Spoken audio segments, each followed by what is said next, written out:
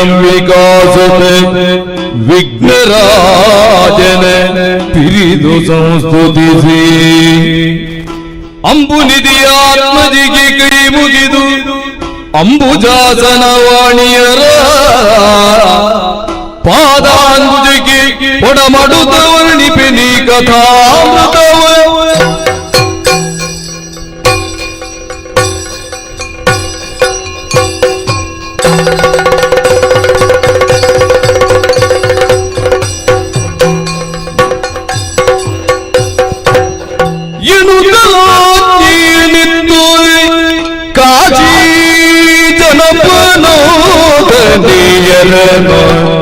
ಕರಿಹುತ್ತಾಳೆ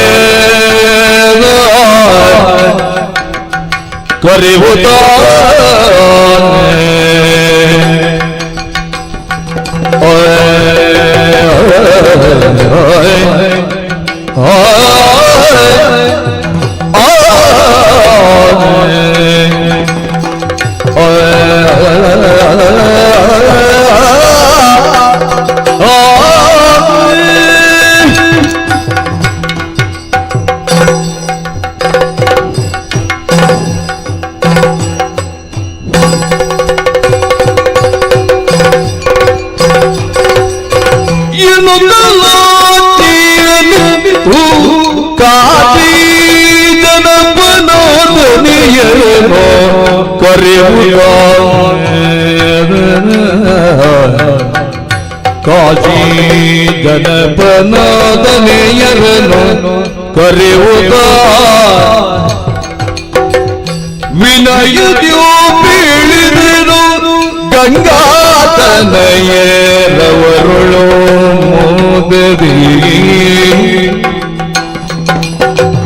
ವಿನಯದ್ಯೋ ಬೀಳಿದನು ಗಂಗಾತನಯ ಅವರುಳು ಮೋದರಿ ಗಂಗಾತನಯ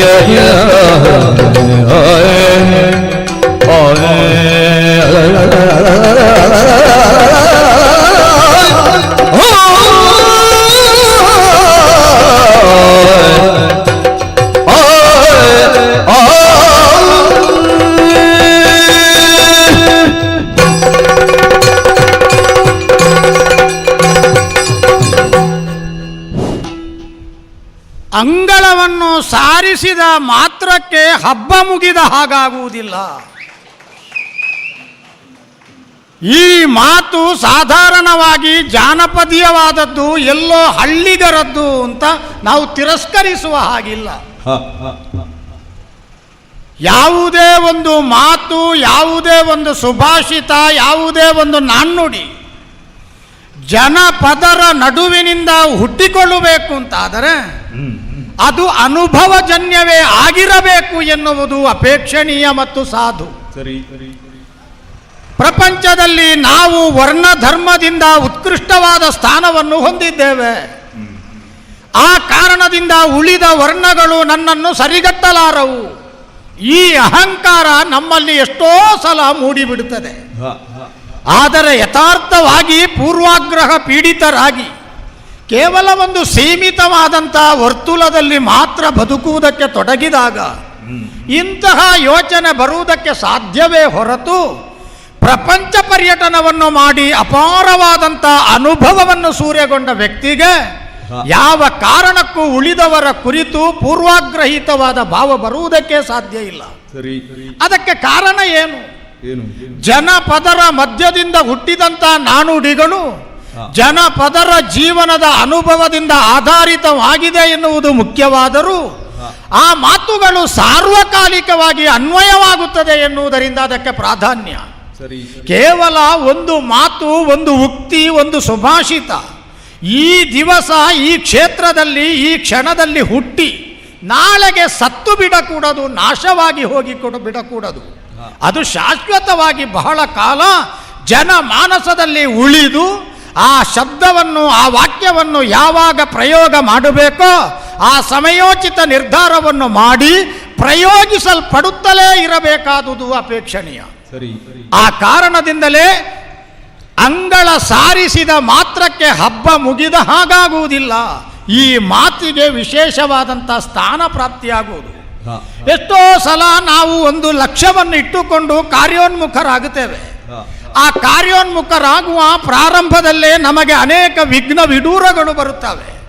ಅವುಗಳಿಗೆ ಎದೆಗೊಟ್ಟು ಸಾಹಸದಿಂದ ಅದನ್ನು ನಿವಾರಿಸಿಕೊಂಡು ಮುಂದೆ ಹೋಗುವವರು ಕೆಲವರು. ಅಯ್ಯೋ, ಸಮಸ್ಯೆ ಬಂತಲ್ಲ, ಸಂಕೀರ್ಣವಾದ ಸ್ಥಿತಿ ಬಂತಲ್ಲ, ಹಾಗಾದರೆ ಇದನ್ನು ತುದಿ ಮುಟ್ಟಿಸುವುದಾದರೂ ಹೇಗೆ ಸಾಧ್ಯ ಎನ್ನುವ ಹಾಗೆ ಭೀತರಾಗಿ ಪಲಾಯನವಾದಿಗಳಾಗುವವರು ಇನ್ನೂ ಹಲವರು. ಯಥಾರ್ಥಕ್ಕೂ ಅವರವರ ಮನೋಧರ್ಮಕ್ಕೆ ಅನುಗುಣವಾಗಿ ಎರಡು ಗುಣಗಳು ಕಾಣಿಸಿಕೊಳ್ಳುತ್ತವೆ. ನಮ್ಮಂಥ ಕ್ಷತ್ರಿಯೋತ್ತಮರು, ನಮ್ಮಂತಹ ಪಾರಂಪರಿಕವಾದಂಥ ಕ್ಷಾತ್ರಕರ್ಮಿಗಳು ಯಾವ ಕಾರಣಕ್ಕೂ ಬರಬಹುದಾದಂಥ ಬಾಳ ಬಟ್ಟೆಯ ಸಮಸ್ಯೆಗಳಿಗೆ ಬೆನ್ನು ಹಾಕಿ ನಿಲ್ಲುವ ಜಾಯಮಾನವನ್ನು ಬೆಳೆಸಿಕೊಳ್ಳಲೇಬಾರದು. ಏನಿದ್ದರೂ ಉದ್ಯಮ, ಧೈರ್ಯ, ಸಾಹಸ, ಬುದ್ಧಿ, ಶಕ್ತಿ, ಪರಾಕ್ರಮ ಇದನ್ನು ಹೊರಗಲ್ಲಿಗೆ ಹಚ್ಚುವುದರ ದ್ವಾರ ದೈವಿ ಕೃಪೆ ಪ್ರಾಪ್ತಿಸುತ್ತದೆಯೋ ಎನ್ನುವ ಹಾಗೆ ತುದಿ ಗಾಲಿನಲ್ಲಿ ನಿಂತು ನಿರೀಕ್ಷೆ ಮಾಡಬೇಕಾದುದು ಸರಿಯಾದ ಕ್ರಮ. ಆದ ಕಾರಣದಿಂದ ಪಲಾಯನ ಇಲ್ಲ, ದೈನ್ಯ ಇಲ್ಲ. ಇದು ಕ್ಷತ್ರಿಯೋಚಿತವಾದಂಥ ನಿಲುಮೆಯಂತಲೇ ಗುರುತಿಸಲ್ಪಟ್ಟಿದೆ. ವರ್ತಮಾನದಲ್ಲಿ ಈ ಹಸ್ತಿನಾವತಿಯಲ್ಲಿ ಚಕ್ರವರ್ತಿ ಪೀಠ ನೆಲೆ ನಿಂತಿದೆ. ಚಪ್ಪನ್ನ ರಾಷ್ಟ್ರಗಳನ್ನು ಪ್ರಭಾವಿಯಾಗಿ ಶಾಸಿಸಬಹುದಾದಂತಹ ವಿಶೇಷವಾದಂಥ ನೆಲವೀಡು ಇದಾಗಿದೆ. ಇಲ್ಲಿಗೆ ಚಕ್ರವರ್ತಿಯಾಗಿ ನನ್ನ ತಮ್ಮನೇ ಆಳ್ವಿಕೆಯನ್ನು ಮಾಡುತ್ತಿದ್ದಾನೆ. ವಿಚಿತ್ರ ವೀರ್ಯ ಅಂತ ಅವನಿಗೆ ನಾಮಕರಣ. ಹಾಗಾದರೆ ಭೀಷ್ಮನಾಗಿರುವ ನನ್ನ ಸ್ಥಾನಮಾನ ಏನು? ನಾನು ಯಾಕೆ ಹಸ್ತಿನಾವತಿಯ ಮಗ್ಗುಲಿಗೆ ತಾಗಿಕೊಂಡಿದ್ದೇನೆ? ಒಬ್ಬ ಚಕ್ರವರ್ತಿ ಸ್ವತಂತ್ರವಾಗಿ ಸಾರ್ವಭೌಮತೆಯಿಂದ ತನ್ನ ವ್ಯಕ್ತಿತ್ವದ ಪ್ರಾಬಲ್ಯದಿಂದ ಪ್ರಪಂಚವನ್ನು ಶಾಸಿಸಬಲ್ಲನಾದರೆ ಅವನ ಜೊತೆಗೆ ನಾನು ಇರಬೇಕಾದ ಅನಿವಾರ್ಯ ಉಂಟೆ? ನನ್ನ ತಂದೆಯಾದಂಥ ಶಂತನು ಪ್ರಭುಗಳು ಕಾಲಾನಂತರದಲ್ಲಿ ಅವರನ್ನು ನಾವು ಕಳಕೊಂಡ ಮೇಲೆ ನನಗೆ ಪ್ರತ್ಯೇಕವಾದ ದೀಕ್ಷೆಯನ್ನೇನಾದರೂ ಕೊಟ್ಟರೆ, ಎಲ್ಲಿಯವರೆಗೆ ಸ್ವತಂತ್ರ ಚಕ್ರವರ್ತಿ ಹಸ್ತಿನಾವತಿಯನ್ನು ಆಳ್ವಿಕೆ ಮಾಡ್ತಾನೋ ಅಲ್ಲಿಯವರೆಗೆ ನೀನಂತೂ ಅಬಾಧಿತವಾಗಿ ಜೊತೆಗೇ ಇರಬೇಕು ಅಂತ ಹೇಳಿದ್ರು. ಬಾಯಿ ಬಿಟ್ಟು ಏನೂ ಹೇಳಲಿಲ್ಲ. ಹಾಗಾದರೆ ಅವರ ಯಾವ ಹೇಳಿಕೆ ನನ್ನನ್ನು ಇಲ್ಲಿಯವರೆಗೆ ಉಳಿಯಗೊಟ್ಟಿತು ಅಂತ ಹೇಳಿದರೆ, ಯಾವಾಗ ಅವರ ಇಷ್ಟಾರ್ಥವನ್ನು ಈಡೇರಿಸಿ ಅವರ ವಿರಹದ ಉರಿಯನ್ನು ತಗ್ಗಿಸಿ ಅವರ ಆಯುಷ್ಯ ವಿಸ್ತಾರಗೊಳ್ಳುವ ಹಾಗೆ ಮಾಡಿದೆನೋ ಆ ಕಾಲದಲ್ಲಿ ನನಗವರು ವರ ಕೊಟ್ಟರು. ಇಚ್ಛಾಮರಣಿಯಾಗು ಮಗನೇ, ನೀನು ಬಯಸದ ವಿನಾ ಮರಣ ನಿನ್ನ ಬಳಿಗೆ ಸುಳಿಯದಿರಲಿ. ಹಾಗಾದರೆ ಅದರ ಒಳಗಿನ ಅರ್ಥ ಏನು? ನಾನು ಬಯಸುವಾಗ ಮಾತ್ರ ಮರಣ ನನಗೆ ಆಗಬೇಕು ಅಂತ ಆದರೆ ನಾನು ಸುದೀರ್ಘ ಕಾಲ ಬದುಕನ್ನು ಆರಿಸಿಕೊಳ್ಳಬೇಕು ಅಂತ ಧ್ವನಿಯಲ್ವೇ?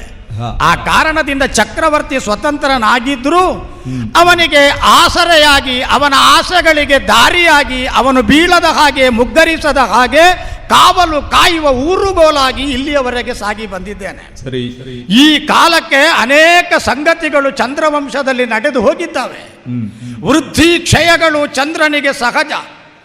ಕಲೆಯಿಂದ ಪೋಷಿತನಾಗಿ ಕಲೆ ಎನ್ನುವುದು ಕೊರತೆಯಾಗದೆ ಕಲಾಧರನಾಗಿ ಪ್ರಪಂಚದಲ್ಲಿ ಪ್ರಖ್ಯಾತಿಯನ್ನು ಪಡೆದಿರುವಂಥ ಶಶಾಂಕ ಅರ್ಥಾತ್ ಚಂದ್ರದೇವ ನಮ್ಮ ವಂಶಕ್ಕೆ ಮೂಲ ಪುರುಷನಾದ ಮೇಲೆ ಮೊನ್ನೆ ಆಳಿ ಕೀರ್ತಿಶೇಷರಾದ ನನ್ನ ತೀರ್ಥರೂಪರಾದ ಶಾಂತನು ಪ್ರಭುಗಳವರೆಗೂ ಅವಿಚ್ಛಿನ್ನವಾಗಿ ಅಖಂಡವಾಗಿರುವಂಥ ಈ ಭೂಮಿಯನ್ನು ನಮ್ಮ ಮಹಾವಾರಿಸುದಾರರು ಆಡಳಿತ ಮಾಡುತ್ತಾ ಬಂದಿದ್ದಾರೆ.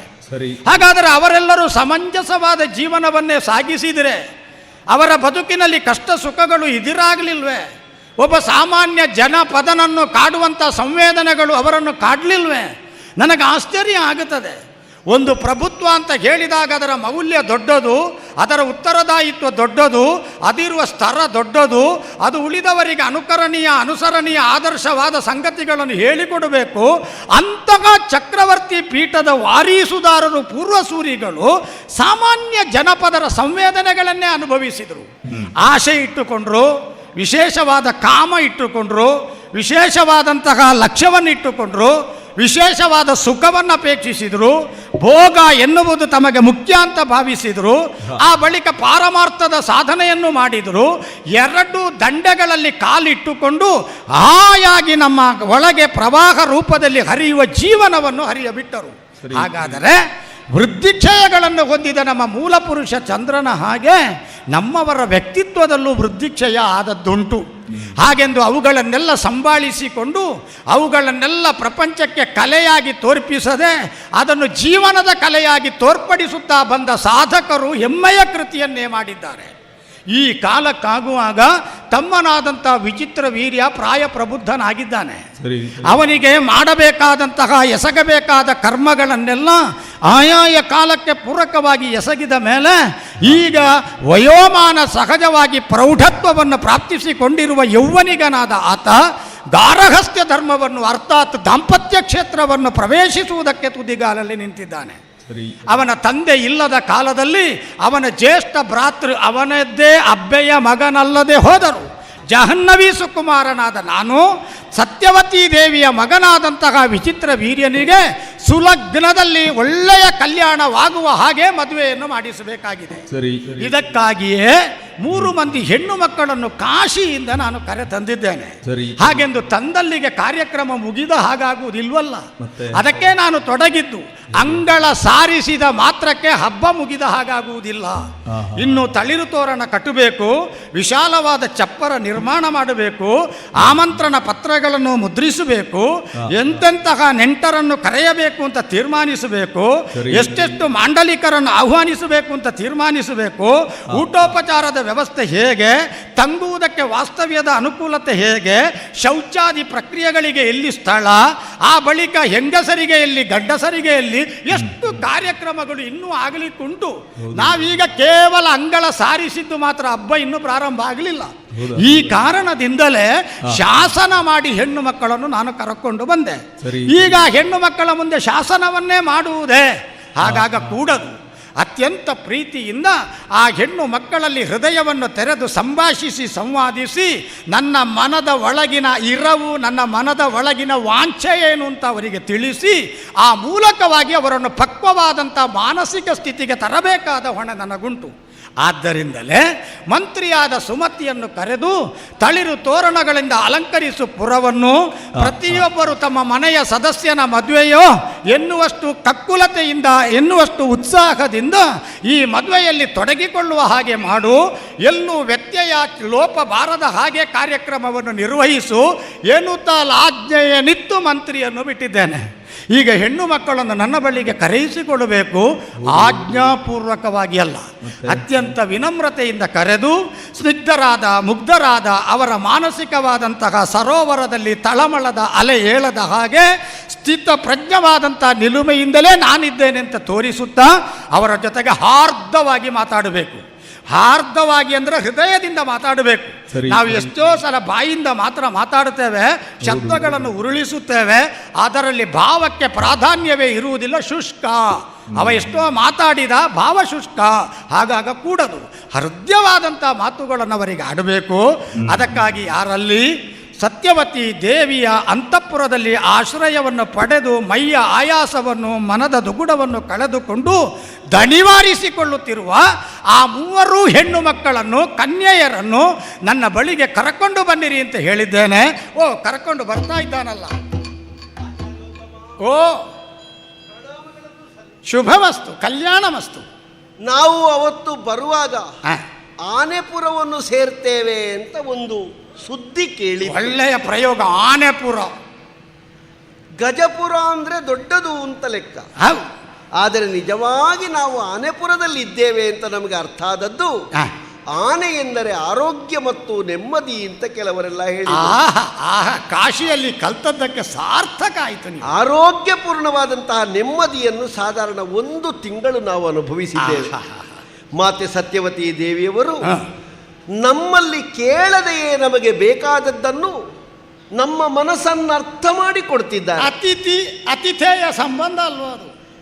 ಈಗ ನೀವು ನಮ್ಮ 3ರನ್ನು ವಿಚಾರಣೆಗೋ ಅಲ್ಲ ಮಾತಾಡಿಸುವುದಕ್ಕೆ ಆಜ್ಞೆ ಅಲ್ಲ, ವಿನಯದಲ್ಲೇ ನಿಮ್ಮಲ್ಲಿ ಮಾತಾಡ. ಯಾಕೆ ಕರೆಸಿದಿರಿ ಅಂತ ಅಪ್ಪಣೆಯಾಗಬೇಕು. ಒಬ್ಬರಿಗೆ ಒಬ್ಬರು ಪಡಿ ನೆಳಲುಗಳಾಗಿ ಅಕ್ಕ ತಂಗಿಯಂದಿರ ಸೆರಗುಗಳು ಪರಸ್ಪರ ಬಿಗಿಯಲ್ಪಟ್ಟಿದೆಯೋ ಎನ್ನುವಂತಹ ಗಟ್ಟಿ ಬಾಂಧವ್ಯದಿಂದ ಅನುಕರಿಸಿ ಅನುಸರಿಸಿ ಒತ್ತೊತ್ತಾಗಿ ಹತ್ತಿರ ಬಂದಿದ್ದೀರಲ್ಲ, ನಿಮ್ಮ ಮುಖವನ್ನು ಕತ್ತೆತ್ತಿ ನೋಡಿದ್ರೆ ನಿಮ್ಮ ಕಣ್ಣು ಕಾಣಿಸುವುದು ಹೇಗೆ ಹೇಗೆ? ಓ ಸರಸಿಜಾಂಬಕಿಯರೇ, ಓಹೋ ಸರಸಿಜಾಂಬಕಿಯರೇ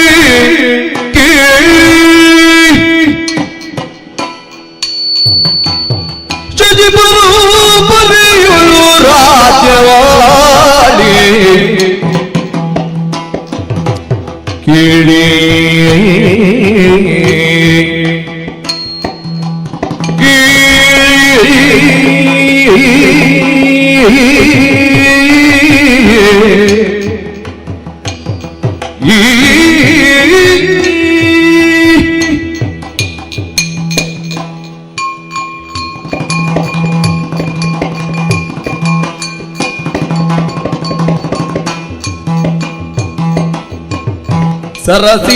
ಸರಸಿಜಾಂಬಕಿಯರೇ ಕೇಳಿ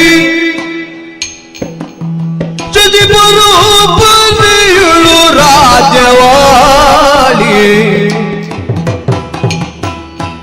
ಶಜಿಬರೂಪನೆಯುಳು ರಾಜ್ಯವಾಳಿ ಅನೇಕ ದೊರೆಗಳು ದೊರೆಗಳೇರಿದೆ ಸಿಂಹವಿಷ್ಟಿರವೀಯಮ್ಮ ದೊರೆಗಳೇರಿದೆ ಸಿಂಹವಿಷ್ಟಿರವೀಯಮ್ಮ ಸಿಂಹವಿಷ್ಟರ ವೀಗಮ್ಮ ಕಿರಿಯ ವಿಚಿತ್ರ ವೀರ್ಯಕನೇರಿ ಆಳುವಾದ ಸರಸಿಜಾಂಬಕಿಯರೇ ಕೇಳಿ ಶಜಿಬರೂಪನೆಯುಳು ರಾಜವಾಳಿ ಕೇಳಿ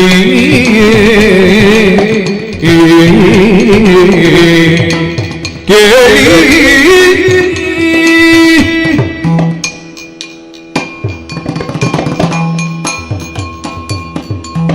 ಓ ಕಮಲಾಕ್ಷಿಯರೇ, ಆಚಾರ್ಯವರ ಯಾವ ಸಂಬೋಧನೆ ಯಾರಿಗೆ ತಲುಪಬೇಕು ಅಂತ ಆರೈಸಿ ನಾವು ಅದನ್ನು ಹೇಳ್ತೇವೆಯೋ ಆ ಲಕ್ಷ್ಯ ಎನ್ನುವುದು ಅಲ್ಲಿ ಸಾಂದ್ರೀಕೃತವಾಗಿ ಕಾಣಿಸಬೇಕಾದುದು ನಮ್ಮ ನಿರೀಕ್ಷೆ.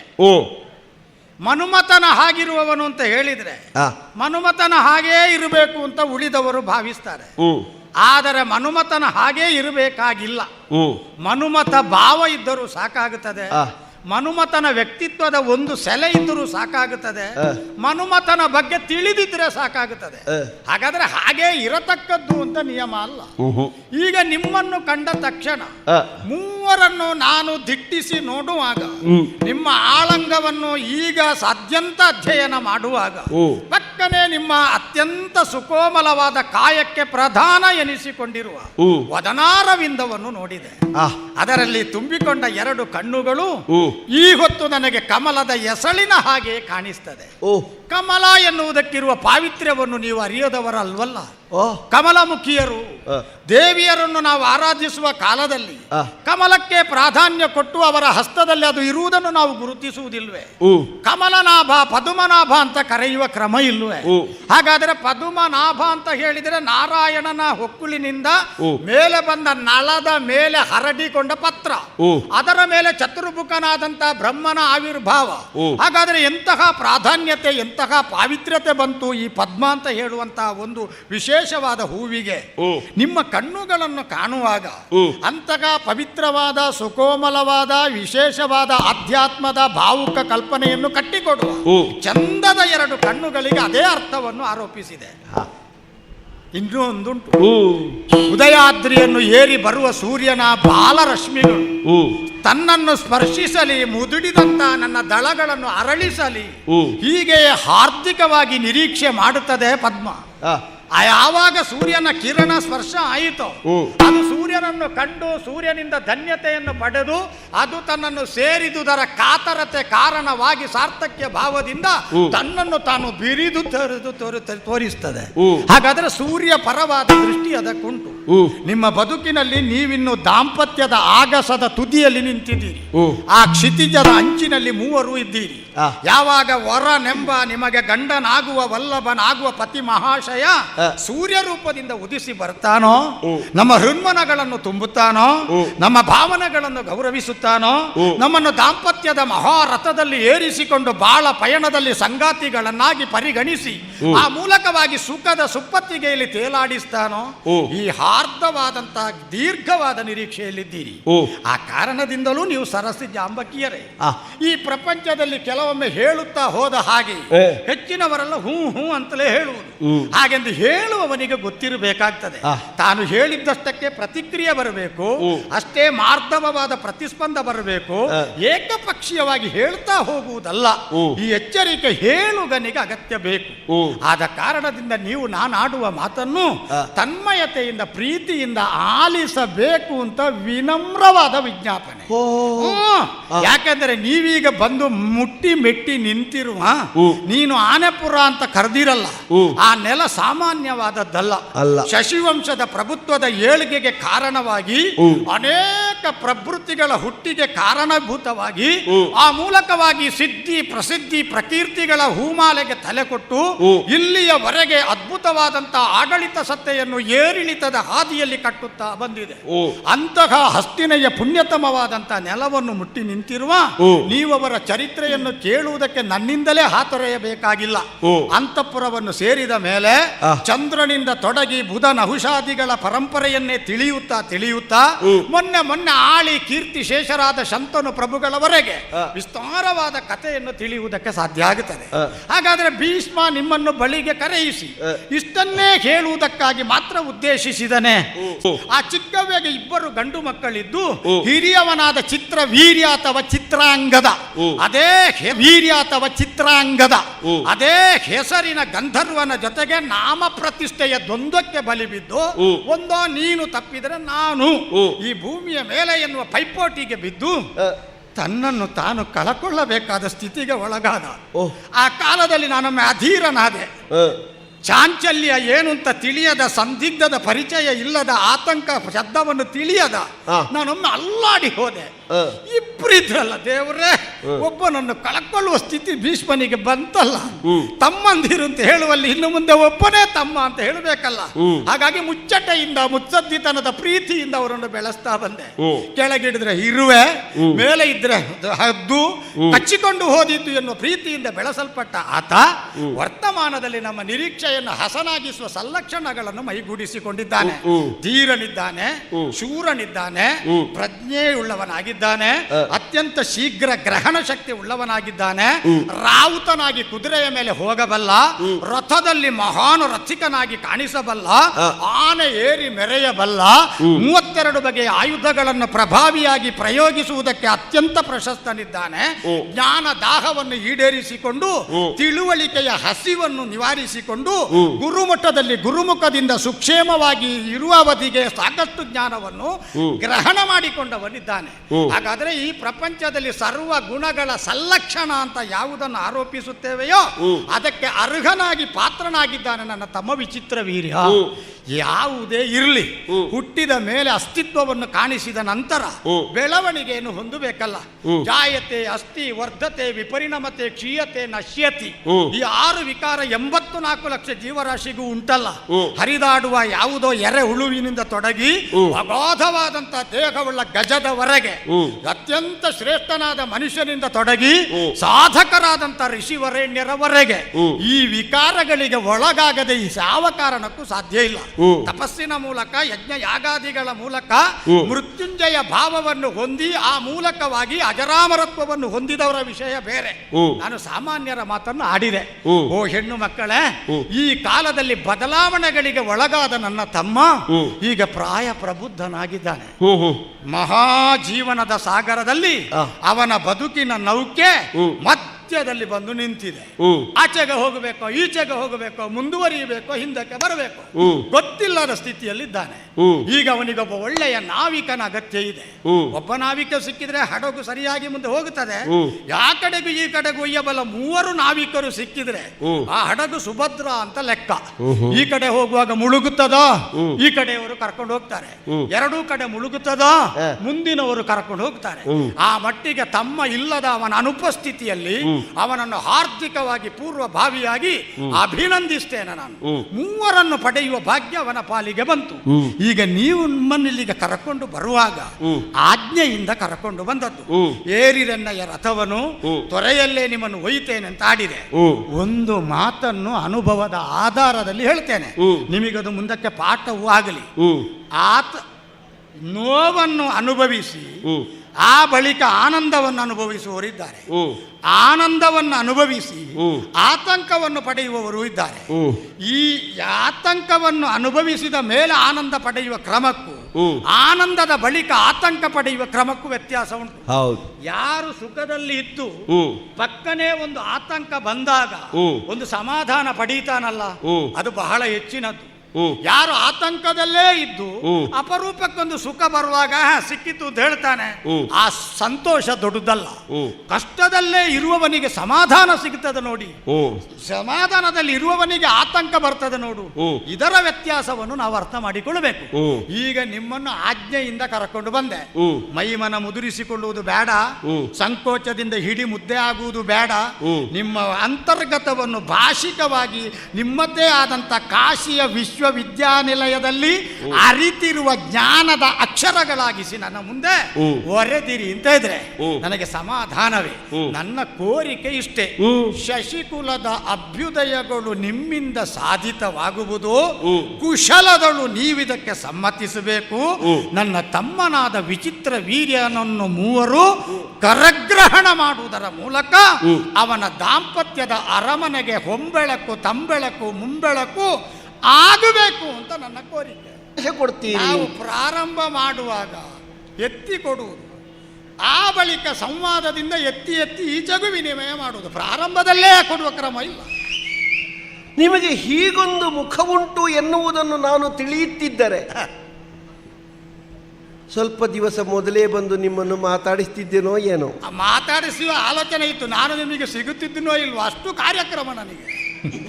ಅಂತೂ ಸಾಧಾರಣ 1 ತಿಂಗಳಿಂದ ನಿಮ್ಮನ್ನು ನೋಡ್ತಿದ್ದೇನೆ ನಾನು. ನೀವು ಬರ್ತೀರಿ, ಸತ್ಯವತಿ ದೇವಿಯವರ ಕಾಲು ಹಿಡಿತೀರಿ, ಮತ್ತೇನಾದರೂ ಕೆಲಸಕ್ಕೆ ಹೊರಟೋಗ್ತೀರಿ. ನಿತ್ಯದ ಚರಿಯಂತೆ ನೀವು ಸತ್ಯವತಿ ದೇವಿಯವರ ಪಾದ ಮುಟ್ಟದೆ ಕೆಲಸಕ್ಕೆ ತೊಡಗುವುದೇ ಇಲ್ಲ. ಹಾಗಾದರೆ ಒಂದು ವಿನಮ್ರತೆ, ಒಂದು ವಿಧೇಯತೆ, ಒಂದು ಹಿರಿತನದಲ್ಲಿ ನಿಮಗಿರಬಹುದಾದಂತಹ ಕಳಕಳಿ ಕಾಳಜಿ ನಮಗೆ ಅರ್ಥ ಆಗ್ತದೆ. ಸ್ವಾಮಿ, ನಾ ಮಾತಾಡಿದ್ರೆ ನೀವು ಹೆಚ್ಚು ಅಂತ ತಿಳಿಲಿಕ್ಕಿಲ್ಲಲ್ಲ. ಅವರಿಬ್ಬರಿಗಿಂತ ಮುಂದೆ ಇದ್ದಿ. ನಿನ್ನ ಹೆಸರು? ನನ್ನ ಹೆಸರು ಅಂಬಾ. ಅಂಬೆ ಅಂತ ನೀನೇ ಅಲ್ವೋ? ಅವರಿಬ್ಬರು ಅಂಬಿಕೆ ಅಂಬಾಲಿಕೆಯರು, ತಂಗಿಯಂದಿರು. ನೋಡಿ, ನೀವು ಬಾಯಿ ಮುಚ್ಚಿದ್ದೇ ತಡ. ಅವರಲ್ಲಿಗೆ ಒಳಗೆ ಹೋದುದು? ಅವರು ಆದೀತು ಅಂತ ಒಳಗೆ ಹೋದ್ರು. ಹೌದಲ್ಲ, ಹೋದ್ರಲ್ಲ ಒಳಗೆ. ಅಮೃತಾಂಶ ವಂಶ ಅಂಶ ವ್ಯೋಮಾಮೃತ ಕಿರಣನಾದಂತಹ ವಿಚಿತ್ರ ವೀರ್ಯನ ಕೈ ಹಿಡಿದು ಬಾಳನೌಕೆಯಲ್ಲಿ ನಾವು ಸಾರಥಿಗಳಾಗಿ ಜೀವನವನ್ನು ಸಾಗಿಸಿ ಶಶಿವಂಶಕ್ಕೆ ಮಕ್ಕಳನ್ನು ಹೆತ್ತುಕೊಡುವುದಕ್ಕೆ ನಮ್ಮಲ್ಲಿ ಪಾತ್ರತ್ವ ಇದೆ ಎನ್ನುವುದನ್ನು ಸಾರಿ ಒಳ ಸರಿದು ಹೋದರು. ಸ್ವಾಮಿ, ನೀನೊಬ್ಳು ನಿಂತಿದ್ದಿ. ನಾನು ಹೋಗುವುದೇ ಇಲ್ಲ ಅಂತ ಹಠ ಇಲ್ಲ. ಹೋಗುವುದಿದ್ರು ನನ್ನ ಕೆಲವು ಸಮಸ್ಯೆಗಳು ಪರಿಹಾರ ಆಗದೆ ನಾನು ಹೋಗುವುದಿಲ್ಲ. ಇಷ್ಟೇ ಹೊತ್ತಿಗೆ ಹೋಗಬೇಕು ಅಂತ ನೀನು ತೀರ್ಮಾನ ಮಾಡಿದಾಗುಂಟು. ಅಲ್ಲ, ಹೋಗಬೇಕು ಅಂತ ಉಂಟು, ಆದರೆ ಅದಕ್ಕಿಂತ ಹೆಚ್ಚು ಹೋಗ್ತದ ಅಂತ ನನಗೊಂದು ಅನುಮಾನ. ಏನೂ ಆಗ್ಲಿಕ್ಕಿಲ್ಲ. ಇಲ್ಲಿ ಆಚೆಗಾದರೂ ಅದನ್ನು ಈಚೆಗೆ ಮಾಡ್ಲಿಕ್ಕೆ ಬರ್ತದೆ. ಸ್ವಾಮಿ, ಆಚಾರ್ಯರಾಗಿ ಕೇಳಬೇಕು. ಕೇಳುವ ಕೇಳುವ ಕೇಳು ಭೀಷ್ಮಾಚಾರ್ಯ. ಅವಧರಿಸ್ತೇನೆ. ಕೇಳು ಭೀಷ್ಮಾಚಾರ್ಯ ಭಿನ್ನಪವ ಸತ್ಕೀರ್ತಿ ಸದ್ಗುಣಶೀಲ ಪೇಳುವೆ ಹೋದ ಮನದೊಲವ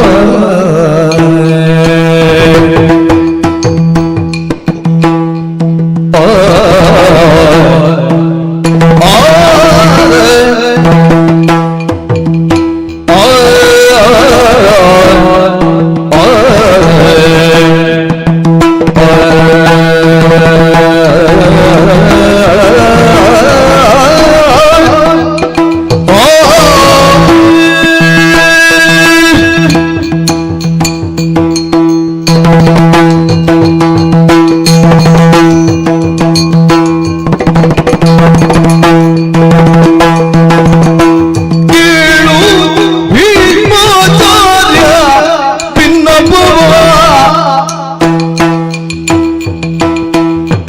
ಸತ್ಕೀರ್ತಿ ಸದ್ಗುಣಶೀಲ ಬೀಳುವೆ ನಿನ್ನ ಮನದೊಲವ ಸತ್ಕೀರ್ತಿ ಸದ್ಗುಣಶೀಲ ಬೀಳುವೆ ನಿನ್ನ ಮನದೊಲವ ಕೇಳು ಭೀಷ್ಮಾಚಾರ್ಯವೆನ್ನಬವ ಸತ್ಕೀರ್ತಿ ಸದ್ಗುಣಶೀಲ ಬೀಳುವೆ ನಿನ್ನ ಮನದೊಲವ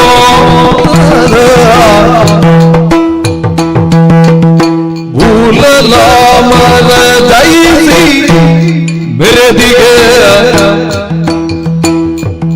ತೋಳಿನೊಳು ಬಿಗಿದ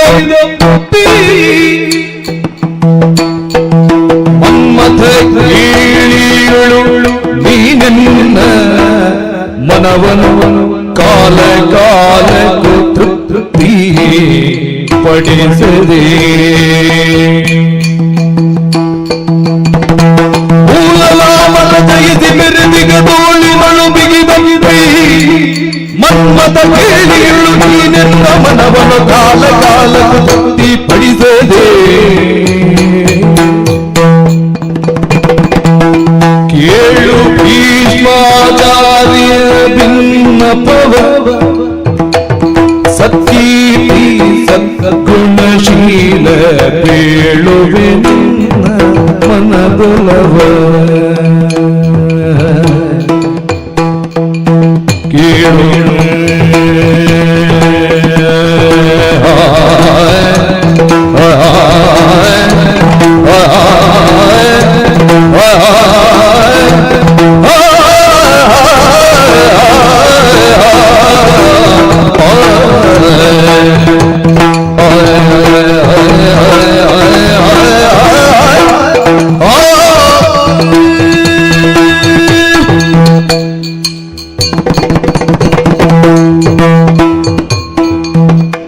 ಭೀಷ್ಮಾಚಾರ್ಯ, ಅಂಬೆ ನಿಮ್ಮನ್ನು ಆಚಾರ್ಯ ಅಂತ ಎಲ್ಲರೂ ಕೊಂಡಾಡ್ತಾರೆ. ಹಾ ಆದರೆ ನಾನೆಣಿಸುವುದು ಕ್ಷತ್ರಿಯರಾದ ನೀವು ಹಾ ಈ ಬ್ರಾಹ್ಮಣರ ಮಧ್ಯದಲ್ಲಿ ಹಾ ನಿಮ್ಮ ತನವನ್ನು ಇದು ತನಕ ಉಳಿಸಿಕೊಂಡು ಈ ಕ್ಷೇತ್ರದಲ್ಲಿ ಬದುಕಿದಿರಲ್ಲ, ಹಾ ಅದು ಬಹಳಷ್ಟು ವಿಶೇಷ ಸ್ವಾಮಿ. ಸಮನ್ವಯ ಸೂತ್ರವನ್ನು ತಿಳಿದವನಿಗೆ ಬದುಕು ಭಾರ ಆಗುವುದಿಲ್ಲ, ಬವಣೆ ಆಗುವುದಿಲ್ಲ. ಯಾಕಂದ್ರೆ ನಾನು ಹೆಚ್ಚು ನೀನು ಕಡಿಮೆ ಅಂತ ಹೇಳುವವನೇ ಸಿಕ್ಕಿಬಿಡುವುದು. ಷಟ್ಕರ್ಮಿಗಳು ಬ್ರಾಹ್ಮಣರು ಮಾತ್ರ, ಹಾ ಬಾಕಿದ್ದವರು ಏನಾದರೂ ತ್ರಿಕರ್ಮಿಗಳು. ಮೂರೇ. ನೀವು ತ್ರಿಕರ್ಮ ಕರ್ಮಕ್ಕನುಗುಣವಾದಂತಹ ಒಂದು ಹುಟ್ಟನ್ನು ಹೊಂದಿದವರು. ಹಾ ಆದರೂ ನೀವು ಬ್ರಾಹ್ಮಣರ ಹಾಗೆ ಆಚಾರ್ಯ. ಕ್ಷತ್ರಿಯರಿಗೆ ಕೇಳುವುದಕ್ಕೆ ಮಾತ್ರ ಅವಕಾಶ ಇರುವುದು, ಹೌದು. ಹೇಳುವುದಕ್ಕೆ ಅವಕಾಶ ಇಲ್ಲ. ಅಧ್ಯಯನ ಅಧ್ಯಾಪನ. ಕ್ಷತ್ರಿಯರಿಗೆ ಕೊಡುವುದಕ್ಕೆ ಮಾತ್ರ ಹಕ್ಕಿರುವುದು, ತೆಕ್ಕೊಳ್ಳುವುದಕ್ಕೆ ಹಕ್ಕಿಲ್ಲ. ದಾನ ಪ್ರತಿಗ್ರಹ. ಕ್ಷತ್ರಿಯರಿಗೆ ಮಾಡಿಸುವುದಕ್ಕೆ ಮಾತ್ರ ಹಕ್ಕಿರುವುದು, ಮಾಡುವುದಕ್ಕೆ ಹಕ್ಕಿಲ್ಲ. ಯಜನ ಯಾಜನ. ಹಾಗಾದರೆ ಈ ಆರರಲ್ಲಿಯೂ ತಾನು ನಿಷ್ಣಾತನಿದ್ದೇನೆ ಎನ್ನುವುದನ್ನು ಈ ಬ್ರಾಹ್ಮಣ ಸಮುದಾಯದ ಮಧ್ಯದಲ್ಲಿಯೂ ತೋರಿಸಿದಿರಲ್ಲ ನೀವು. ಅಪೂರ್ವವೋ ಅಪರೂಪವೋ ಏನೋ ಜಗತ್ತು ಒಪ್ಪಿಕೊಂಡಿದೆ. ಇರಲಿ ಸ್ವಾಮಿ, ಬಿಡುವ. ಸಂತೋಷ. ಹಾ ನಾನು ಕ್ಷತ್ರಿಯಳಿ. ಹೌದು. ನಮ್ಮ ಕ್ಷಾತ್ರ ಕುಲದಲ್ಲಿ ಹೀಗೊಂದು ವಿಶಿಷ್ಟವಾಗಿ ವಿಶೇಷವಾಗಿ ವಿಜೃಂಭಿಸುವುದಕ್ಕೆ ನಿಮಗೊಂದು ಸಾಧ್ಯವಾಯಿತಲ್ಲ ಎನ್ನುವುದರಿಂದ ನಾನು ಸಂತೋಷಿಸ್ತೇನೆ. ಎಷ್ಟೋ ಮಂದಿ ರಾಜರ್ಷಿಗಳಾಗಿದ್ದಾರೆ, ಕರ್ಮದಿಂದ ಮಹಾನು ಮುನಿಗಳ ಮಟ್ಟಕ್ಕೆ ಹೋದವರಿಲ್ವೇ ಪ್ರಪಂಚದಲ್ಲಿ?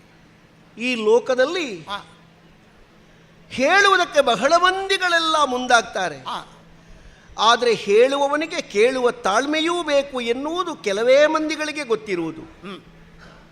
ನೀವು ನಮ್ಮನ್ನು ಕರೆಸಿದಿರಿ, ಹಾ ಹೇಳಿ ನಿಮ್ಮ ಅಭಿಪ್ರಾಯವನ್ನು ಅಂತ ಹೇಳಿದಿರಿ. ಹಾ ನಮ್ಮ ಕಾಶಿಗೆ ಬಂದಾಗ ಹಾ ನಿಮ್ಮ ಮುಖವನ್ನು ಕದ್ದು ಮುಚ್ಚಿ ನಾನು ನೋಡಿದ್ದೆ. ಹಾ ರುದ್ರಭೀಷಣವಾದಂತಹ ಭಯಂಕರತೆ, ಭೀಕರತೆ. ಹಾ ಒಂದು ಸಭೆಯನ್ನು ನೀವು ಪ್ರವೇಶ ಮಾಡಿದ ತಕ್ಷಣ ಹಾ ಒಂದು ವಶಕ್ಕೆ ತಕೊಂಡ ಒಂದು ಸ್ಥಿತಿ ನೋಡಿದರೆ ಹಾ ಎಂತಹ ಗಡುಸುತನ ಸ್ವಾಮಿ. ಕ್ಷತ್ರಿಯನಾಗಲಿ ಉಪನ್ಯಾಸಕನಾಗಲಿ ಪ್ರವಚನ ಮಾಡುವವನಾಗಲಿ ಮೊದಲು ಮಾಡಬೇಕಾದ್ದೇ ಸಭೆಯನ್ನು ತನ್ನ ಹಿಡಿತಕ್ಕೆ ತಗೊಳ್ಳುವುದು. ಹಗಲು ನಕ್ಷತ್ರ ಕಂಡೀತೋ ಎನ್ನುವ ಹಾಗೆ ಒರೆಯ ಮಧ್ಯದಲ್ಲಿ ಹುದುಗಿದ್ದಂತಹ ಕತ್ತಿಯನ್ನು ಎಳೆದು ಮತ್ತೊಬ್ಬನ ಕತ್ತನ್ನಾದರೂ ಕತ್ತರಿಸುವುದಕ್ಕೆ ಪೌರುಷ ಇದೆ ಎನ್ನುವುದನ್ನು ತೋರಿಸುತ್ತಿದ್ದ ಪ್ರತಿಯೊಬ್ಬ ಕ್ಷತ್ರಿಯ ವೀರನೂ ಕೂಡ ತಮ್ಮ ಆಗಮನದ ಮೂಲಕವಾಗಿ ಕತ್ತಿ ಕೈದುಗಳನ್ನು ಕೆಳಹಾಕಿ ನತಮಸ್ತಕರಾಗಿ ಜಿಯ ಹಸಾದ ಅಂತ ಹೇಳುವ ಮಟ್ಟಕ್ಕೆ ನಮ್ಮ ಸಭೆಯನ್ನು ನೀವು ಮುಟ್ಟಿಸಿದವರು. ವೀರಸಿಂಹ ನಿಜವಾದಂತಹ ಒಂದು ಕೇಸರಿ ಸದೃಶ್ಯರು. ನರಕೇಸರಿ. ಗಜವಿಷ್ಟರವನ್ನು ಏರುವುದು ದೊಡ್ಡ ವಿಷಯ ಅಲ್ಲ, ಆ ಗಜಕೇಸರಿಯ ಹಾಗೆ ಸಿಂಹನಾದ ಮಾಡುವುದುಂಟಲ್ಲ, ಅದು ಸಾಮಾನ್ಯರಿಗೆ ಸಾಧ್ಯ ಆಗುವುದಿಲ್ಲ. ತಂದೆ ಮಾಡಿದ್ದಾನೆ, ಅಜ್ಜ ಮಾಡಿದ್ದಾನೆ, ಪರಂಪರೆ ಉಂಟು, ಹಾಗೆಲ್ಲ ಕೂತುಕೊಳ್ಳುವುದಕ್ಕೆ ಬರ್ತದೆ. ನಿಮಗದು ಹಸ್ತು, ನಮಗೆ ಅಭ್ಯಾಸ. ಸ್ವಾಮಿ, ಆ ಮಧ್ಯದ ಮಧ್ಯೆ, ಆ ಸಭೆಯ ಮಧ್ಯೆ ನಿಮ್ಮ ಠೇಂಕಾರವನ್ನು ಕೇಳಿದಾಗ ಮೊದಲೇ ಮುದುಡಿರಬೇಕಾದಂತಹ ನಾವು ಮುದುಡಿಯೇ ಹೋದೆವು. ಏರಿರಿ ಎನ್ನಯ್ಯ ರಥವನು, ಉಟ್ಟ ಸೀರೆಯ ನೆರಿಗೆ ಎಲ್ಲಿಯಾದರೂ ವೇಗವಾಗಿ ನಡೆಯುವಾಗ ನಮ್ಮ ಕಾಲಿಗೆ ಎಡವಿ ಬೀಳಕೂಡದು ಎನ್ನುವ ಹಾಗೆ ಎಡಗೈಯಲ್ಲಿ ಸೀರೆಯ ನೆರಿಗೆಯನ್ನು ಎತ್ತಿ ಹಿಡಿದು ತಮ್ಮ ರಥವನ್ನು ಹತ್ತುವಾಗ ಮೆಟ್ಟಲೆಷ್ಟು ಉಂಟು ಎನ್ನುವುದನ್ನು ಮೆಟ್ಟುವಾಗಲೂ ಅರ್ಥವಾಗದೆ ಮೂಕ ವಿಸ್ಮಿತರಾಗಿ ಚಿತ್ರಾರ್ಪಿತ ಪ್ರತಿಮೆಗಳ ಹಾಗೆ ನಿಂತಿದ್ದೆವು ನಾವು ಮೂವರು. ಅಲ್ಲಿಂದ ನೀವು ಸಿಂಹನಾದವನ್ನು ಹೊರಡಿಸಿ ನಿಮ್ಮ ಊರಿಗೆ ಮುಖ ಮಾಡಿದಂತಹ ರಥ ಬಂದ ವೇಗ ಏನು, ನಾವು ಎಷ್ಟು ದೂರದಿಂದ ಕ್ರಮಿಸಿ ಬಂದಿದ್ದೇವೆ, ಬರುವಾಗ ಏನೆಲ್ಲ ನಮಗೆ ಹಾದಿಯಲ್ಲಿ ಸಿಕ್ಕಿದೆ, ಯಾವ ಊರು ದಾಟಿದ್ದೇವೆ ಯಾವುದೂ ಗೊತ್ತಿಲ್ಲ ನಮಗೆ. ಒಂದೆರಡು ದಿವಸಗಳ ಕಾಲ ಮಾತೇ ಬಾರದೆ ಮೂಕರ ಹಾಗೆ ನಾವಿದ್ದೆವು. ರಥದ ಚಕ್ರಗಳನ್ನು ಭೂಮಿಯ ಮೇಲೆ ಉರುಳಿಸಿಕೊಂಡು ಬಂದದ್ದಲ್ಲ ನನ್ನ ಸಾರಥಿ, ಅಯ್ಯೋ, ಆರಿಸಿಕೊಂಡು ಬಂದದ್ದು. ನಿಮ್ಮಂತಹ ಬಿರುಸಿನವರಿಗೆ ಅಂತಹ ಸಾರಥಿಯೇ ಇರಬೇಕು, ಇಲ್ಲದೇ ಇದ್ದರೆ ನೀವೆಲ್ಲ ಮುಟ್ಟುವ ಜಾಗಕ್ಕೆ ಹೊತ್ತಿಗೆ ಸರಿಯಾಗಿ ಮುಟ್ಲಿಕ್ಕಿಲ್ಲ. ಅರ್ಥ ಆಯಿತು ಸ್ವಾಮಿ. ನನಗನ್ನಿಸುವುದು ಅದಕ್ಕೆ 6 ಚಕ್ರ ಇತ್ತ 3 ಚಕ್ರ ಇದ್ದದ್ದು ಅಂತ. ಏನೇ ಇರಲಿ, ಕತ್ತಿ ಕ್ಷತ್ರಿಯರು ಬೀಸುವಾಗ ಕತ್ತಿ ಉಂಟೋ ಇಲ್ವೋ ಅಂತ ಗೊತ್ತಾಗಬಾರ್ದು. ಕೈ ಬೀಸುವುದೋ ಕತ್ತಿ ಬೀಸುವುದೋ ಸ್ವಾಮಿ, ಅಷ್ಟರ ಮಟ್ಟಿಗೆ ಆ ವಿದ್ಯೆ ತಲಾಮಲಕ ಆಗಬೇಕು ಅವನಿಗೆ. ಕೌಣಪದಂತ ಎನ್ನುವಂತಹ ವಿಶೇಷವಾದಂತಹ ಒಂದು ವಿಷಯದಲ್ಲಿ ನೀವು ವಿಶಿಷ್ಟರಂತೆ. ನೀವು ಹೇಳಿದ ಮಾತಿನಲ್ಲಿ ಮತ್ತೊಬ್ಬರು ಹುಡುಕುವುದಕ್ಕಿಲ್ಲ, ವಿಮರ್ಶಿಸುವುದಕ್ಕಿಲ್ಲ, ಒಂದಕ್ಷರ ಸೇರಿಸುವುದಕ್ಕಿಲ್ಲ, ಒಂದಕ್ಷರ ಅದರಿಂದ ಬಿಡುವುದಕ್ಕಿಲ್ಲ. ಅಷ್ಟು ನಿಖರವಾಗಿ ನಿಬದ್ಧತೆಯಿಂದ ಮಾತಾಡತಕ್ಕವರು ನೀವು. ಆಡಿ ಯೋಚಿಸುವುದು ಬೇರೆ, ಯೋಚಿಸಿ ಆಡುವುದು ಬೇರೆ. ನಾನು 2ನೇ ವರ್ಗದವನು. ಹಾಗಾದರೆ ಅಂತಹ ತಾವುಗಳು ಮಾಡುವ ಪ್ರತಿಯೊಂದು ವಿಷಯವೂ ಕೂಡ ಶಾಸ್ತ್ರಾಧಾರಿತವಾಗಿರ್ತದೆ, ಶಾಸ್ತ್ರೋಕ್ತವಾಗಿರ್ತದೆ, ಅದು ಶಾಸ್ತ್ರ ಸಮ್ಮತವಾಗಿರ್ತದೆ ಅಂತ ನಾನು ತಿಳಿದಿದ್ದೆ. ಒಂದು ವೇಳೆ ನನ್ನ ತಿಳುವಳಿಕೆಯ ವ್ಯಾಪ್ತಿ ಮೀರಿದ್ರೆ ಶಾಸ್ತ್ರಕಾರರನ್ನು ಕೂಡಲೇ ಕರೀತೇನೆ. ಯಾವ ಪುಟದಲ್ಲಿ ಎಷ್ಟನೇ ಗೆರೆಯಲ್ಲಿ ಏನುಂಟು ಅಂತ ಹೇಳಿ ಅಂತ. ಅಷ್ಟಾಂಗ ವಿವಾಹ ವಿಧಿಗಳನ್ನು ತಾವು ಕಾಶಿಯಲ್ಲಿ ಸವಿವರವಾಗಿ ಹೇಳಿದಿರಿ. ಹಾಗಾದರೆ 8 ವಿಧದ ಮದುವೆಯಲ್ಲಿ ನೀವು ನನ್ನನ್ನು ಇಲ್ಲಿಗೆ ತಂದ ವಿಧಿ ಯಾವುದು ಅಂತ ನಾನು ಯೋಚನೆ ಮಾಡಬಲ್ಲೆ. ಕ್ಷಾತ್ರ ರಾಕ್ಷಸವನ್ನು ಬಯಸಿದರೆ ಅಪರಾಧವಲ್ಲವಂತೆ. ಆಸುರಿ ಮತ್ತು ಪೈಶಾಚ ಎನ್ನುವುದು ಕ್ಷಾತ್ರಕ್ಕೆ ಅಷ್ಟು ಒಳ್ಳೆಯದಲ್ಲ ಅಂತ ಶಾಸ್ತ್ರ ಹೇಳುತ್ತದೆ. ಹಾಗಾದರೆ ರಾಕ್ಷಸ ವಿಧಿಯಿಂದ ಹೆಣ್ಣನ್ನು ನಾವು ಸ್ವಾಧೀನೀಕರಿಸುವಲ್ಲಿ ತಡೆದವರನ್ನು ಮೆಟ್ಟಿ ಹತ್ವಾಚ ವಿತ್ವಾಚ ಏನು ಬೇಕಾದರೂ ಮಾಡಿ ಅವಳನ್ನು ಅಪಹರಿಸಬಹುದು ಎನ್ನುವುದು ಶಾಸ್ತ್ರಸಮ್ಮತವೇ ಹೌದು. ಅದನ್ನು ತಾವು ಸಾರುತ್ತಾ ಶಾಂತನೇಯನಾದಂತಹ ನಾನು ಹೆಣ್ಣು ಮಕ್ಕಳನ್ನು ಅಪಹರಿಸ್ತಾ ಇದ್ದೇನೆ ಎನ್ನುವಂತಹ ವಾಕ್ಯವನ್ನು ಹೇಳುತ್ತಾ ಇಲ್ಲಿವರೆಗೆ ತಂದವರು. ಹಾಗಾದರೆ ರಾಕ್ಷಸ ವಿಧಿಯಂತೆ ತರುವವನು ತಾನೇ ತಂದದ್ದನ್ನು ಅನುಭವಿಸಬೇಡವೇ? ನಮಗೆ ಪಾಠ. ನೀವು ಹೇಳ್ತೀರಿ ನಾನಲ್ಲ, ನನ್ನ ತಮ್ಮನಾದಂತಹ ವಿಚಿತ್ರ ವೀರ್ಯ ನಿಮಗೆ ವರನಿದ್ದಾರೆ ಅಂತ. ಜೊತೆಯಲ್ಲಿ ಅವರದ್ದಾದಂತಹ ವಿಶೇಷತೆಯನ್ನು, ವಿಶಿಷ್ಟತೆಯನ್ನು, ವೈಭವವನ್ನು ಹಾಡಿ ಹೊಗಳ್ತೀರಿ. ಅಣ್ಣನಾಗಿ ತಮ್ಮನ ಬಗ್ಗೆ ಇದ್ದ ವಿಷಯವನ್ನೆಲ್ಲ ಹೆಚ್ಚಾಗಿಯೂ ಹೇಳಬೇಕು. ಯಾಕಂದರೆ ತಮ್ಮ ಅವ. ನಾವು ಯಾರಿಗಾದರೂ ಸನ್ಮಾನ ಮಾಡುವಾಗ ಅದರ ಅಭಿನಂದನಾ ಎನ್ನುವ ನುಡಿವಾಕ್ಯದಲ್ಲಿ ಎಲ್ಲ ಸತ್ಯ ಅಂತ ಇಲ್ಲ. ಅವನನ್ನು ಅಭಿನಂದಿಸುವುದು, ಅವ ಮಾಡಿದ ಕೊಳಕನ್ನು ಹೇಳಲಿಕ್ಕಿಲ್ಲ. ಅವ ಎಷ್ಟು ಒಳ್ಳೆಯದು ಮಾಡಿದ್ದಾನೆ ಅದಕ್ಕಿಂತಲೂ ಹೆಚ್ಚಾಗಿ ಪ್ರಕಟ. ಅಭಿನಂದನಾರ್ಹವಾದ ಸಂಗತಿಗಳನ್ನು ಹೇಳು. ಹೌದಲ್ಲ? ಹಾಗಾದರೆ ನಿಮ್ಮ ತಮ್ಮನನ್ನು ನೀವು ಹೊಗಳಿದ್ದರಲ್ಲಿ ಎಷ್ಟು ಸತ್ಯ ಉಂಟು ಅದನ್ನು ಶೋಧಿಸುವುದಕ್ಕೆ ನಾನಿಲ್ಲ. ಯಾಕಂದರೆ ಪವಿತ್ರವಾಗಿರುವಂತಹ ಚಂದ್ರವಂಶದ ಪೀಠವನ್ನು ಏರಿದ ಗಣನೀಯರವರು. ಅವನನ್ನು ಹೊಗಳಿದ್ದು ಭೀಷ್ಮಾಚಾರ್ಯನಾಗಿ. ಆಚಾರ್ಯತ್ವ ಒಪ್ಪುತ್ತೀಯೋ? ನಾನು ಹೊಗಳಿದ್ದರನ್ನು ಸಂಶಯ. ಖಂಡಿತ ಬಹಳ ಚೆನ್ನಾಗಿ ಈ ಅವಸರದಲ್ಲಿ ಅವಸರಿಸದೆ ಸಾವಧಾನ ಚಿತ್ತದಿಂದ ನಮ್ಮ ಮುಖವನ್ನು ಕಂಡು ಕಣ್ಣುಗಳನ್ನು ವರ್ಣಿಸಿದ ಪರಿಯನ್ನು ಕೇಳಿದಾಗ ನನಗೀಗ ಅರ್ಥ ಆಗ್ತದೆ, ಯಥಾರ್ಥಕ್ಕೂ ನಾವು ಸರಸಿಜಾಂಬಕಿಯರೇ. ಆ ಶಬ್ದಕ್ಕೆ ಒಂದೇ ಅರ್ಥ ಅಲ್ಲ, ಹಲವು ಅರ್ಥಗಳಲ್ಲಿ ಎರಡರ್ಥವನ್ನು ನಾನು ಗ್ರಹಿಸಬಲ್ಲೆ. ಒಂದು ವಿಶಾಲವಾದ ಕಣ್ಣು, ಮತ್ತೊಂದು ದೀರ್ಘದರ್ಶಿತ್ವ ಹೆಣ್ಣಿಗಿರಬೇಕಾದದ್ದು. ವಿಶಾಲಾಕ್ಷಿಯರು ಹೊಕ್ಕ ಮನೆಯನ್ನು ಹೆತ್ತವರ ಮನೆಯನ್ನು ಮರೆಯದೆ ಸಮಭಾಗದಿಂದ ಸಮನಿಯಂತ್ರಣದಿಂದ ಬದುಕನ್ನು ಸಾಗಿಸಬಹುದಾದಂತಹ ಒಂದು ಸಮಚಿತ್ತತೆ ಅವಳಿಗುಂಟೋ ಅವಳು ಧರಣಿಯ ಹಾಗೆ ಕ್ಷಮಾಗುಣಾರ್ಹಗಳು ಅಂತ ನಾ ಕೇಳಿದ್ದೇನೆ. ಯಾವ ಕಮಲವೊಂದು ನೀರಲ್ಲಿ ಹುಟ್ಟುತ್ತದೋ ಆ ಕಮಲ ತನ್ನ ಮೈ ಮೇಲೆ ಅಂಟಿದಂತಹ ಹಿಮ ಕರಗಿ ಕರಗಿ ಕೆಳಗೆ ಇಳಿಯುವಾಗ ದಿನಕರನ ಪ್ರಭೆಯಿಂದ ಅರಳುತ್ತದೆ. ಪ್ರಥಮವಾಗಿ ತನ್ನ ಹುಟ್ಟಿಗೆ ಕಾರಣವಾದಂತಹ ನೀರಿಗೆ ತನ್ನ ದಳಗಳನ್ನು ಚೆಲ್ಲುತ್ತದೆ.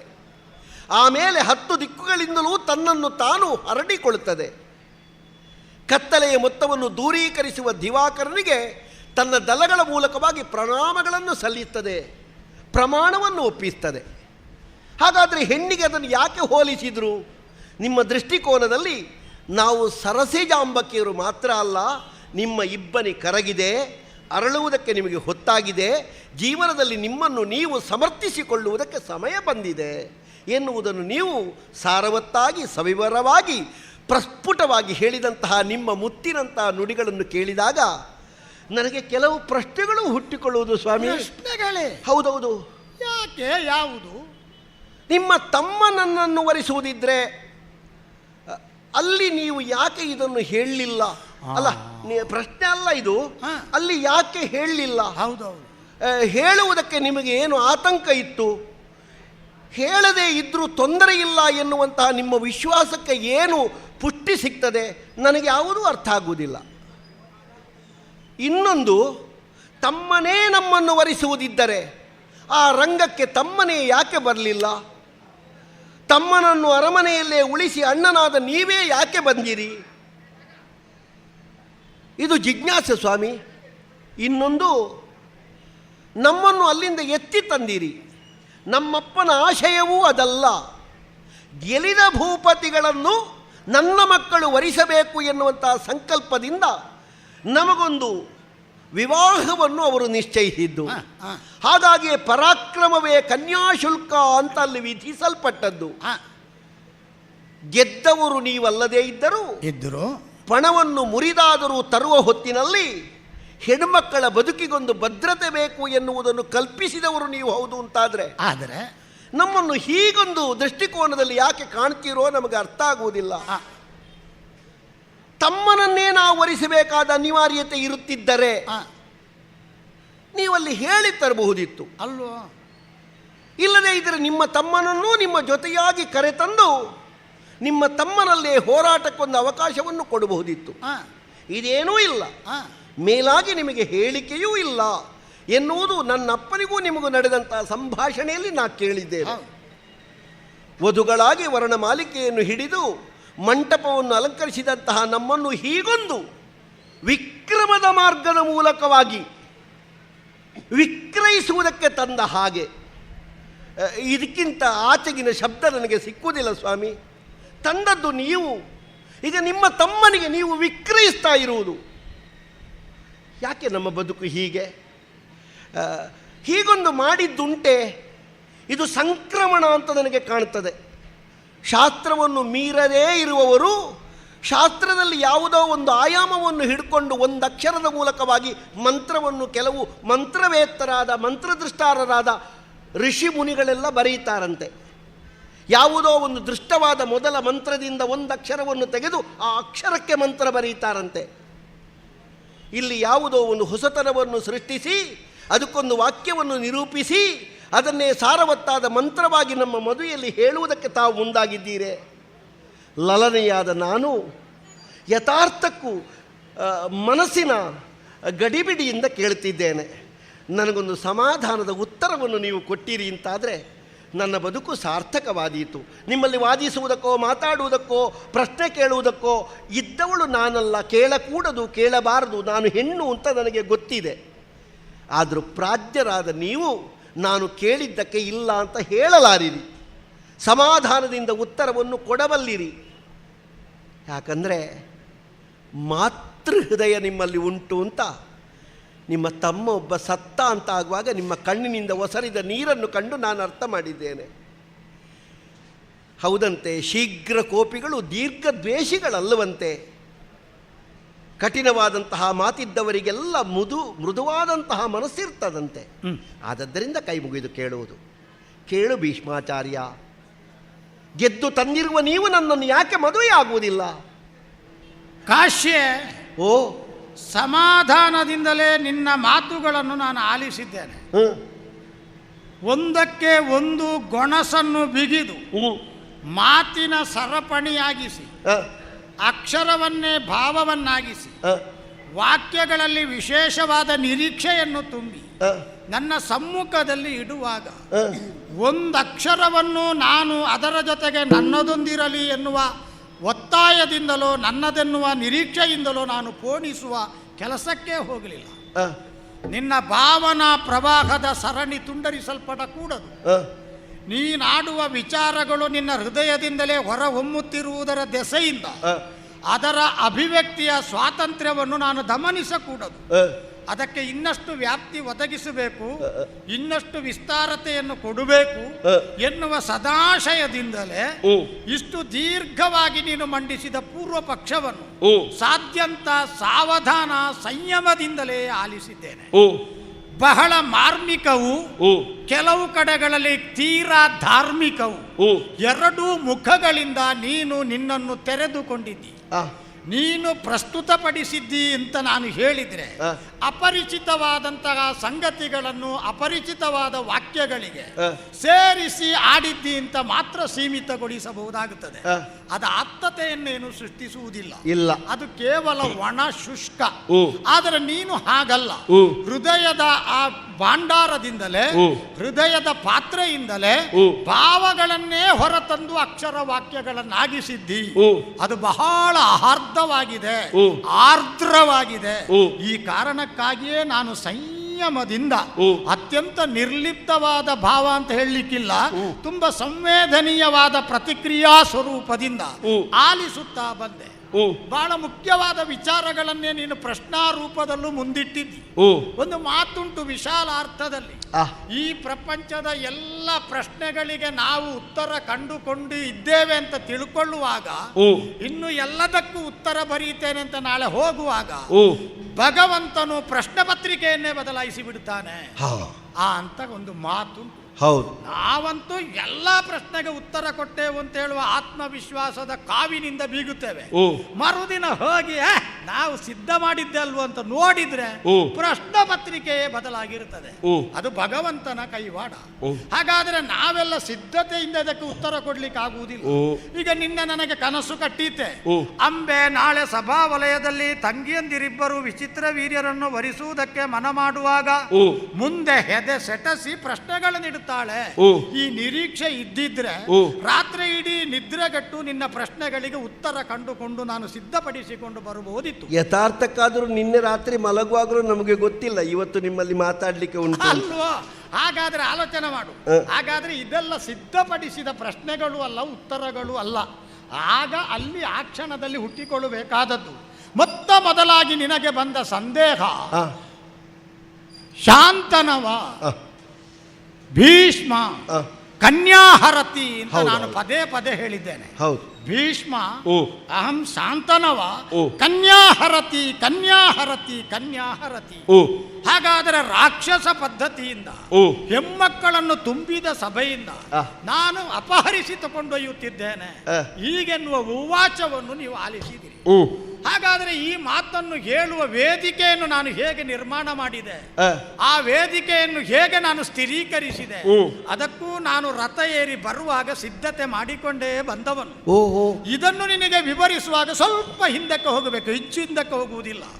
ನಿನ್ನ ಅಪ್ಪಯ್ಯ ಇಟ್ಟಂತಹ ಪರಾಕ್ರಮ ಪಣ, ಅದನ್ನು ಉತ್ತರಿಸಿದ ಒಬ್ಬನಿಗೆ 3 ಕನ್ಯೆಯರು ಮಾಲೆ ಹಾಕುವುದು, ಇದಲ್ವ ನಿಮ್ಮ ಸ್ವಯಂವರದ ವ್ಯಾಪ್ತಿ. ಸರಿ, ಉಳಿದ ಸ್ವಯಂವರಗಳು ಹೇಗೋ ಏನೋ ಅದು ಚರ್ಚಾಸ್ಪದ ವಿಚಾರ ಹೌದು, ಆದರೆ ಇಲ್ಲಿ ಅದು ಉಲ್ಲೇಖನೀಯ ಅಲ್ಲ. ನನಗೆ ನಿನ್ನ ಸೂಕ್ಷ್ಮ ಮತಿತ್ವದಿಂದ ಹೊರಬಂದಂತಹ ಸಂದೇಹಗಳಿಗೆ ನಿರಸನಗೊಳಿಸುವ ಹಾಗಲ್ಲ, ಸಮಾಧಾನಗೊಳಿಸುವ ಹಾಗೆ. ನಿರಸನಗೊಳಿಸುವ ಹಾಗೆ ಮಾತಾಡಿದರೆ ನಿನ್ನ ನಡುವೆ ಸಂವಾದವೇ ಬೆಳೆಯುವುದಿಲ್ಲ. ಅವರು ಬಾಯಿ ಮುಚ್ಚಿಸಿದ್ರು ನಾನು ಸುಮ್ಮನೆ ಕೂತೆ, ಅದಲ್ಲ. ನಿನಗೆ ಸಮಾಧಾನವಾಗುವ ಹಾಗೆ ಮಾತಾಡಬೇಕಾದದ್ದು ನನಗೆ ಲಕ್ಷ್ಯ. ಹಾಗಾದರೆ ನಿನ್ನ ಅಪ್ಪಯ್ಯ ಇಟ್ಟ ಪರಾಕ್ರಮದ ಪಣದ ವ್ಯಾಪ್ತಿಯಲ್ಲಿ ಕೆಲವು ಅಸೂಕ್ಷ್ಮ ಸಂಗತಿಗಳು, ಕೆಲವು ಸೂಕ್ಷ್ಮ ಸಂಗತಿಗಳು ಇದ್ದು. ಸೂಕ್ಷ್ಮ ಸಂಗತಿ ಏನು? ಬರೆಸೋ ಲೇಖನಗಳ ಸಕಲ ರಾಯರಿಗೆ ಕರಿಪುರದಲ್ಲಿ ಭೀಷ್ಮಗರಿಯದ ಹಾಗೆ. ಇದು ಸೂಕ್ಷ್ಮವಾದಂತ ಬುದ್ಧಿ ಇದ್ದ ನಿನ್ನ ಅಪ್ಪಯ್ಯ ಎಲ್ಲೋ ಒಂದು ಅಸೂಕ್ಷ್ಮತೆಯನ್ನು, ಅಜಾಗರೂಕತೆಯನ್ನು ತೋರಿದ್ದು. ಇದು ಯಾರಿಗೂ ಗೊತ್ತಾಗುವುದಿಲ್ಲ, ಭೀಷ್ಮನನ್ನು ಕರೆಸುವುದಿಲ್ಲ, ಮುಂದಿನದ್ದೇ ಪ್ರಧಾನ. ಹಾಗಾದರೆ ಉತ್ತರಾರ್ಧದ ವಾಕ್ಯ ಯಾವುದು? ದುರದಳು ಎಲ್ಲರನ್ನು ಗೆಲಿದ ಭೂಮಿಪಗೆ ತರಳೆಯರ್ 3 ಈವೆನು ಈ ಬಗೆಗೆ. ಈ ಬಗೆಗೆ ಯಾವ ಬಗೆಗೆ? ಬರೆಸೋ ಲೇಖನಗಳ ಸಕಲ ರಾಯರಿಗೆ ಕರಿಪುರದಲ್ಲಿ ಭೀಷ್ಮಗೆ ಅರಿಯದ ಹಾಗೆ ಆ ಬಗೆಗಾಗಿ 3 ಮಂದಿ ಹೆಣ್ಣು ಮಕ್ಕಳನ್ನು ಕೊಡುವುದು ಅಲ್ಲ. ದುರದಳೆಲ್ಲರನ್ನು ಗೆಲಿದ ವಿಕ್ರಮಿಗೆ ಈ ಬಗೆಗಾಗಿ, ಗೆದ್ದ ಪರಾಕ್ರಮದ ಉರುಬೆಗಾಗಿ ಕೊಡುವುದು, ಇದು ನಮ್ಮ ಸಂದೇಹಕ್ಕೆ ಕಾರಣ. ಸ್ಪಷ್ಟೀಕರಣ ಪಡಿಬೇಕಲ್ಲ. ಮನೆಯಲ್ಲೇ ಕೂತು ಯೋಚನೆ ಮಾಡುವುದಲ್ಲ, ವೇದಿಕೆ ಉಂಟಲ್ಲ, ಏನು ನಮಗೇನು ಅಪರಿಚಿತ ಜಾಗ ಅಲ್ಲಲ್ಲ. ಸುನಂದ ಎನ್ನುವ ಹೆಸರಿರುವ ಹೆಣ್ಣನ್ನು ಹಿಂದೆ ತರಲಿಲ್ವ ನಾವು? ಕಾಶಿಯಿಂದ ನಮಗೆ ಸಂಬಂಧ ಹಳಸಲು ಹಳತ್ತೇನು ಅಲ್ವಲ್ಲ, ಹೋಗಿ ಬಿಡುವ. ಅವನಿಗೊಂದು ಬೇಸರ ಆಗುವುದು ಯಾಕೆ?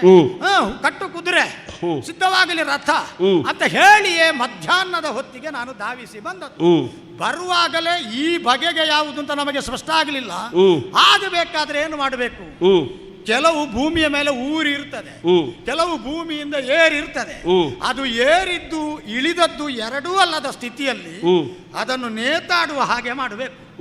ಮೇಲೆ ಏರಿ ಇರಬಾರದು, ಕೆಳಗೆ ಇಳಿದು ಇರಬಾರದು, ಒಂದು ತಲದ ಡೋಲಾಯಮಾನ ಸ್ಥಿತಿಯಲ್ಲಿ ಇರಬೇಕು. ಆ ಪ್ರಸಂಗ ನಾನು ಸೃಷ್ಟಿಸಬೇಕಾಯ್ತು. ಅಲ್ಲಿಯೂ ಸ್ಥಾಯಿಯಾಗಬಾರದು, ಇಲ್ಲಿಯೂ ಸ್ಥಾಯಿಯಾಗಬಾರದು. ಅದಕ್ಕಿರುವ ಉಪಾಯ ಒಂದೇ, ಅದನ್ನು ಆಂದೋಲನಕ್ಕೆ ಒಳಪಡಿಸಿ ಡೋಲಾಯಮಾನ ಸ್ಥಿತಿಗೆ ತರುವುದಕ್ಕೆ ಸ್ವಯಂವರದ ಪಣವನ್ನೇ ಮುರಿಯುವುದು. ಸುಲಭ ಆಯ್ತಲ್ಲ. ಕಾರ್ಯಕ್ರಮವನ್ನು ಇಂಥ ಕಾರಣದಿಂದ ರದ್ದುಪಡಿಸಲಾಗಿದೆ ಘೋಷಣೆ ಮಾಡಿದ್ರೆ ಆಯ್ತಲ್ಲ.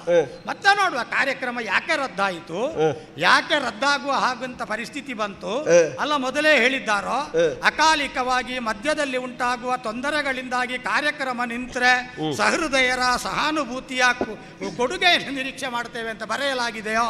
ಹಾಗೇನೂ ಇಲ್ಲ. ಆ ಕಾರಣದಿಂದಲೇ ಸ್ವಯಂವರವನ್ನು ನಾನು ಮುರಿದೆ. ಸ್ವಯಂವರವನ್ನೇ ನನ್ನ ಹಿಡಿತಕ್ಕೆ ತಕೊಂಡೆ. ಸ್ವಯಂವರದ ಒಳಗೆ ನಾನು ತಕೊಂಡಾಗ ವೇದಿಕೆಯೇ ನನ್ನ ಕೈಗೆ ಬಂದ ಮೇಲೆ, ವೇದಿಕೆಯಲ್ಲಿದ್ದದ್ದೆಲ್ಲ ನನ್ನ ಕೈಗೆ ಬರುವುದಿಲ್ವೋ? ಬಟ್ಟಲು ಬಂದ ಮೇಲೆ ಷಡ್ರಸದ ಭೋಜನವೇ ನನ್ನ ಕೈಗೆ ಬರುವುದಿಲ್ವೋ? ಇನ್ನು ಅದು ನಿನ್ನದ, ಇದು ನಿನ್ನದು, ಅದವರದ್ದು ಅಂತ ಕೇಳಲಿಕ್ಕಿಲ್ಲ. ಬಟ್ಲೆ ನನ್ನ ಕೈಯಲ್ಲಿ ಉಂಟಲ್ಲ. ಹಾಗಾಗಿ ಸ್ವಯಂವರ ಆ ಮಂಟಪವನ್ನೇ ನಾನು ಕೈವಶ ಮಾಡಿಕೊಂಡೆ. ಆ ಬಳಿಕ ನಿಮಗೆ ಆಜ್ಞೆ ಕೊಟ್ಟೆ, ಏರಿರನ್ನಯ್ಯ ರಥವನ್ನು ತೊರೆಯಲಿ. ಆ ಕಾರಣದಿಂದ ಕರಕೊಂಡು ಬಂದ ನಿಮ್ಮ ಪ್ರಶ್ನೆ ಊರ್ಜಿತವೇ. ರಾಕ್ಷಸ ವಿವಾಹದ ಪದ್ಧತಿ ಅನುಕರಿಸಿದ್ದು ಹೌದಾದರೆ ತಂದವನೇ ವಿನಿಯೋಗಕ್ಕೆ ಬಳಸಬೇಕೇ ಹೊರತು ಅನ್ಯರಿಗೆ ಕೊಡಬಹುದು, ಧಾರಾಳ ಕೊಡಬಹುದು. ಯಾಕೆಂದರೆ ತರುವವನ ಲಕ್ಷ್ಯ, ಆಮೇಲೆ ಪ್ರವೃತ್ತಿ, ಆಮೇಲೆ ತೊಡಗುವಿಕೆ, ಆಮೇಲೆ ಪರಿಣಾಮ. ಈ 4 ಸ್ತರಗಳು ಅವನಿಗೆ ಸ್ಪಷ್ಟವಾಗಿ ಗೊತ್ತಿದ್ರೆ ಲಕ್ಷ್ಯವೂ ಗೊತ್ತಿರಬೇಕು, ಪ್ರವೃತ್ತಿ ಪ್ರಾಮಾಣಿಕವಾಗಿರಬೇಕು, ಪರಿಣಾಮ ಎಂಥದ್ದು ಬಂದರೂ ಸ್ವೀಕರಿಸುವ ಜಾಯಮಾನ ಬೇಕು. ಆ ಬಳಿಕ ಅದನ್ನು ಸದ್ವಿನಿಯೋಗ ಮಾಡಿಕೊಳ್ಳುವ ಗುಣವು ಅವನಲ್ಲಿ ಬೇಕು. ಇದು 4 ಇದ್ದವನು ರಾಕ್ಷಸ ವಿಭಾಗದಿಂದ ತಂದ್ರೆ ತಾನು ಬಳಸಬಹುದು, ಅವರಿಗೆ ಕೊಟ್ಟರೆ ಆದೀತು ಅಂತ ಹೇಳುವಾಗ ಅವರಿಗೂ ಕೊಡಬಹುದು. ಉಚ್ಚ ಎನ್ನುವ ಭಾವಕ್ಕೆ, ದೊಡ್ಡವನು ಎನ್ನುವ ಭಾವಕ್ಕೆ ಕೊಡಬಹುದು. ಈ ಆಯ್ಕೆಯ ಸ್ವಾತಂತ್ರ್ಯ ಅವನಿಗುಂಟು. ಒಬ್ಬ ರಾಜನ ಸೇನಾಧಿಪತಿ ಹೋದ್ರೆ, ಸೇನಾಧಿಪತಿ ಯಾವುದನ್ನಾದರೂ ಸಂಗ್ರಹಿಸಿದ್ರೆ ನನಗೆ ಬೇಡ, ಮಹಾರಾಜರ ನಿಮಗೆ ನೀನಿಟ್ಟುಕಪ್ಪ ಸೇನಾಧಿಪತಿ ನಿಮ್ಮ ಅನ್ನದ ಋಣಕ್ಕಿದ್ದೇನೆ, ಇದು ನಿಮಗೊಂದು ಪಾರಿತೋಷಕ ಅಂತ ಕೊಡಬಹುದು. ನಾನು ಹಸ್ತಿನಾವತಿಯ ಸಂಧಿ ವಿಗ್ರಹಿ, ಅದೇ ವೇಳೆಗೆ ನಾನು ಕುಟುಂಬ ವತ್ಸಲ. ನಾನು ನನ್ನ ಕುಟುಂಬವನ್ನೂ ಪೋಷಿಸಬೇಕು. ಅದೇ ಸಂದರ್ಭದಲ್ಲಿ ಹಸ್ತಿನೆಯ ಸಂಧಿ ವಿಗ್ರಹಿ, ಏಕಕಾಲದಲ್ಲಿ ಒಂದು ಪಾತ್ರಕ್ಕೆ 2 ಹೊಣೆಗಳು. ಅಲ್ಲಿಗೆ ಬಂದಾಗ ನಾನು ಆ ಸ್ವಯಂವರ ಪಣವನ್ನು ಮುರಿದಾಗ ರಾಕ್ಷಸ ವಿವಾಹದಿಂದ ತರುವಾಗ ಕುಟುಂಬ ವತ್ಸಲಿಯೂ ಆಗಿದ್ದೆ. ನನಗೆ ಚಂದ ಗೊತ್ತುಂಟದು. 3 ಹೆಣ್ಣು ಮಕ್ಕಳು ನನಗೆ ಏನು ಅನ್ಯಾಯ ಮಾಡಿದ್ದಾರೆ.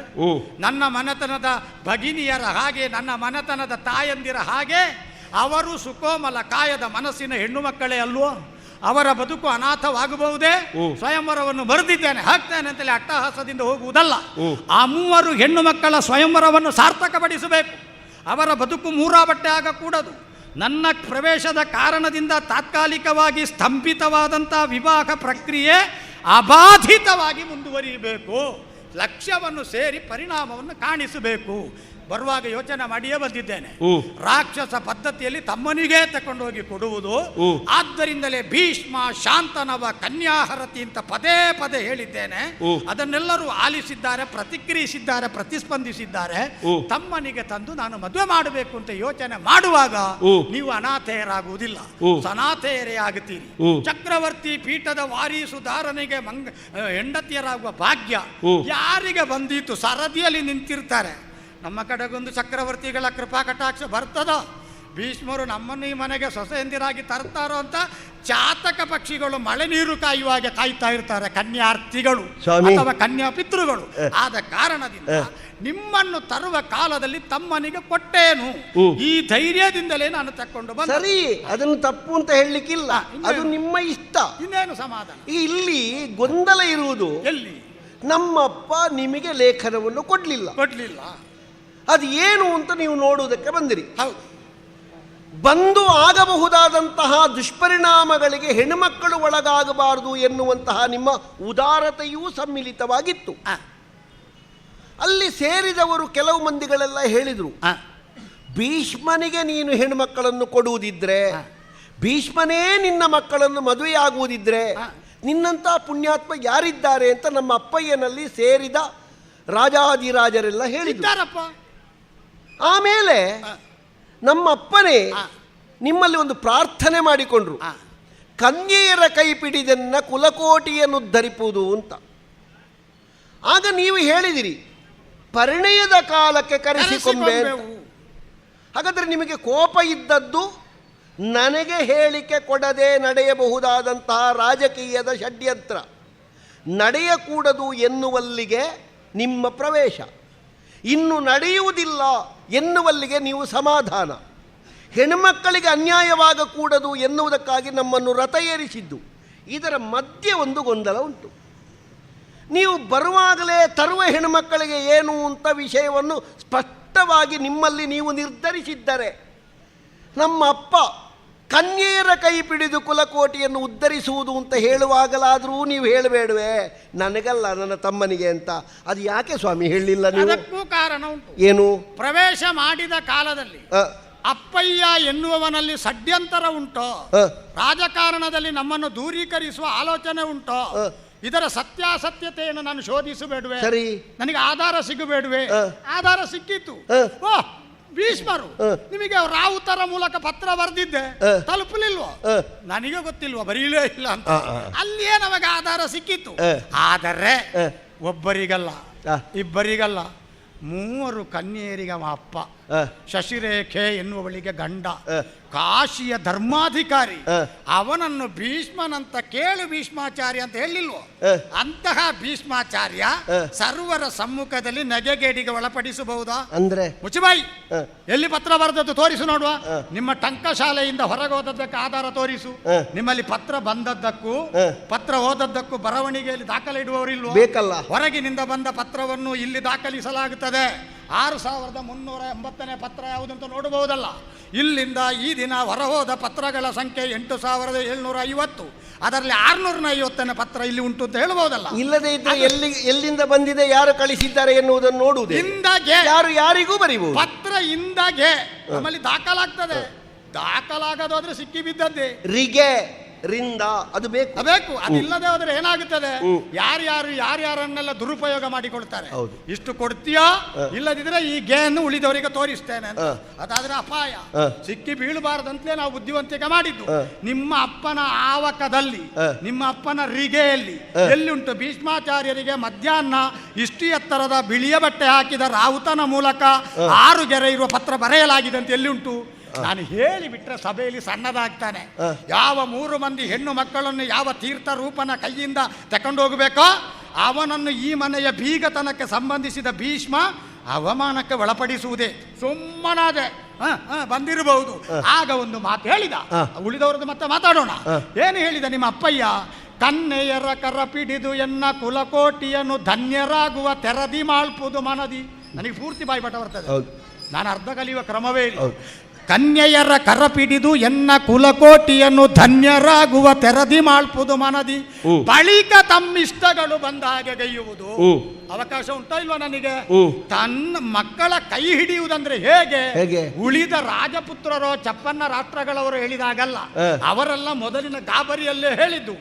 ಭೀಷ್ಮನಿಗೆ ಕೊಡುವುದಾದರೆ, ಭೀಷ್ಮ ಮದುವೆ ಆಗುವುದಾದರೆ ಅಂತಲೂ ಅರ್ಥ. ಅದಕ್ಕೆ ಭೀಷ್ಮನಿಗೆ ಕೊಡುವುದಾದರೆ, ಭೀಷ್ಮ ಮದುವೆ ಆಗುವುದಾದರೆ ಅಂತಲೂ ಅರ್ಥ. ಆದರೆ ಸಮಸ್ಯೆ ಉಂಟು. ಅಲ್ಲಿ ಹೇಳಲಿಕ್ಕೆ ನನಗೆ ಬರುವುದಿಲ್ಲ, ನಾನು ಹೇಳಕೂಡದು. ಯಾಕೆಂದರೆ ಧರ್ಮಾಧಿಕಾರಿ ನನಗೆ ತಿಳಿಸದೆ ಸ್ವಯಂವರ ಮಾಡಿದ ಮೇಲೆ ಆ ಸ್ವಯಂವರಕ್ಕೆ ಸಂಬಂಧಪಟ್ಟ ಎಲ್ಲ ವಿವಾದಗಳಿಗೆ ಉತ್ತರಿಸಬೇಕಾದ ಬಾಧ್ಯಸ್ಥಿಕೆ ನನಗಿಲ್ಲ. ಒಂದ ಉದಾಹರಣೆ ತೋರಿದ್ದೇನೆ. ನಿನ್ನ ಅಪ್ಪ ನನಗೆ ಪತ್ರ ಬರೆಯದೆ ಬರ್ತಿದ್ದೇನೆ ಅಂತ ಹೇಳಿ ಸಿಕ್ಕಿ ಬೀಳ್ದು ಮುಖ ವಿವರಣವಾಗುವುದನ್ನು, ಬಣ್ಣ ಬಯಲಾಗುವುದನ್ನು ತಪ್ಪಿಸಿದ್ದೇನೆ. ಮುಜುಗರಕ್ಕೆ ಈಡಾಗುವುದರಿಂದ ಉಳಿಸಿದ್ದೇನೆ. ಅಷ್ಟು ಮಾಡಿ ಪುನಃ ನಾನು ಹೇಳಬೇಕು ನನ್ನ ತಮ್ಮನಿಗೆ ಅಂತ ಭೀಷ್ಮ ತಕೊಂಡು ಹೋಗ್ತಾ ಇರುವುದೇನ್ನುವ ಧೈರ್ಯದಿಂದ ಆಡಿದ. ಇನ್ನೊಂದುಂಟು, ಅಲ್ಲಿಂದ ಕರೆ ತರುವ ಕಾಲದಲ್ಲಿ, ಪರಿಣಯದ ಕಾಲದಲ್ಲಿ ಕರೆಸಿಕೊಂಬೆ. ಈಗಲೂ ಹೇಳ್ತೇನೆ, ಒಂದು ಒಪ್ಪಿಗೆ ಕೊಟ್ಟು ಬಿಡು, ತಮ್ಮನಿಗೆ ವಧುವಾಗಿ ಬರ್ತೇನೆ ಅಂತ ಹೇಳಿಬಿಡು, 3 ಕಲ್ಯಾಣದ ಓಲಗ ಊದಿಸುವ ಹೊತ್ತಿಗೆ ಕರೆಸ್ತೇನೆ ನಾನು ಅಂತ. ಅಲ್ಲ, ನನಗೆ ಮದುವೆ ಬೇಕು ಬೇಡ ಅಂತ ಹೇಳುವುದಿಲ್ಲ. ಆದ್ರೆ ನನ್ನ ಒಂದು ಪ್ರಶ್ನೆಗೆ ನೀವು ಇನ್ನೂ ಉತ್ತರ ಕೊಡ್ಲಿಲ್ಲ. ಯಾವುದಕ್ಕೆ ಉತ್ತರ? ನೀವು ಯಾಕೆ ಆಗುವುದಿಲ್ಲ? ಓ ಸರಸಿ ಜಾನಲೆ, ಸರಸಿ ಜಾನಲೆ ಕೇಳು ಬೀಳುವೆನು, ಕೇಳು ಕೇಳು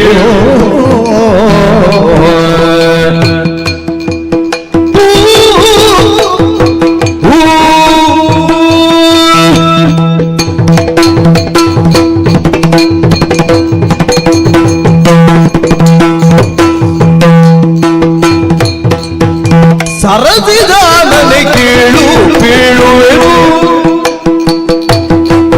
ವಿಧನಾದ ಶಂತನು ಧರಣಿ ಪಾಲಗೆ ದೇವತಿಯಳನು. ವಿಧನಾದ ಶಂತನು ಧರಣಿ ಪಾಲಗೆ ದೇವತಿಯಳನು.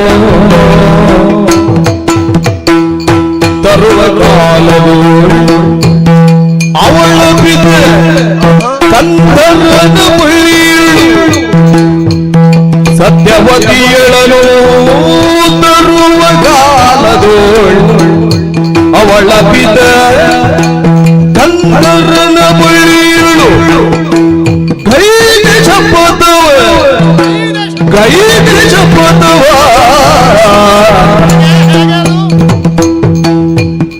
ಮರಣ ಕರಿಯೋದರು ಸತಿಯರ ವರಿದೆ. ಮರಣ ಕರಿಯೋದರವು ಸತಿಯರ ವರಿದೆ. ರಾಜವ ಆಳಿದೆವನು ದಾರ ಇನ್ನೊಂದ ಸರಸಿದಾನಿ.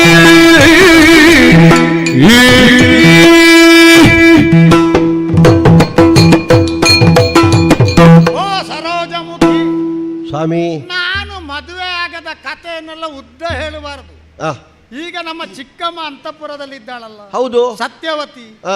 ಆಕೆಗೆ ಮೊದಲು ಯೋಜನ ಗಂಧಿ ಮತ್ಸ್ಯಗಂಧಿ ಅಂತ ಹೆಸರಿದ್ದದ್ದು.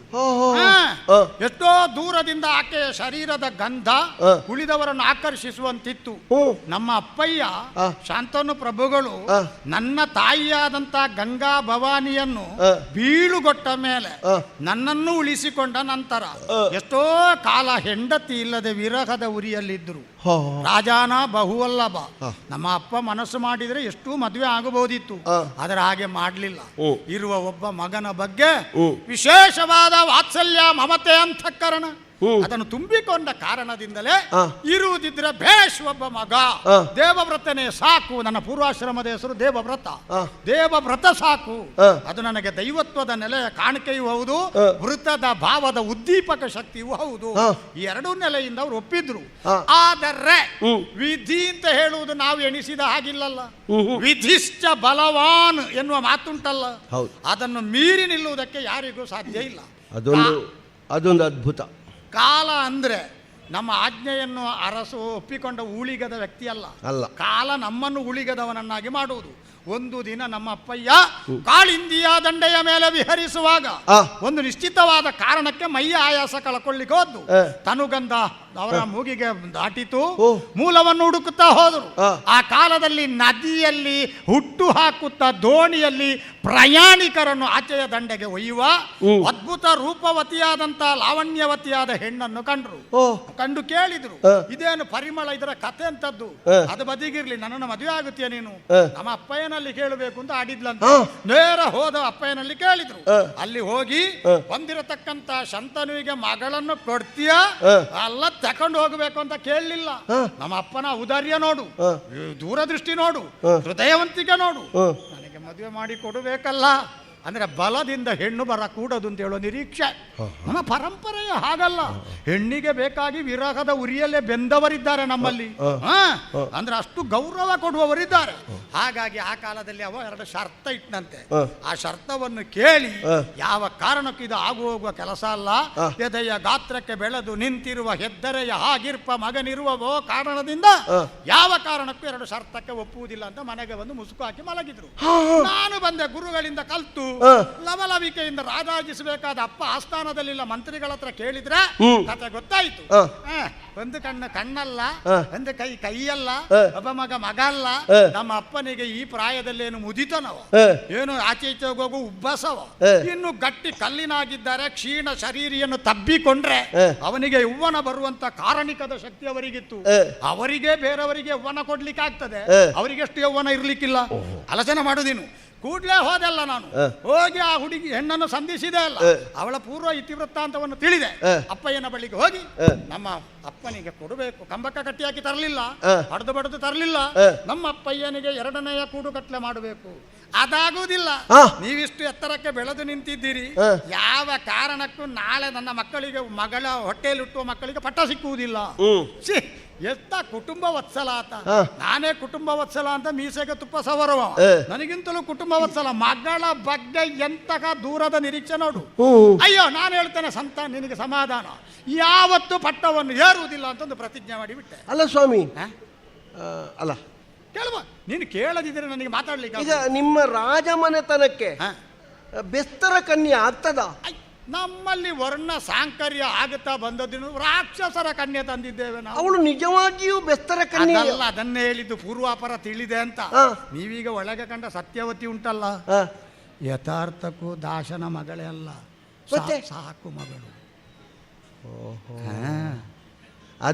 ಅದು ವಿಷಯ. ಹಾಗಂತೇಳಿ ಸಾಕು ಮಗಳು ಅಂತ ಹೇಳಲಿಲ್ಲವ, ಮಗಳು ಸಾಕು ಅಂತ ಹೇಳಲಿಲ್ಲ, ಸಾಕು ಮಗಳು. ಕೆಲವು ಸಲ ಏನಾಗ್ತದೆ ಕೇಳಿದ್ರೆ, ನಮ್ಮ ಸ್ವಂತ ಆದ್ರೆ ಹೇಗೆ ಬೇಕಾದ್ರೂ ನಾವು ಕೊಂಡೋಗ್ತೇವೆ, ಅದಕ್ಕೆ ನಾವೇ ಯಜಮಾನ. ಹಾಗೆ ಇಲ್ಲ ಈ ಕಾಲಕ್ಕೆ. ಬಾಕಿದ್ದವರದ್ದಾದ್ರೆ ಬಹಳ ಜಾಗೃತ. ಇದು ಸಾಕು ಮಗಳು, ಹಾಗಲ್ಲ. ಈಗ ಸ್ವಂತದ್ದು ಅಷ್ಟು ಸುಲಭದಲ್ಲಿ ಸಿಕ್ಕುವುದಿಲ್ಲ. ಈ ದ್ವಾಪರದಲ್ಲಿ ಸಾಕಷ್ಟು ಯೋಚಿಸಿಯೇ ಕೊಡುವವರಿದ್ದಾರೆ. ಬಿಟ್ಟು ಬಿಡುವ. ಹಾಗಾದ್ರೆ ನಾನು ಕೇಳುವಾಗ ಪಟ್ಟಮಣ್ಣ ನಾನು ಏರುವುದಿಲ್ಲ, ಈಗ ಕೊಡಬಹುದಲ್ಲ. ನೀವೇನೋ ಹೇಳ್ತೀರಿ, ನಾಳೆ ಮದುವೆ ಆಗ್ತೀರಿ ನೀವು. ಹೌದು, ಮಕ್ಕಳು ಹುಟ್ಟುತ್ತದೆ. ಆ ಅರ್ಭಕರು ಎನ್ನ ಮಕ್ಕಳಿಗೆ ಶತ್ರುಗಳೆನಿಪರು. ಹಿಂದೆ ಮುಂದೆ ನೋಡ್ಲಿಲ್ಲ. ಅಪ್ಪನಿಗೆ ಬೇಕಾಗಿ ಜೀವತೋ ವಾಕ್ಯ ಕರಣಾತ್. ಅಪ್ಪ ಜೀವಂತ ಇರುವಾಗ ಅಪ್ಪ ವಾಚಿಕವಾಗಿ ಆಜ್ಞೆ ಕೊಡದೆ ಅಪ್ಪನ ಮನೋಭಾವವನ್ನು ಮಾನಸಿಕವಾದ ಶೀಘ್ರ ಗ್ರಹಣ ಶಕ್ತಿಯಿಂದ ತಿಳಿದು ಅದರಂತೆ ಯಾರು ಪ್ರವರ್ತಿಸುತ್ತಾನೋ ಅವನೇ ನಿಜವಾದ ಪುತ್ರ. ಜೀವತೋ ವಾಕ್ಯ ಕರಣಾತ್ ಅಲ್ವೋ? ಹಿಂದೆ ಮುಂದೆ ನೋಡ್ಲಿಲ್ಲ. ಅಪ್ಪಯ್ಯನ ಆರೋಗ್ಯದ ಮುಂದೆ, ಅಪ್ಪಯ್ಯನ ಮನೋಸ್ವಾಸ್ಥ್ಯದ ಮುಂದೆ, ಅಪ್ಪಯ್ಯನ ಏಳ್ಗೆಯ ಮುಂದೆ ಮಗನ ಬದುಕು ಗೌಣ. ಆತ ನನಗೆ ಜೀವ ಇತ್ತದ್ದರಿಂದ ತನೂಭವ. ಅವ ನನಗೆ ಭವಕ್ಕೆ ತಾರದೆ ಇದ್ರೆ ಓ ನನ್ನ ತಂದೆ ಈ ಜಗಕ್ಕೆ ಯಾತಕ್ಕೆ ತಂದೆ ಅಂತ ಗೋಗರೆಯುವುದು ಬೇಡ.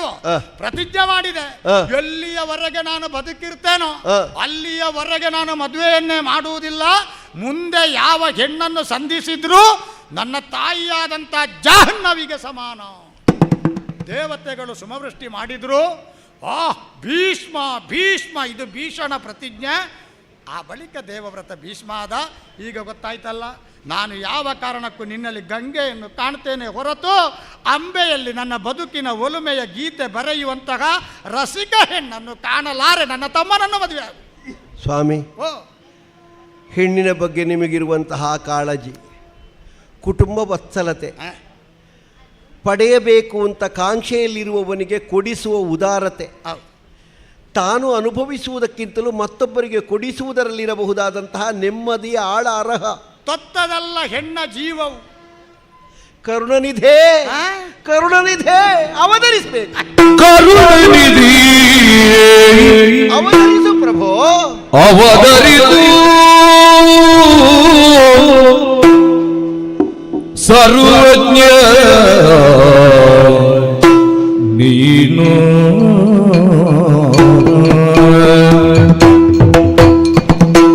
ಕರುಣನಿಧಿ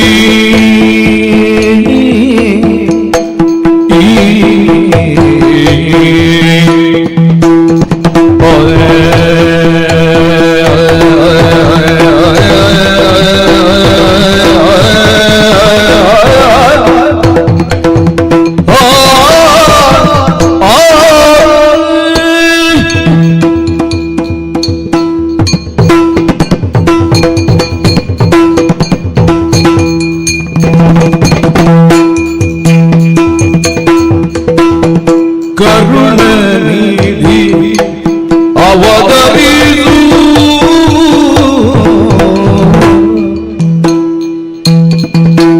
ಸರ್ವಜ್ಞ ನೀನು ಸರ್ವಜ್ಞ ನೀನು ಚರಣ ಚಿತ್ತುಗಳು ಗೈಯೋ ಪ್ರಾರ್ಥಿಪಿನು ಚರಣ ಚಿತ್ತಂಗೇಳು ಗೈಯೋ ಪ್ರಾರ್ಥಿಪಿನು ಸರ್ವಜ್ಞ ನೀನು ಕರುಣನಿಧಿ ಅವತರಿಸು. ಸರ್ವಜ್ಞ ನೀನು ಚರಣ ಚಿತ್ತುಗಳು ಪ್ರಾರ್ಥಿಪೆನು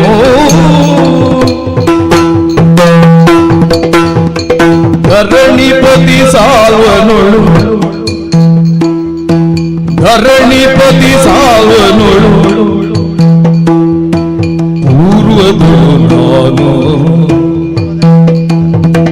ಹರಿದ ಮನವಿಟ್ಟವನ ಮೆಚ್ಚಿ ಒಲಿದಿಹೇನೋ ಹರಿತ ಮನವಿಟ್ಟವನ ಮೆಚ್ಚಿ ಒಲಿದಿಗೆ ಮೆಚ್ಚಿ ಒಲಿದಿಗೆ ಮೆಚ್ಚಿ ಒಲಿದಿಗೆನೋ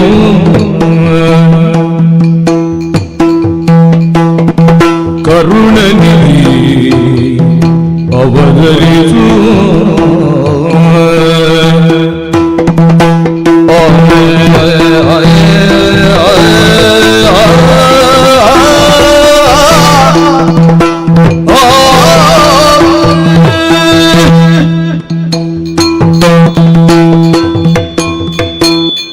ಕರುಣನಿಧೆ ಕಾಶ್ಯ ಕಾರುಣ್ಯ ಭಾವವನ್ನು ಯಾವನು ಹೊತ್ತಿರ್ತಾನೋ ಅವನಲ್ಲಿ ಕರುಣಾಜನಕವಾದ ವಿಷಯವನ್ನು ಎಷ್ಟು ಬೇಕಾದರೂ ಹೇಳಿಕೊಳ್ಳಬಹುದು. ಕಟುವಾದ ಮಾತು ಹೇಳಿದರೂ ಅವರಲ್ಲಿ ಕಾರುಣ್ಯದ ಹೊರತೆಯೇ ಜಿನುಗುವುದು. ಶ್ರೀರಾಮಚಂದ್ರನಿಗೆ ವಿಶಾಲವಾದಂತಹ ಒಂದು ದೃಷ್ಟಿಕೋನ ಇತ್ತಂತೆ. ತನ್ನ ಕಷ್ಟಕ್ಕಿಂತಲೂ ಪರರ ಕಷ್ಟ ದೊಡ್ಡದು. ತನ್ನ ಹೆಂಡತಿಯನ್ನು ಅಪಹರಿಸಿದವ ಜೀವಂತವಾಗಿ ಇರುತ್ತಲೂ ಸುಗ್ರೀವನ ಹೆಂಡತಿಯನ್ನು ಅಪಹರಿಸಿದವನ ಬಗ್ಗೆ ಒಂದು ತೀರ್ಮಾನವನ್ನು ಕೈಗೊಳ್ಳುವುದಕ್ಕೆ ಮುಂದಾದವರಂತೆ. ಜೀವನದಲ್ಲಿ ನೀವು ಹಾಗೆ. ನಿಮಗೆ ಮದುವೆ ಆಗಲಿಲ್ಲ, ನೀವು ಮದುವೆ ಆಗುವುದಿಲ್ಲ, ನಿಮಗೆ ಅಧಿಕಾರದ ವ್ಯಾಮೋಹ ಇಲ್ಲ, ಪರರಿಗೆ ಬೇಕಾಗಿ ತನ್ನ ತಾನು ತೆತ್ತುಕೊಳ್ಳುವವನೇ ಪರಮಪುರುಷ ಅಂತ ಹೇಳಲ್ಪಡ್ತಾನೆ. ಹಾಗಾಗಿಯೇ ನೀವು ಆಚಾರ್ಯರಾದದ್ದು ಅಂತ ನಮಗೆ ಅರ್ಥ ಆಗಿದೆ. ಈ ಲೋಕದಲ್ಲಿ ಜನ್ಮದಲ್ಲಿ ಯಾವುದು ಎನ್ನುವುದಕ್ಕಿಂತಲೂ ತನ್ನ ಕರ್ಮವೇ ತನ್ನನ್ನು ಉತ್ತಮತೆಯ ಕಡೆಗೆ ಸಾಗಿಸ್ತದೆ ಎನ್ನುವುದಕ್ಕೆ ನಿಮ್ಮ ಬದುಕು ಸಾಕ್ಷಿ ಸ್ವಾಮಿ. ನಾನೊಂದು ದೈನ್ಯ ಯಾಕೆ ನೇರ ಹೇಳಿಕೊ. ನಮ್ಮಪ್ಪಯ್ಯ ನಮಗೆ ಸ್ವಯಂವರ ಅಂತ ನಿರ್ಣಯ ಮಾಡಿದರು. ದೇಶಾಧಿಪಾಲಕರಿಗೆಲ್ಲ ಸುತ್ತೋಲೆ ಹೋಯಿತು. ಅವರ ದಂಡೇ ನೆರೆದಿತ್ತಲ್ಲ. ಗೆಲಿದ ಭೂಪರಿಗೆ ನನ್ನ ಮಕ್ಕಳನ್ನು ಕೊಡ್ತೇನೆ. ನಾಳೆ ಮದುವೆ, ಯಾರೊಟ್ಟಿಗೆ ಅಂತ ಗೊತ್ತಿಲ್ಲ, ಹೇಗಿರ್ತಾನೆ ಗಂಡ ಅಂತ ಗೊತ್ತಿಲ್ಲ, ಎಲ್ಲ ಅಮೂರ್ತ. ಯಾವ ಊರಿಗೆ ಹೋಗ್ತೇವೆ ನಾವು ಅಂತ ಗೊತ್ತಿಲ್ಲ, ಅನಿಶ್ಚಿತ. ಮತ್ತೆ ನಮ್ಮ ಮನೆಗೆ ಬರಲಿಕ್ಕೆ ಉಂಟೋ ಇಲ್ವೋ ಎನ್ನುವುದೂ ಗೊತ್ತಿಲ್ಲ, ಅನೂಹ್ಯ.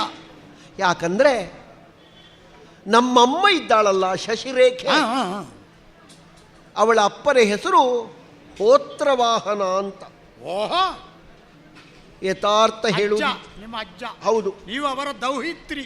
ನಾನು ಇಷ್ಟರವರೆಗೆ ನಾನವರನ್ನು ನೋಡಲೇ ಇಲ್ಲ. ಅಜ್ಜ ಊರಲ್ಲಿ ಇಲ್ವಾ ಅಂತ. ಅವರು ಸನ್ಯಾಸಿ ಆಗಿದ್ದಾರೆ. ಮತ್ತೆ ಕಾಣುವುದು ಹೇಗೆ? ಅದೇ ಈ ಕಾಲದಲ್ಲಿ ಹಾಗೆ ಅಂತ. ಮದುವೆ ಮಾಡಿ ಕೊಟ್ಟ ಮೇಲೆ ಅಪ್ಪನ ಮನೆ, ಅಮ್ಮನ ಮನೆ, ನಾವು ಹುಟ್ಟಿದ ಮನೆ, ಅಲ್ಲಿಯ ಸಂಬಂಧದ ಬೆಸುಗೆ ಉಂಟು ಅಂತ ಏನು ಹೇಳುವುದಕ್ಕಿಲ್ಲ. ಇದ್ರೆ ಉಂಟು, ಇಲ್ಲದಿದ್ರೆ ಇಲ್ಲ. ಆದ್ರೆ ಇಟ್ಟುಕೊಳ್ಬೇಕಪ್ಪ. ಕೊಟ್ಟ ಹೆಣ್ಣು ಕುಲದಿಂದ ಹೊರಗೆ, ಅದನ್ನು ಸುಳ್ಳು ಮಾಡಬೇಕು.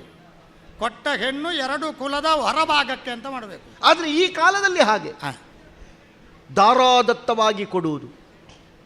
ನೀರೆರೆದು ಕೊಟ್ಟ ಮೇಲೆ ಕೊಟ್ಟ ವಸ್ತುವಿನಲ್ಲಿ ನಮಗೆ ಅಧಿಕಾರ ಇಲ್ಲ. ಹೀಗೆ ಯೋಚಿಸ್ತಾ ಯೋಚಿಸ್ತಾ ನಮ್ಮ ಸಖೀ ವೃಂದವನ್ನೆಲ್ಲ ಸೇರಿಸಿ ನಾನು ಗಂಗಾ ಭವಾನಿಯ ಮಡಿಲೊಳಗೆ ಹೋದೆ. ಆ ತಂಪು, ಆ ಸೌಂದರ್ಯದ ಬಿಸುಪು, ಹಳೆಯ ನೆನಪು ನಮಗೆ ಪುಣ್ಯ, ನಮಗೆ ಭಾಗ್ಯ. ಕಾಣ್ಲಿಕ್ಕುಂಟೋ, ಕಾಣ್ಲಿಕ್ಕಿದ್ರು ಆ ವಯಸ್ಸು ತಿರುಗಿ ಬರ್ತದ. ಬಿಂದು ಮಾತ್ರ ಸ್ಪರ್ಶದಿಂದ ಸಕಲರ ಪಾಪವನ್ನು ಹೋಗಲಾಡಿಸಬಹುದಾದ ಗಂಗಾ ಭವಾನಿ ಹರಿಯುವುದು ನಮ್ಮ ಕಾಶಿ ಕ್ಷೇತ್ರದಲ್ಲಿ. ಅನ್ನಪೂರ್ಣೆ ಎರಡನೆಯ ಕೈಲಾಸ ನಮ್ಮ ಕಾಶಿ. ಮಣಿಕರ್ಣಿಕಾ ಘಟ್ಟ ಅದು ವಿಶಿಷ್ಟವಾದದ್ದು, ವಿಶೇಷವಾದದ್ದು. ಆ ಸ್ಥಳವನ್ನು ಮುಟ್ಟುವುದು ಅಂತ ಹೇಳಿದರೆ ಅದು ಯಾವುದೋ ಜನ್ಮ ಜನ್ಮಾಂತರೀಯವಾಗಿರುವಂತಹ ಪುಣ್ಯ ವಿಶೇಷ ಅಂತ ಲೆಕ್ಕ. ಕಾಶಿ ವಿಶ್ವೇಶ್ವರನ ಆಡುಂಬಲ. ಅಲ್ಲಿ ಜಲಕ್ರೀಡೆಗಾಗಿ ಹೋಗಿದ್ದೆ. ನೀರಲ್ಲೆಲ್ಲ ಕೇಳಿ ಮುಗಿಸಿ ಇನ್ನೇನು ಬೇಕಾದಷ್ಟು ಹೂಗಳನ್ನು ಕೊಯ್ಯೋಣ ಅಂತ ನಮ್ಮದ್ದೇ ಪ್ರಮದಾವನದಲ್ಲಿ ಸುತ್ತುವರಿಯುವಾಗ ಯಾರೇ ನೀನು ಸುಂದರಾಂಗಿ ಎನ್ನುವ ಧ್ವನಿಯೊಂದು ನನ್ನ ಕರ್ಣಪಟಲಗಳಿಗೆ ಮೃದುವಾಗಿ ಸ್ಪರ್ಶವಾಯಿತು. ಹೆಣ್ಣಿನದ್ದ ಗಂಡಿನದ್ದ? ಗಂಡಿನದ್ದು. ತಿರುಗಿ ನೋಡ್ತೇನೆ, ಹುರಿಗಟ್ಟಿದಂತಹ ಮೀಸೆ, ವಿಶಾಲವಾದಂತಹ ಮುಖ, ಭಾವಪೂರ್ಣವಾದಂತಹ ಆಸಕ್ತಿಯನ್ನು ತುಂಬಿದಂತಹ ಕಣ್ಣುಗಳು, ಗುಳಿಬಿದ್ದ ಕೆನ್ನೆಗಳು, ಹರವಾದ ಎದೆ, ಆಜಾನುಬಾಹು, ಸುರದ್ರೂಪಿ ದೃಢಕಾಯನಾದಂತಹ ಒಬ್ಬಾತ ವ್ಯಕ್ತಿ. ಪುರುಷಾಗ್ರಣಿ ಅಂತ ಗುರುತಿಸಿದ ನೀನು. ನಾನು ನೆಲವನ್ನು ಗೀಚುತ್ತಾ ನಾನು ಅಂಬೆ, ನೀನು ಯಾರು ಅಂತ ಕೇಳಿದೆ. ಹೌದು, ಮರುದಿನ ಸ್ವಯಂವರಕ್ಕೆ ಸಿದ್ಧಳಾಗಬೇಕಾದ ಇವಾದ್ದು ಕೇಳಿಯೇ ಬಿಟ್ಟಲ್ಲ. ಹೌದು, ಪ್ರೇಮಗಳು ಹೇಗೆ ಹುಟ್ಟಿಕೊಳ್ಳುತ್ತದೆ, ಕಾಲ ನಮ್ಮನ್ನು ಹೇಗೆ ಕುಣಿಸ್ತದೆ, ವಿಶೇಷವಾದಂತಹ ಕಾಲ ನಮ್ಮ ಜೀವಮಾನದಲ್ಲಿ ಯಾವ ಪಾಕವನ್ನು ಮಾಡ್ತದೆ ಅಂತ ಹೇಳುವುದಕ್ಕೆ ಯಾವನಿಗೂ ಸಾಧ್ಯ ಇಲ್ಲ. ಅಂದ್ರೆ ಹಾಗೆ ಮಾತಾಡಿಸುವ ಕಾಲದಲ್ಲಿ ಏನು ಹುಟ್ಟಿತ್ತು ನಿಮ್ಮೊಳಗೆ? ಪ್ರೇಮ. ಶಿವನೇ, ಪ್ರೇಮ ಪ್ರೇಮ ಪ್ರೇಮ. ಆ. ಕಣ್ಣುಗಳು ಒಂದಾಯಿತು. ಅವ ಕೇಳಿದ ನನ್ನಲ್ಲಿ, ಹೇಗೆ? ನನ್ನನ್ನು ನೀನು ವರಿಸ್ತೀಯಾ ಅಂತ ಕೇಳಿದ. ತಾನಾಗಿ? ಆ, ಯಾರವನಪ್ಪ? ಅವನ ಹೆಸರು ಬ್ರಹ್ಮದತ್ತ ಅಂತ. ಬ್ರಹ್ಮದತ್ತ ಅಂತ ಹೇಳಿದ್ರೆ ಸೌಭಾವನೀಶ ಅಲ್ವಾ? ಹೌದು. ನನ್ನ ಕೈಯಿಂದ ಆಘಾತಕ್ಕೊಳಪಟ್ಟು ನೆಲದ ಮೇಲೆ ಬಿದ್ದು ಚಟಪಡಿಸಿದ ಸಾಲ್ವ ಅಲ್ವಾ?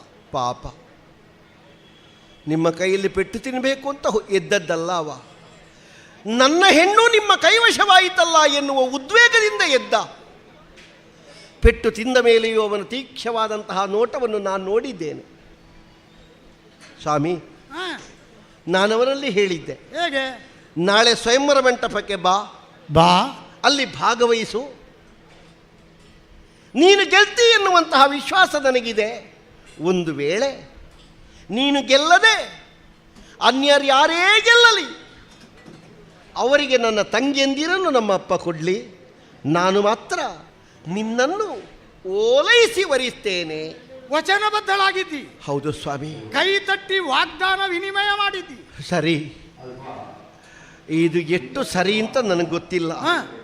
ಅಂತೂ ನಾನು ಹೇಳಿದ್ದು ಸರಿ. ಕರುಣನಿಧಿಗಳಾದ ತಾವು ಪ್ರೀತಿಯ ಬಗ್ಗೆ, ಪ್ರೇಮದ ಬಗ್ಗೆ, ಅನುರಾಗದ ಬಗ್ಗೆ, ವಿವಾಹ ಬಂಧಿಯ ಬಗ್ಗೆ ತಿಳಿದವರು. ಬೇಡ ಅಂತ ಇದ್ದರೆ ಯಾವ ಕಾಲಕ್ಕೂ ನಿಮ್ಮನ್ನಾದರೂ ನೀವು ಅದಕ್ಕಾಗಿ ತೆತ್ತುಕೊಳ್ಳುವವರು. ಸಹನಾಮೂರ್ತಿಗಳಾದ ಕ್ಷೇಮವನ್ನೇ ಬಯಸುವ ತಾವುಗಳು ನನಗೊಂದು ಅನುಗ್ರಹ ಮಾಡಬೇಕು ಸ್ವಾಮಿ. ಮನ್ಮನದಲ್ಲಿ ಒಲಿದವನನ್ನು, ಮನಸಾವರಿಸಿದವನನ್ನು, ನೀನೇ ನನ್ನ ಗಂಡ ಅಂತ ನಾನು ಹೇಳಿದವನನ್ನು ನಾ ಹೇಗೆ ಮರೀಲಿ, ನಾ ಹೇಗೆ ಬಿಡ್ಲಿ? ಇದಕ್ಕೊಂದು ದಾರಿ ತೋರಿಸು ಕರುಣಾನಿಧೆ. ಕೋಟೆ ಹೊರಗಿನಿಂದ ಚಂದ ಕಾಣಿಸ್ತದೆ, ಒಳಗೆ ಮಾತ್ರ ಹಾವುಗಳು ಅಂತ ಹೇಳುವ ಹಾಗಾಯಿತು. ಓ ಸುಂದರಾಂಗಿ, ಏನೇ ಏನೇ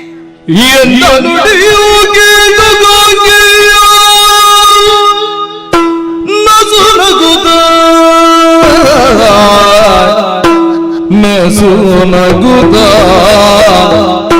ದೇವ್ರ ಸುಂದರಾಗಿ ನಿನ್ನ ಮನದ ಸಂಕಲ್ಪ, ನಿನ್ನ ಮನದ ಸಂಕಲ್ಪ ಎನಗಂದು ತಿಳಿದಿರೆ ತರೆನು, ಎನಗೌದು ತಿಳಿದಿರೆ ತರೆನು, ನಡೆದ ಕಾರ್ಯಕ್ಕಿನ್ನು ಮುಂದಿನ ಮಾಡುವುದೆನು. ಗಾಂಗೆಯ ನಸೊನಗುತ್ತ ನಸೊನಗುತ್ತ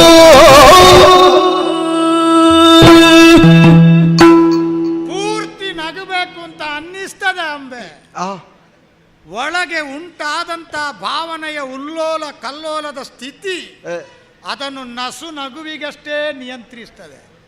ಹೆಚ್ಚು ನಗಾಡಬೇಡ ಭೀಷ್ಮ ಅಂತ ಆಕ್ಷೇಪಿಸ್ತದೆ. ಪ್ರಪಂಚದಲ್ಲಿ ತಾನೊಂದು ಬಗೆದರೆ ವಿಧಿ ಮತ್ತೊಂದು ಬಗೆಯಿತು ಅಂತ ಹೇಳುವ ಉಕ್ತಿ ಪ್ರಚಲಿತ ಉಂಟು. ಅದಕ್ಕೆಲ್ಲ ಸುಸ್ಪಷ್ಟವಾದ ನಿದರ್ಶನ ನಮ್ಮ ಬದುಕಿನಲ್ಲಿ ಸಿಗಲೇಬೇಕೆಂಬ ಹಠ ತೊಡುವ ಹಾಗಿಲ್ಲ. ಆದರೆ ಇಂತಹ ಘಟನೆಗಳೆಲ್ಲ ಎಷ್ಟು ಚಂದ ಅದನ್ನು ಸಮರ್ಥಿಸ್ತದೆ ಮತ್ತು ಪುಷ್ಟೀಕರಿಸ್ತದೆ ನೋಡು. ನಾನು ಬಗೆದದ್ದು 3 ವಧುಗಳನ್ನು ಏಕಕಾಲದಲ್ಲಿ ತಮ್ಮನಿಗೆ ಮದುವೆ ಮಾಡಿಸಿ, ಆ ಮೂಲಕವಾಗಿ ಅವನ ಬದುಕಿನ ಉತ್ಕರ್ಷೆ, ಆ ಮೂಲಕವಾಗಿ ನಿಮ್ಮ ಜೀವನದ ಕಲ್ಯಾಣ, 2 ಸಂಸಾರಗಳ ಬೆಸುಗೆ ಈ ವಿಶಾಲವಾದ ಹಾರ್ದವಾದ ಹಾರೈಕೆ ಇಟ್ಟರೆ ವಿಧಿ ಇನ್ನೊಂದನ್ನು ಬಗೆದು ಅಟ್ಟಹಾಸದಿಂದ ನಗಾಡ್ತದೆ. ಸುಂದರಾಂಗಿ ನೀನು ಹೊರಗಿನಿಂದ, ಆದರೆ ನಿನ್ನ ಒಳಗಿರಬಹುದಾದ ನಿನ್ನ ಅಂತಃಕರಣದ ಒಳಗೆ ಬೈತಿಟ್ಟಂತಹ ಗೂಢವಾದ ಸಂಗತಿ ಅದು ಬೆಳಕಿಗೆ ಬಂದದ್ದು ಈಗ. ಏನು ಮಾಡೋಣ ಹೇಳು? ಅದು ಯಾಕೆ ಈಗ ಬಂತು ಬಲ್ಲಿರ? ಯಾಕೆ?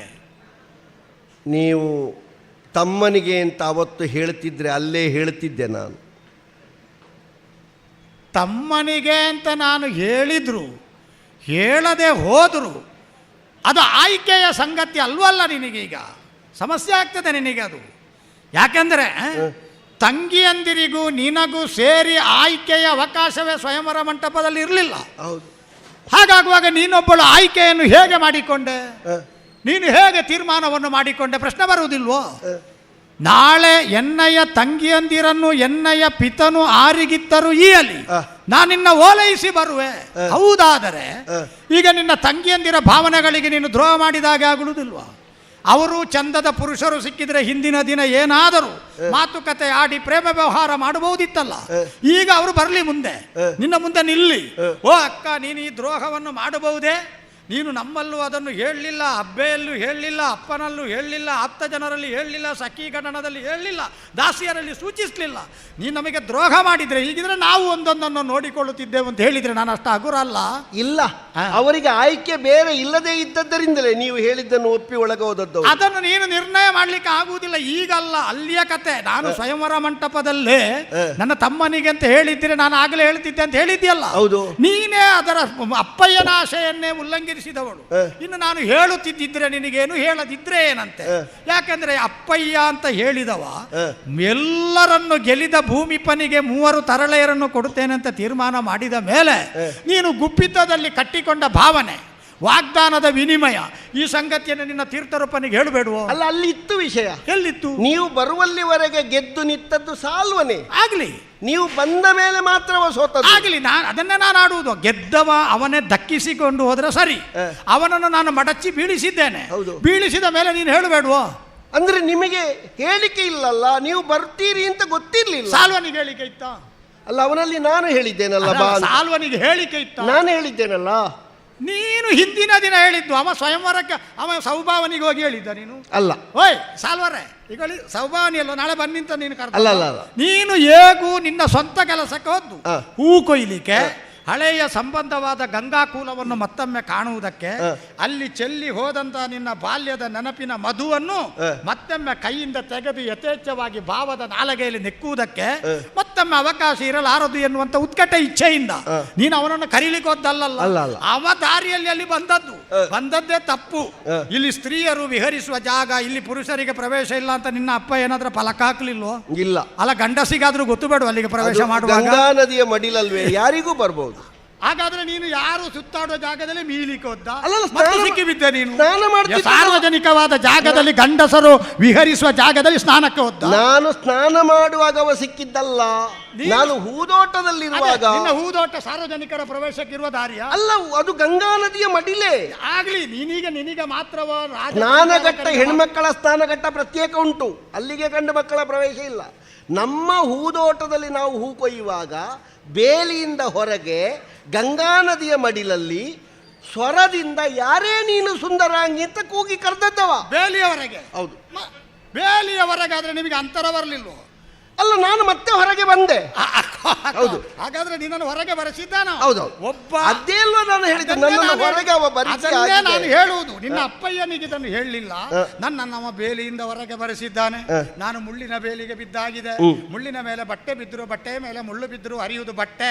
ನನ್ನ ಬಟ್ಟೆಯನ್ನು ನೀವು ಯಾವತ್ತು ಹಾಳು ಮಾಡಬೇಡಿ ಅಪ್ಪಯ್ಯ, ಅವನಿಗೆ ಕೊಡಿದ್ದು ಹೇಳಲಿಲ್ಲ. ನಾನು ಅವನನ್ನು ಹೊಡೆದು ಮಗುಚುವಾಗಲೂ ನಿನ್ನ ಬಾಯಿ ಬಿಟ್ಟು ಹೇಳಲಿಲ್ಲ. ಅಲ್ಲ, ಹೇಳ್ಬೋದಿತ್ತು. ನಿಮ್ಮ ಕೋಪವನ್ನು ಕಂಡು ಹೇಳಲಿಕ್ಕೆ ಧೈರ್ಯ ಬರಲಿಲ್ಲ. ಅಂಬೆ, ಈ ಪ್ರಸಂಗಕ್ಕೆ ಬೇರೆ ತಿರುವುಗಳನ್ನು ಬರುವುದನ್ನು ನಾನು ಅಪೇಕ್ಷಿಸುವುದಿಲ್ಲ. ನಾನು ನನ್ನ ವ್ಯಾಪ್ತಿಯಲ್ಲಿ ಏನು ಹೇಳಬಹುದು ಹೇಳಿ ಮುಗಿಸ್ತೇನೆ.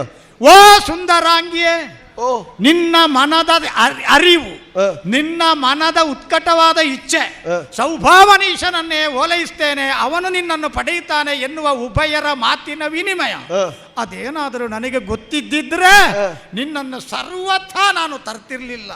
ಇನ್ನು ಈ ಪ್ರಸಂಗವನ್ನು ನೀವು ಬೇಸರ ಮಾಡಬೇಡಿ, ನೀವು ಬೇಸರ ಮಾಡಬೇಡಿ. ನನಗೆ ಬೇಸರ ಇಲ್ಲ, ಮತ್ತೆ ನನಗೆ ಕಸಿವಿಸಿ ನನ್ನಿಂದಾಗಿ ನೀನೊಬ್ಳು ಬೇರೆ ಆಗಿಬಿಟ್ಟೆ ಅಲ್ಲ ಅಂತ. ಅವರಿಬ್ಬರು ಒಳಗಾದ್ರಲ್ಲ, ನೀನು ಹೊರಗಾದಿಯಲ್ಲ. ಇಲ್ಲ, ಹೊರಗೆ ಆಗುದಿಲ್ಲ, ಹೊರಗೆ ಆಗುದಿಲ್ಲ. ನೀವು ಮನಸ್ಸು ಮಾಡಿದ್ರೆ ನಾನು ಹೊರಗೆ ಆಗುವುದೇ ಇಲ್ಲ. ಅಂದ್ರೆ ಚಂದಿರ ಅನ್ವಯ ದೀಪ, ಚಂದಿರ ಅನ್ವಯ ದೀಪ, ಚಂದಿರ ಅನ್ವಯ ದೀಪ, ಕೇಳು ದಯಯು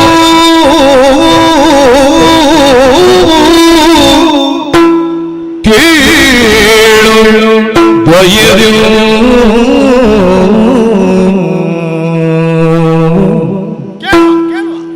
ಸತ್ಯ ಸಾಗನಿ ನೀನ್ಯೋದು ಅರಿತಿರ್ಪಿ ಸತ್ಯ ಸೋದು ನೀನ್ಯೋದು ಅರಿತಿರ್ಪಿ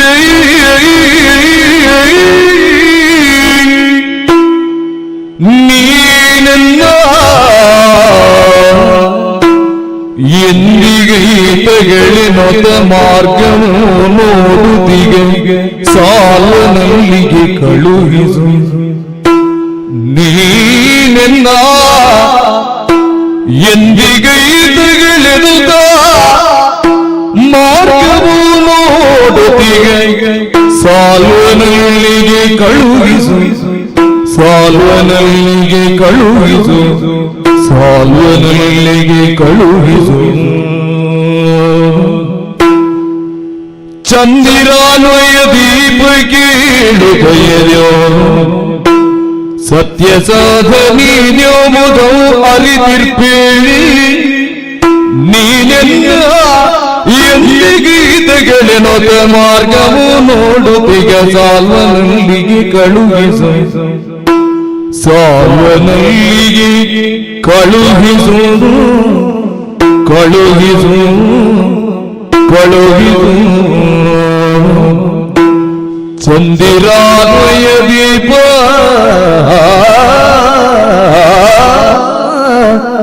ಕೇಳುದಯರು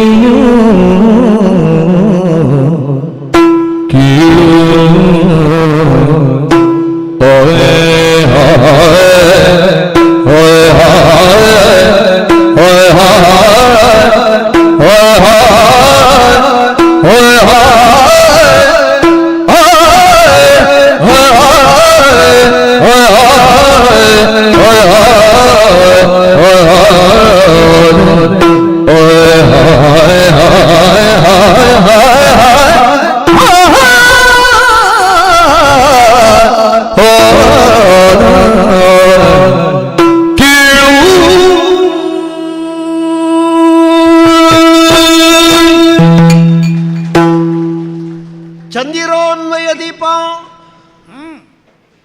ದೀಪದ ಅಡಿ ಕತ್ತಲಂತೆ.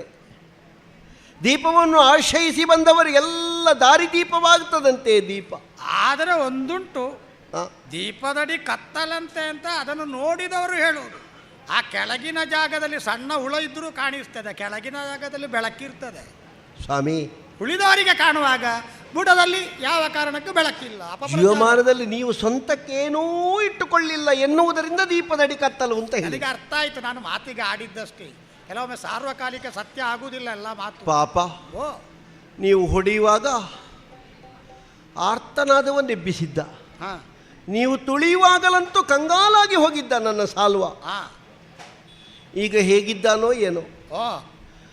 ಬಹುಶಃ ಮಾರ್ಗ ನೋಡ್ತಾ ಇರಬಹುದು. ನನ್ನ ಅಂಬೆ ಇವತ್ತಲ್ಲ ನಾಳೆ ಆದರೂ ಬರ್ತಾಳೆ. ಆರೋಗ್ಯದಲ್ಲಿರಬಹುದು, ಪ್ರಥಮ ಚಿಕಿತ್ಸೆ ಮಾಡಿಸಿರಬಹುದು, ಎರಡನೇ ಹಂತದ ಶುಶ್ರೂಷೆಯಿಂದ ಮೂರನೇ ಹಂತದ ಶುಶ್ರೂಷಕ್ಕೆ ಬಂದು ಈಗ ಮಂಚದಿಂದ ಇಳಿದಿರಬಹುದು ಅವ.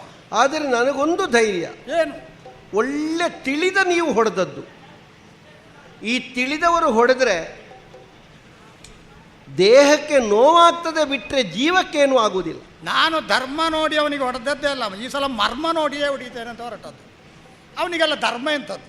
ಆ ಕಾಲಕ್ಕವ ಮುಂದೆ ಬರಬಾರ್ದು ಎನ್ನುವುದನ್ನು ಸ್ತಂಭಿಸುವುದಕ್ಕೆ, ಸ್ಥಗಿತಗೊಳಿಸುವುದಕ್ಕೆ ನೀವು ಹೊಡೆದಿದ್ದೀರಿ. ಅಲ್ಲ, ಅವನು ಕೇಳಿದ್ದು ಹಾಗೆ, ದುರಪರಾಕ್ರಮ ಭೀಷ್ಮ ಗೋರ್ವಗೆ ಮಾರಿ ಹೋಗಿವುದೇ, ನನಗೇ ಮಾರಾಟ ಆಗಿದೆ ಅಂತ ಹೇಳಲಿಕ್ಕೆ ಹೊಡೆದದ್ದು ಅವನಿಗೆ. ಸ್ವಾಮಿ, ನಿಮ್ಮ ಪಶ್ಚಾತ್ತಾಪವನ್ನು ನಾನು ಕಂಡೆ. ನನ್ನ ಪಶ್ಚಾತ್ತಾಪ ಅಲ್ಲ ಅಲ್ಲ, ನನಗೆ ಗೊತ್ತಿರ್ತಿದ್ರೆ ನಾನು ತರ್ತಿರ್ಲಿಲ್ಲ ಅಂದೆ. ಪಶ್ಚಾತ್ತಾಪ ಅಲ್ಲ, ಇದು ನಿನ್ನ ಬದುಕನ್ನು ನೇರ್ಪುಗೊಳಿಸಬಹುದಾದ, ನನ್ನ ದಾರಿಯಲ್ಲಿ ಹೊಸತನವನ್ನು ತೋರಬಹುದಾದ, ಎರಡೂ ಸಾಧ್ಯತೆ 50-50 ಉಭಯೋಗಿ ಇರಬಹುದಾದ ಹೇಳಿಕೆ ನನ್ನದು. ನೀನು ಒಂದು ಮಾತನ್ನು ಹೇಳುವುದು ಬೇಡ. ನಿನ್ನ ಮನದ ಒಲವು ನನಗಂದು ತಿಳಿದಿದ್ರೆ, ಅದು ಬಾಯಿ ಮಾತಿನಲ್ಲ, ಚರ್ಯೆಯಿಂದ ಗೊತ್ತಾಗಿದ್ರು ನಾನು ಬಿಡ್ತಿದ್ದೆ ನಿನ್ನನ್ನು. ಈಗ ನಾನು ಬಾಯಿದೆರೆಯಾಗಿ ಹೇಳಿದೆ. ಈಗ ತಡ ಆಯ್ತಲ್ಲ, ತಮ್ಮನನ್ನು ಮದುವೆ ಆಗುವುದೇ ಒಳ್ಳೆಯದು. ನಡೆದ ಕಾರ್ಯಕ್ಕೆ ಮುಂದಕ್ಕೆ ಇನ್ನೇನ ಮಾಡ್ಬೋದು? ಇಲ್ಲ ಸ್ವಾಮಿ, ಮನ್ಮನದಲ್ಲಿ ನಾನವನನ್ನು ವರಿಸಿದ್ದೇನೆ. ಹಾಗಾಗಿ ನಾನು ನಿಮ್ಮಲ್ಲಿ ವಿನಮ್ರವಾಗಿ ಪ್ರಾರ್ಥಿಸಿಕೊಳ್ಳುವುದು, ನೀವು ನನ್ನನ್ನು ಸೌಭಕ್ಕೆ ಕಳಿಸಿದ್ರೆ ನಾನು ಸೌಭದ ವನಿತೆಯಾಗ್ತೇನೆ.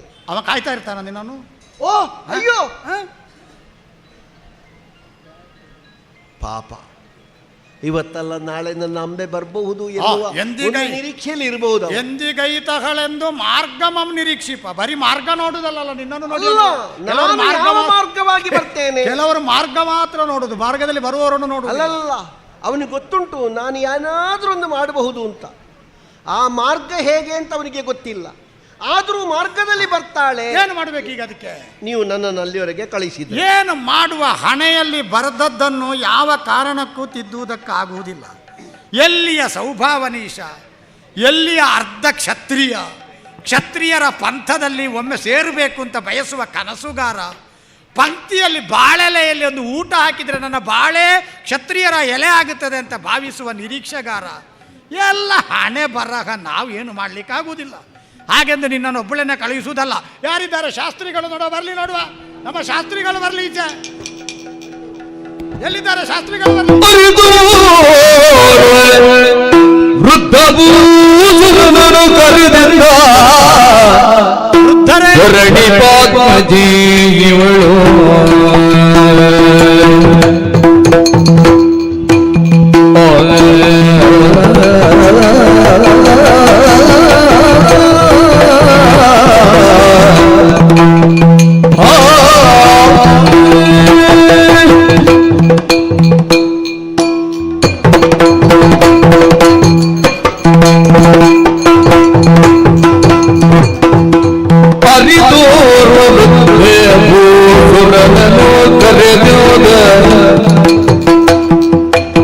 ಧರಣಿ ಪಾಪದಿ ಇವಳು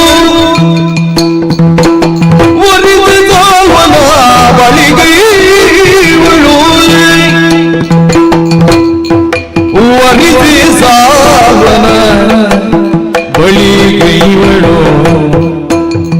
ಜತೆಯಲಿ ತೆರಳುವುದಯ್ಯ ನೀವು, ಜತೆಯಲಿ ತೆರಳುವುದಯ್ಯ ನೀವು.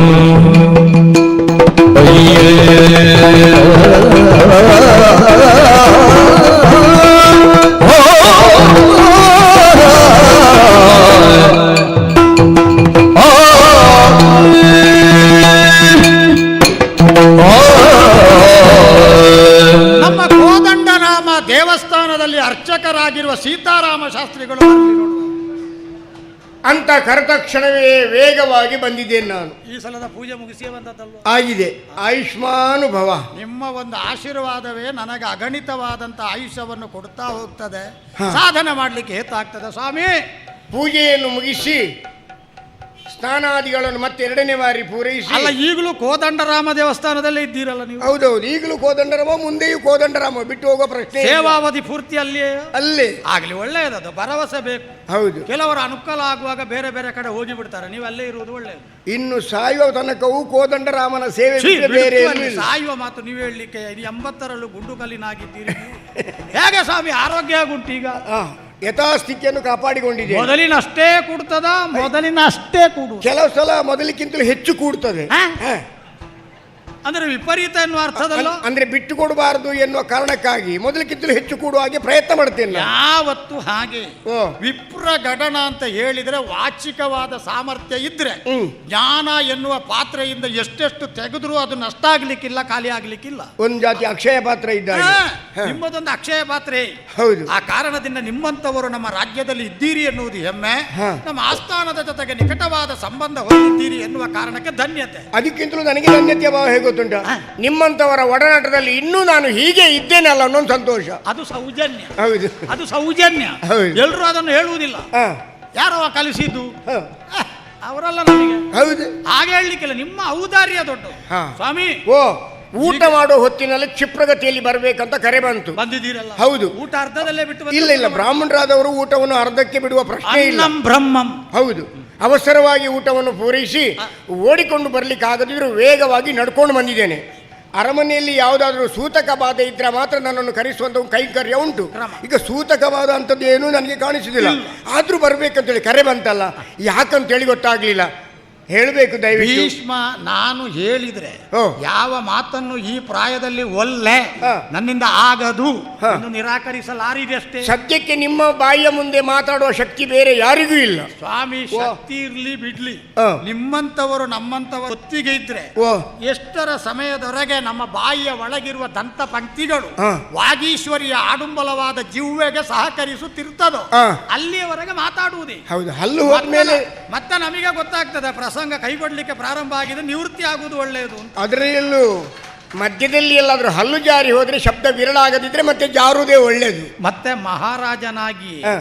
ವಿದಾಯ ಹೇಳುವುದು ಒಳ್ಳೆಯದು. ಹೌದು, ಮತ್ತೆ ಮಂತ್ರಿಯ ಸ್ಥಾನಕ್ಕೆ ಇಳಿದ ಮೇಲೆ ಹೋಗಬಾರದವ. ಹೌದೌದು. ಮಹಾರಾಜನ ಮಟ್ಟಕ್ಕೆ ಮುಗಿಸಿ ಹೋಗಬೇಕು. ಮಹಾರಾಜ ಆದವರು ಮತ್ತೆ ಮಂತ್ರಿ ಆಗಬಾರದು. ಮತ್ತೆ ಭಟನ ಸ್ಥಾನಕ್ಕೆ ಬಂದು ನಿವೃತ್ತಿ ಆದ್ರೆ ಮೊದಲು ಮಹಾರಾಜರಾಗಿದ್ರಪ್ಪ, ಹೌದು. ಈಗ ಭಟರಾಗಿ ನಿವೃತ್ತಿ ಹೊಂದಿದ್ರು ಅಂತ ಆಗ್ತದೆ. ಹೌದು. ಮಹಾರಾಜನ ಮಟ್ಟದಲ್ಲೇ ಅದಕ್ಕೆ ಬೇಕಾದಂತ ಯೋಗ್ಯತೆಯಿಂದಲೇ ಶೋಭೆಯೇ ಬೇರೆ. ಸ್ವಾಮಿ, ಓ. ನಿಮ್ಮಿಂದೊಂದು ಮಹದುಪಕಾರ ನನಗೆ ಆಗಬೇಕು. ಅಪ್ಪಣೆ ಆದ್ರೆ ಸಾಕು, ಉಪಕಾರ ಬೇಡ, ಅಪ್ಪಣೆ ಆದ್ರೆ ಸಾಕು. ಅಯ್ಯೋ, ನಾನು ನಿಮಗೆಲ್ಲ ಅಪ್ಪಣೆ ಮಾಡುವ ಹೊಂದಿರಬಹುದು, ಹ್ಮ್. ಪಾತ್ರತೆ ನೋಡಬೇಡುವೋ. ಹಾ. ಸಜ್ಜನಿಕೆಯ ಸಾಕಾರ ಮೂರ್ತಿ, ಔದಾರ್ಯದ ಚಿನ್ನದ ಪಾತ್ರೆ, ಕೃತಜ್ಞತೆಯ ಮೇರು ಪರ್ವತ, ಸ್ನೇಹ ಎನ್ನುವುದರ ಕಡಲು, ಮಮತೆ ಎನ್ನುವುದರ ಮಡಿಲು ಆಗಿರುವ ನಿಮ್ಮನ್ನೆಲ್ಲ ಹಾಗೆ ನಾನು ಭಾವಿಸಿಯನು.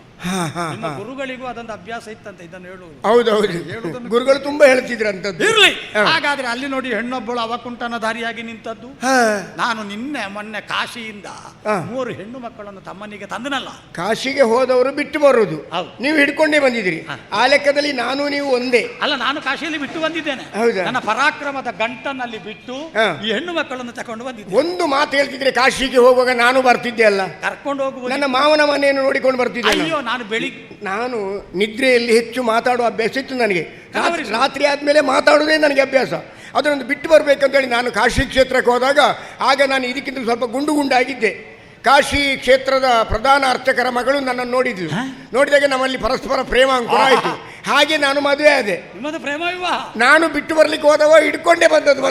ನೋಡಿ, ಪ್ರೇಮ ವಿವಾಹ ನಿಮ್ಮ ಖರ್ಚಲ್ಲೇ ಒಂದು ಹೋಗ್ಬೋದಿತ್ತಲ್ಲ ಅಂತ ಒಂದು ಮಾತು ಹೇಳಿದ್ದ. ನಾನು ಮದುವೆ ಆಗದಿದ್ರೆ ಏನು, ಪ್ರೇಮ ವಿವಾಹದ ರುಚಿ ಅಭಿರುಚಿ ಏನು ಅಂತ ನನ್ನ ಅಪ್ಪಯ್ಯನಿಂದ ಕಲ್ತಿದ್ದೇನೆ. ನಾನು ತಿಳಿದಿದ್ದೇನಪ್ಪ. ಹೌದು. ಈಗ ಗೃಹಸ್ಥಾಶ್ರಮ ತಿಳಿಲಿಕ್ಕೆ ಮದುವೆ ಆಗಬೇಕು. ಮದುವೆ ಆದವರನ್ನು ಕಂಡ್ರೆ ಸಾಕಾಗುದಿಲ್ವ? ಮತ್ತೆ ನಮ್ಮ ಅಪ್ಪ ಅಮ್ಮನ ಜೀವನವೇ ಸಾಕಾಗುದಿಲ್ವ? ಇರ್ಲಿ ಸ್ವಾಮಿ. ಈಗ ಈಕೆಯನ್ನು ನಾನು ತರುವಾಗ ಒಬ್ಬಳನ್ನೇ ತಂದದ್ದಲ್ಲ, 3 ಕರೆ ತಂದಿದ್ದೇನೆ. ಮತ್ತೆ ಇಬ್ಬರು ನನ್ನ ತಮ್ಮ ವಿಚಿತ್ರ ವೀರ್ಯನನ್ನು ವರಿಸುವುದಕ್ಕೆ ಒಪ್ಪಿದ್ರು.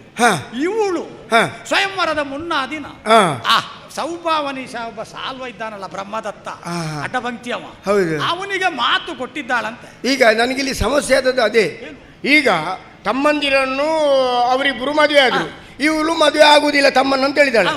ಈಗ ಅವಳು ಮದುವೆ ಆಗೋದಕ್ಕೂ ನನ್ನನ್ನು ಕರೆಯೋದಕ್ಕೂ ಏನು ಸಂಬಂಧ? ನನ್ನಿಂದ ಕೂಡುವುದಿಲ್ಲ, ನನ್ನಿಂದ ಕೂಡುವುದಿಲ್ಲ ಅಲ್ಲ. ಅವಳಿಗೆ ಬೇಕಾದ ವರನನ್ನು ಹುಡುಕುವುದಕ್ಕೆ ಈಗ ನನ್ನಿಂದ ಕೂಡುವುದಿಲ್ಲ.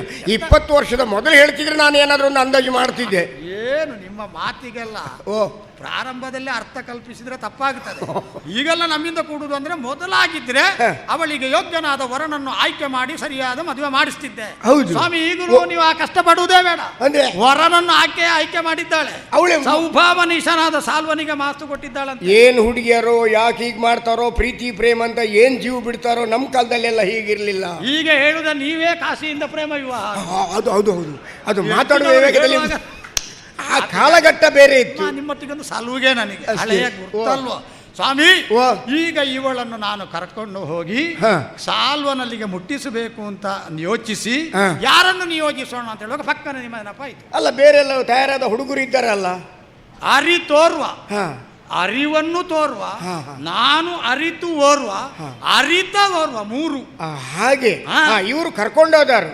ಎಲ್ಲಿಗಂತ ಇಲ್ಲ, ನಾನು ಕರ್ಕೊಂಡೋದ್ರೆ ಅರಿವು ಇರುವವರು ಮಾತ್ರ ಆಕೆಯನ್ನು ಸರಿಯಾದ ಜಾಗಕ್ಕೆ ಮುಟ್ಟಿಸಬಲ್ಲರು. ಸರಿ, ನೀವು ಮಿತವಾದ ಪರಿವಾರ ಕೊಡ್ತೇನೆ, ಹಿತವಾದ ಒಂದಿಗರನ್ನು ಕೊಡ್ತೇನೆ, ರಥ ಬೇಕಾದ್ರೆ ತಕೊಂಡು ಹೋಗಬಹುದು, ಎಲ್ಲ ವ್ಯವಸ್ಥೆ ಉಂಟಲ್ಲ. ಭೀಷ್ಮನಲ್ಲಿಂದ ಹೋಗುವಾಗ ಅದೆಲ್ಲ ಬೇಡಪ್ಪ. ಅಲ್ಲಿ ಎಂತದ್ದು ಒಂದು ವಸ್ತುವನ್ನು 10 ವರ್ಷ ಬಿಟ್ಟರು ಯಾರು ತಕೊಂಡು ಹೋಗುವವರಿಲ್ಲ.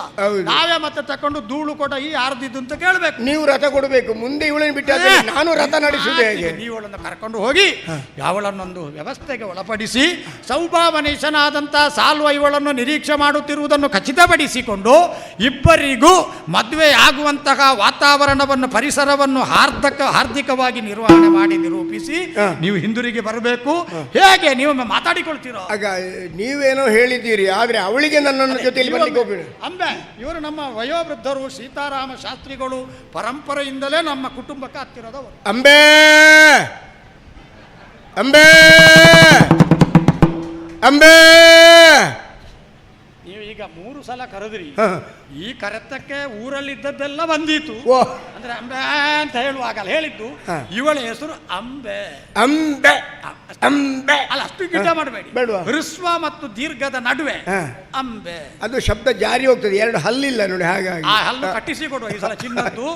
ಅಂಬೆ ಅಂಬೆ. ನೀವು ಹಟ್ಟಿಯಲ್ಲಿ ನಿಂತದ್ದ ಅಲ್ಲ ಆಸ್ಥಾನದಲ್ಲಿ ನಿಂತದ್ದ? ಯಾಕೆ ಮೊದಲ ಸಲ ಅಂಬಾ ಅಂತ ಕರೆದ್ರು, ಅಲ್ಲಿಂದ ಅಲ್ಲಿಗೆ ಗುಟುರು ಹಾಕುವಾಗ ಅದು ಗುಟ್ರು ಹಾಕುದು ಆಗಲ್ಲ. ನೀನು ಅವರನ್ನು ಪ್ರಚೋದಿಸಬಾರದು. ಮತ್ತೆ ಯಾವುದೆಲ್ಲ ಗುಟ್ರು ಹೇಗೆ ಬಂದಿತ್ತು ಅಂತ ಹೇಳಲಿಕ್ಕೆ ಬರಲಿಕ್ಕಿಲ್ಲ. ಸ್ವರ ಮತ್ತೆ ಎಲ್ಲಿಂದ ಇವರು ನನ್ನನ್ನು ಕರ್ಕೊಂಡು ಹೋಗ್ಲಿಕ್ಕೆ. ಹೇಗೆ ನಾನು ಆದೀತ ನಿನಗೆ? ಹೇಗೆ ನಿನಗೆ ನಾನು ಆದೀತ? ನಿಮಗೆ ಕೂಡೀತಾ? ನಿನಗೆ ಉಮೇದಿದ್ರೆ ನನ್ನಿಂದ ಕೂಡೀತು, ನಿಮಗೆ ಕೂಡಿದ್ರೆ ನನಗೆ ಆದೀತು. ಹಾಗಾದ್ರೆ ಮತ್ತೊಂದು ಆದೀತು. ನಿಮಗಿಬ್ಬರಿಗೆ ಒಪ್ಪಿಗಾದ್ರೆ ನನ್ನ ತಲೆನೋವು ಇಲ್ಲೇ ಬಿತ್ತು. ಹೋಗಿ ಬರಲಿ, ಒಳ್ಳೆಯದಾಗಲಿ, ಅನುರೂಪ ದಾಂಪತ್ಯ ಬರಲಿ. ನಿಮ್ಮನ್ನು ಒಂದು ಒಳ್ಳೆಯ ಬೀಗರ ಔತಣಕ್ಕೆ ನಾನು ನನ್ನ ತಂಗಿಯಂದಿರನ್ನು ನೋಡ್ಲಿಕ್ಕೆ ನಾನು ಬರ್ಬಹುದಲ್ಲ? ನಿಮಗೆ ಔತಣವೇ ಮಾಡುವ. ಹೌದಲ್ಲ? ಸ್ವಾಮಿ, ಓ. ಹೋಗಿ ಬನ್ನಿ. ಶುಭ ಆಗ್ಲಿ ಆಗ್ಲಿ. ಸ್ವಾಮಿ, ಓ, ಹೊರಡುವ ಹೊರಡುವ. ಇನ್ನು ತಡ ಮಾಡುದು ಬೇಡ, ಹೋಗುವ.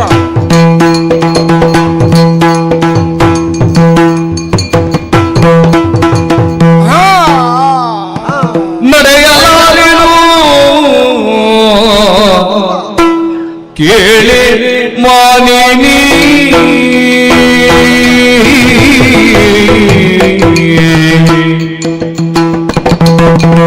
ಮಾನಿನಿ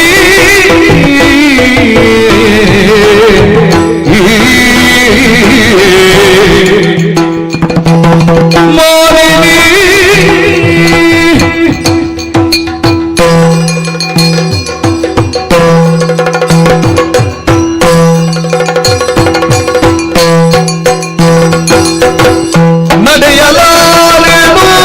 ಈಗ ಗೊತ್ತಾಯ್ತಾ ನಡೆಯಲಾರೇನು?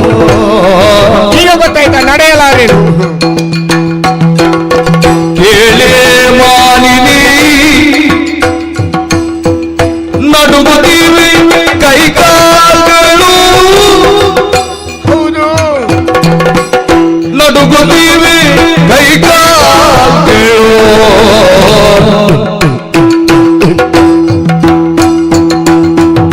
ಕಡುಮದೋಟದ ತೋಯ ಕೊಪ್ಪಿದ ಹುಡುಗಿ ನೀನು,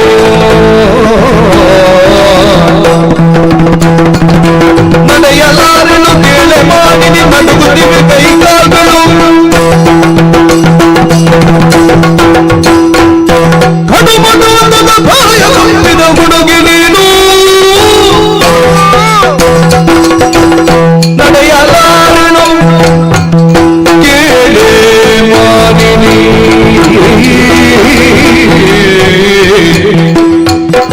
ಮಾನಿನಿ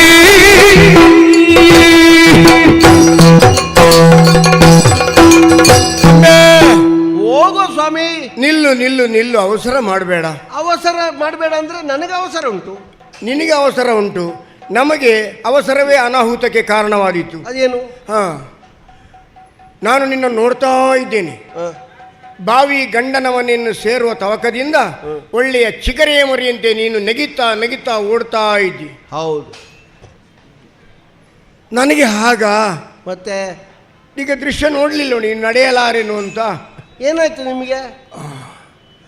ನೀನಾದರೆ ಸಣ್ಣ ಪ್ರಾಯದ ಹುಡುಗಿ. ನಾನು ಕೇಳಿದ್ದೇನೆ, ಅರಮನೆಯಲ್ಲಿ ಬೆಳೆದಂತಹ ಹೆಣ್ಣು ಮಕ್ಕಳಿಗೆ ಬೆಳದಿಂಗಳು ಬಿಸಿಲಾಗ್ತದೆ, ಜಾಜಿ ಮಲ್ಲಿಗೆ ಹೂ ಸೂಜಿಯಂತೆ ಚುಚ್ಚುತ್ತದೆ, ತೀರ್ಥ ತಗೊಂಡ್ರೆ ಶೀತ ಆಗ್ತದೆ, ಆರತಿ ತಗೊಂಡ್ರೆ ಉಷ್ಣ ಆಗ್ತದೆ, ರತ್ನಕಂಬಳಿಯ ಮೇಲೆ ಸದಾ ನಡೀತಿದ್ದಂಥ ನಿಮಗೆ ಎಲ್ಲಾದರೂ ಕಲ್ಲು ಮುಳ್ಳುಗಳು ಸಿಕ್ಕಿದೆ, ಅದರಲ್ಲಿ ಮೇಲೆ ಕಾಲಿಡುವುದೇ ಕಷ್ಟ ಆಗ್ತದೆ. ಹಾಸಿಗೆ ಮೇಲೆ ಮಲಗುವಾಗ ಒಂದು ಕೂದಲು ಸಿಕ್ಕಾಕೊಂಡ್ರು ಕಟ್ಟಿಗೆ ರಾಶಿಯ ಮೇಲೆ ಮಲಗಿದಂಥ ವೇದನೆ ಅನುಭವ ಆಗ್ತದೆ ಅಂತ ನಾನು ಕೇಳಿದ್ದೇನೆ. ಆದರೆ ಇಷ್ಟು ಸೌಕರ್ಯಗಳಲ್ಲಿ ರತ್ನಕಂಬಳಿಯ ಮೇಲೆ ನಡೀತಿದ್ದಂಥ ನೀನು ಈಗ ಕಲ್ಲು ಮುಳ್ಳುಗಳ ಮೇಲೆ ಇಷ್ಟು ವೇಗವಾಗಿ ಹೋಗ್ತಿ ಅಂತ ಹೇಳಿದ್ರೆ ನನಗೆ ಅದೇ ವಿಚಿತ್ರ ಆದದ್ದು. ಈ ವರ್ಷದಲ್ಲಿ ಹೆಣ್ಣು ಮಕ್ಕಳ ಪ್ರಥಮ ಓಟ ಹಾಗೂ ದ್ವಿತೀಯ ಓಟಗಾರ ಸ್ಪರ್ಧೆಯಲ್ಲಿ ಪ್ರಥಮ ಹಾಗೂ ದ್ವಿತೀಯ ಪ್ರಶಸ್ತಿಯನ್ನು ನಿನಗೇ ಕೊಡಬೇಕು. ಅದೆಂಥದ್ದು ಪ್ರಥಮ ಕೊಟ್ಟ ಮೇಲೆ ದ್ವಿತೀಯ? ಅದು ಎರಡನ್ನು ಪಡ್ಕೊಳ್ಳುವ ಯೋಗ್ಯತೆ ನಿನಗೆ ಉಂಟು ಅಂತ. 2 ಸಲ ಓಡ್ಲಿಕ್ಕೆ ಉಂಟು ನಾನು? ಅಲ್ಲ, ಓಡಿದ್ರು ಓಡ್ತಿ ಅಂತ ನಿನಗೆ ಸುಸ್ತಾಗುದಿಲ್ಲ, ಆಯಾಸ ಆಗುದಿಲ್ಲ. ಇದೇ ಪ್ರಶಸ್ತಿ ಸಿಕ್ಕಬೇಕಾದ್ರೆ ನಾನು ಒಬ್ಬಳೇ ಓಡಿದ್ರೆ ಪ್ರಶಸ್ತಿ ಸಿಗ್ತದ? ಸಿಕ್ಕಬಹುದು ಅಂತ ಹೇಳಿದ್ದಾನೆ.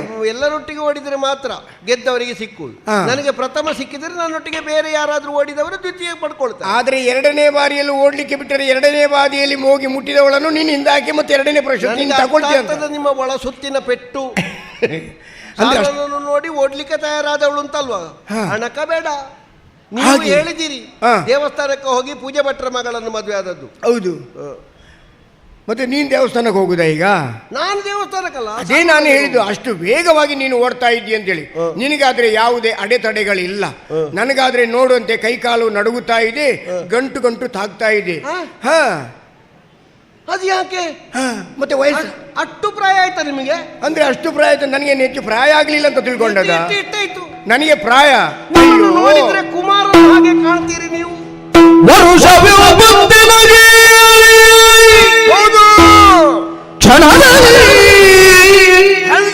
ಶಿರವು ಕಂಪಿಸುತ್ತಿರುವುದು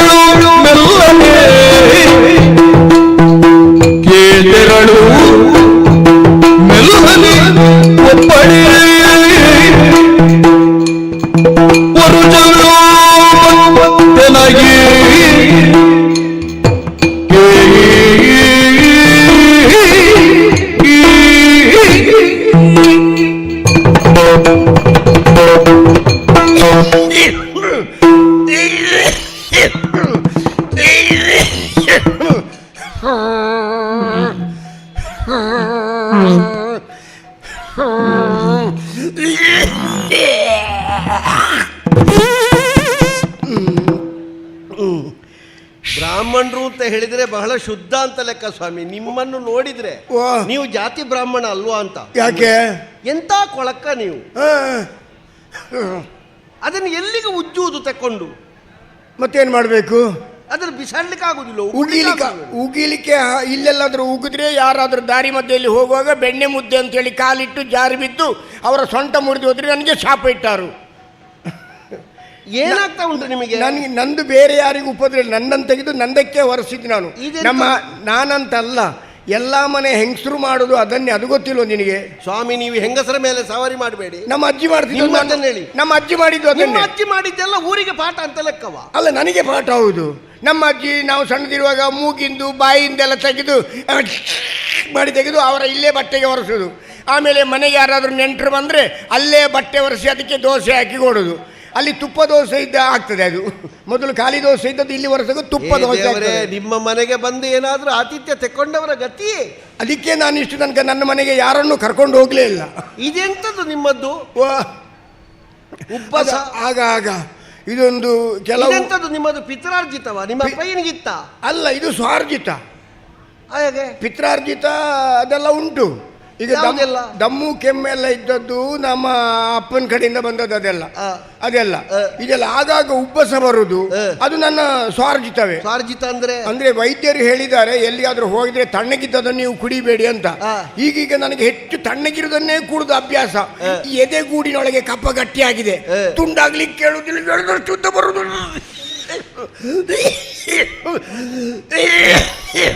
ಒಂದು ಗುಳಿಗೆ ತಗೊಂಡ್ರೆ ಸರಿ ಆಗ್ತದೆ ಇಲ್ಲೂ.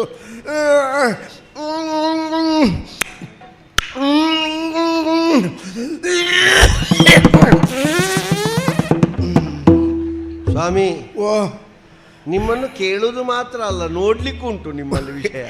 ಹೌದು, ಬರೇ ಕೇಳಿ ಏನು ಪ್ರಯೋಜನ, ನೋಡ್ಲೂ ಬೇಕಲ್ವೇ? ಈ ಕ್ಷೇತ್ರದಲ್ಲಿ ಹೆಚ್ಚಾಗಿ ಕೇಳುವುದು ಅಂತ ಲೆಕ್ಕ. ಈ ಕ್ಷೇತ್ರದಲ್ಲಿ ಹೌದು, ನಿಮ್ಮಲ್ಲಿ ನೋಡ್ಲಿಕ್ಕೆ ಉಂಟು ವಿಷಯ. ಉಂಟಪ್ಪ, ಎರಡು ಮಿಶ್ರಣ ಆದ್ರೆ ಒಳ್ಳೇದು. ನಿಮಗೇನು ಸಮಸ್ಯೆ ಏನು? ಪ್ರಾಯ ಎಷ್ಟಾಯ್ತು ನಿಮಗೆ? ಪ್ರಾಯ ಹೆಚ್ಚೇನಾಗ್ಲಿಲ್ಲ, ಮತ್ತೆ ಕೇವಲ 20 ವರ್ಷ. ಅದೇ ನಿಮ್ಮನ್ನು ನೋಡಿದ್ರೆ ಕುಮಾರ ಕುಮಾರ ಕುಮಾರ ಹಾಗೆ ಕಾಣ್ತದೆ. ಇದು ನಿನ್ನ ಒಂದು ಸಣ್ಣ ಸೀಂತ್ರಿ ಇದು. ಅದು ಯಾಕೆ? ಇಷ್ಟು ವರ್ಷದ ನನ್ನನ್ನು ಕುಮಾರದು ನೋಡಿ. 20 ವರ್ಷ ಅಲ್ವಾ ನಿಮಗೆ? 20 ವರ್ಷ 100 ಭರ್ತಿ ಆಗುವುದಕ್ಕೆ ಬಾಕಿ.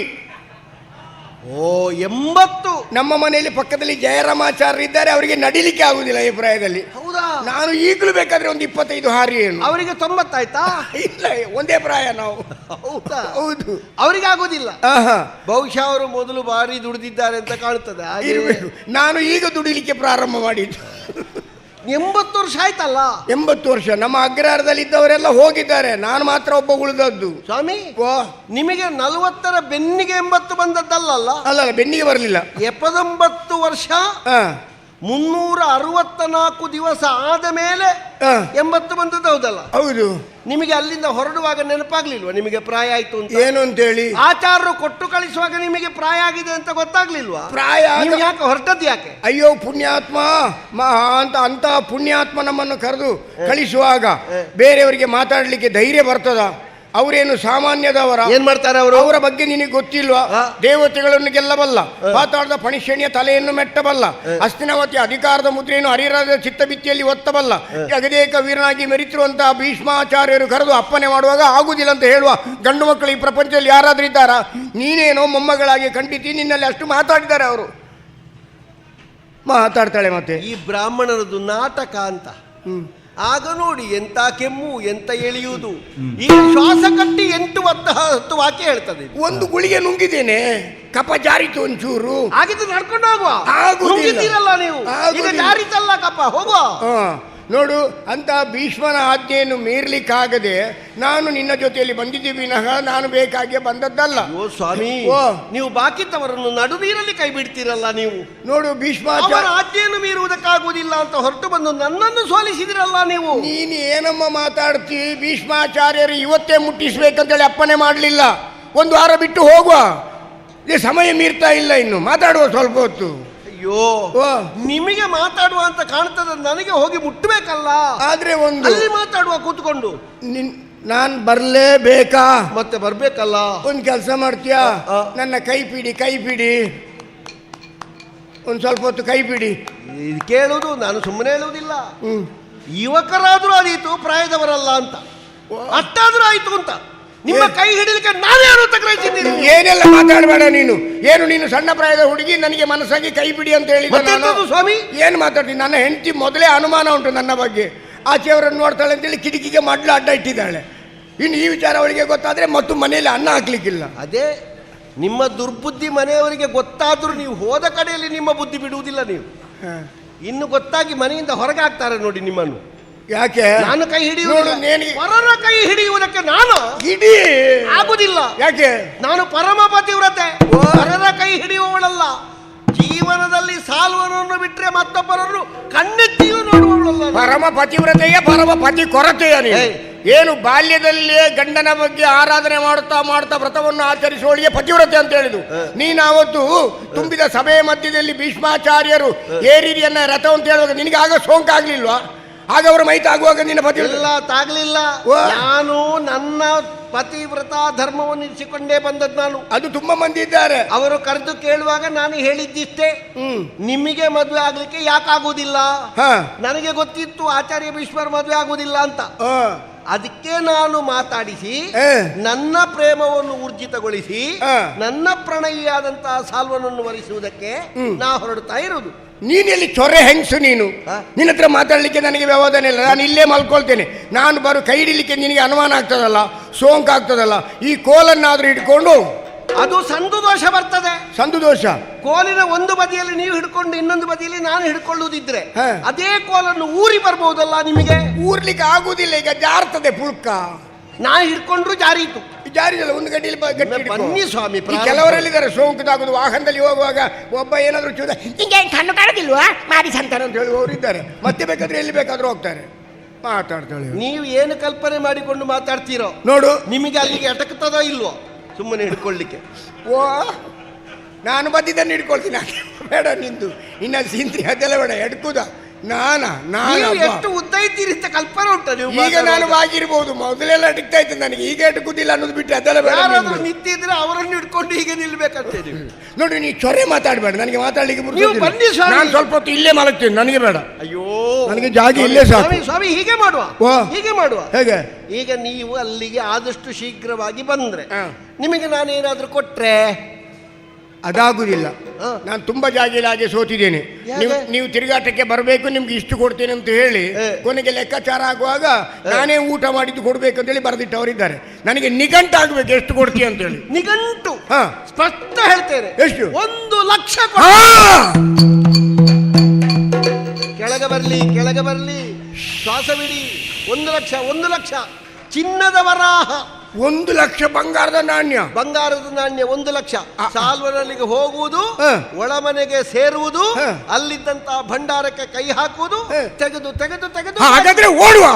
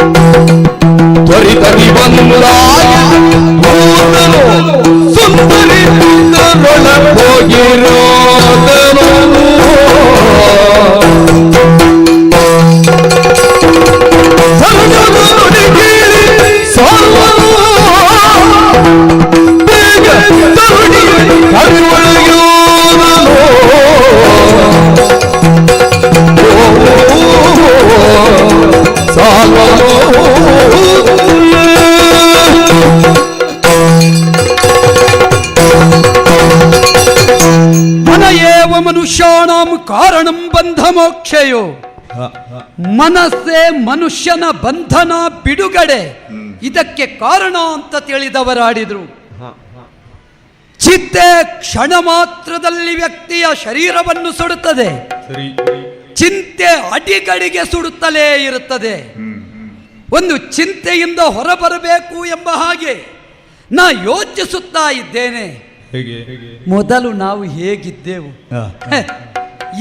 ಈಗ ನಮಗೆ ಅನ್ನಿಸ್ತದೆ ಇದು ಬೇಕಾ ಅಂತ. ಪರಿಣಾಮ ನಮ್ಮನ್ನು ಹಾಗೆ ಮಾಡಿಸಿದೆ, ಪರಿಸ್ಥಿತಿ ಹಾಗೆ ನಮ್ಮನ್ನು ಈ ಗತಿಗೆ ಮುಟ್ಟಿಸಿದೆ.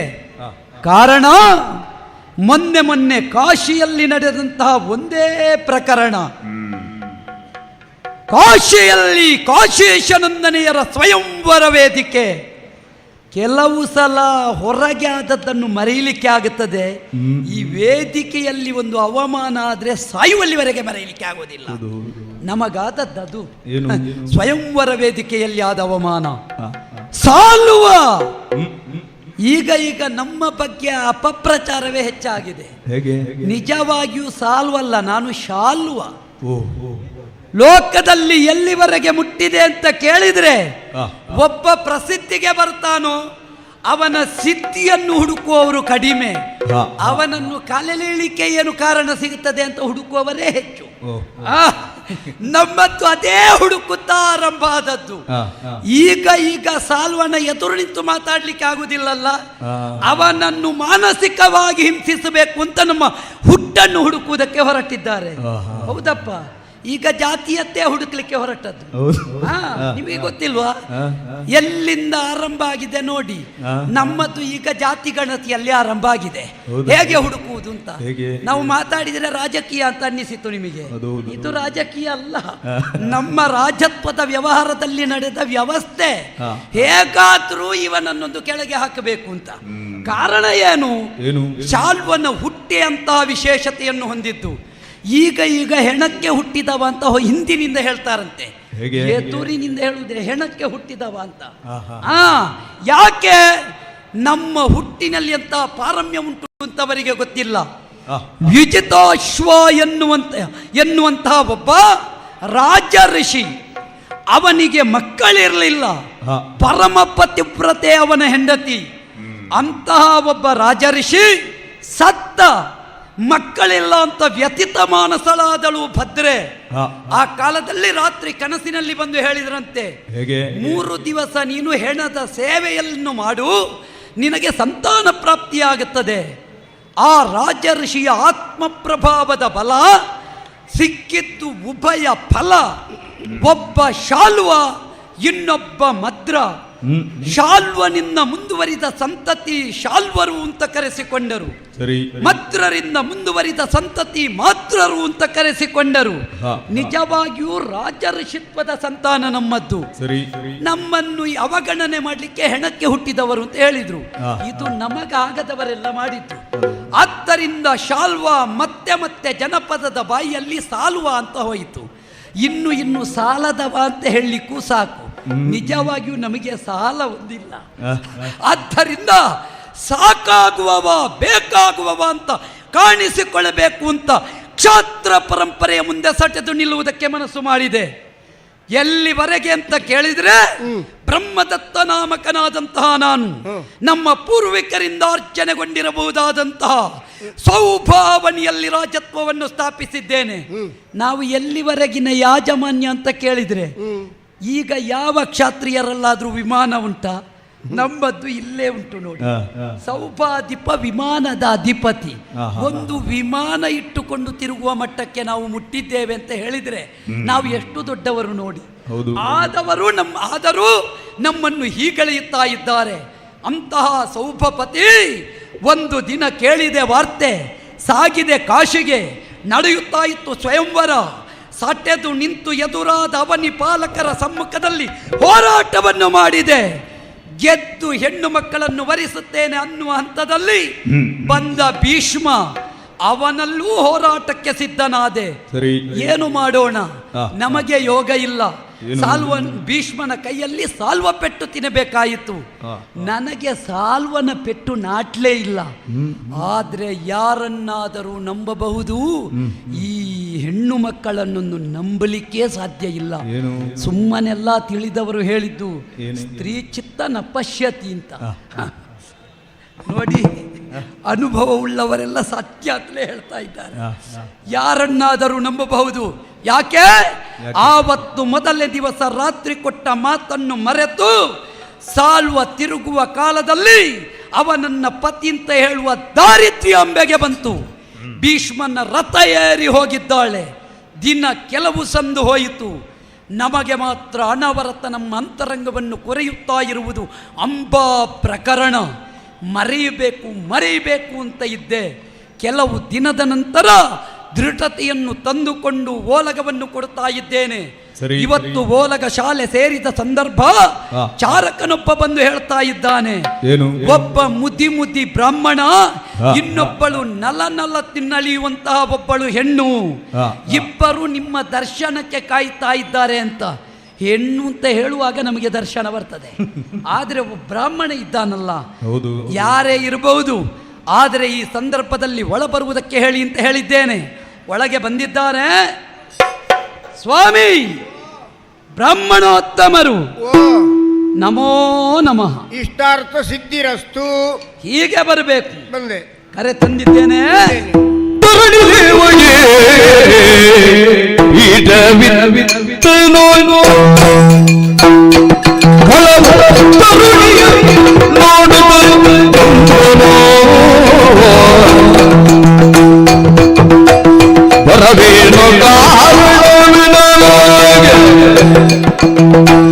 ಬರವೇನು ಸರದಿರುಲೋಚನೆ ಬೆದಳತಿ ಬೇಗ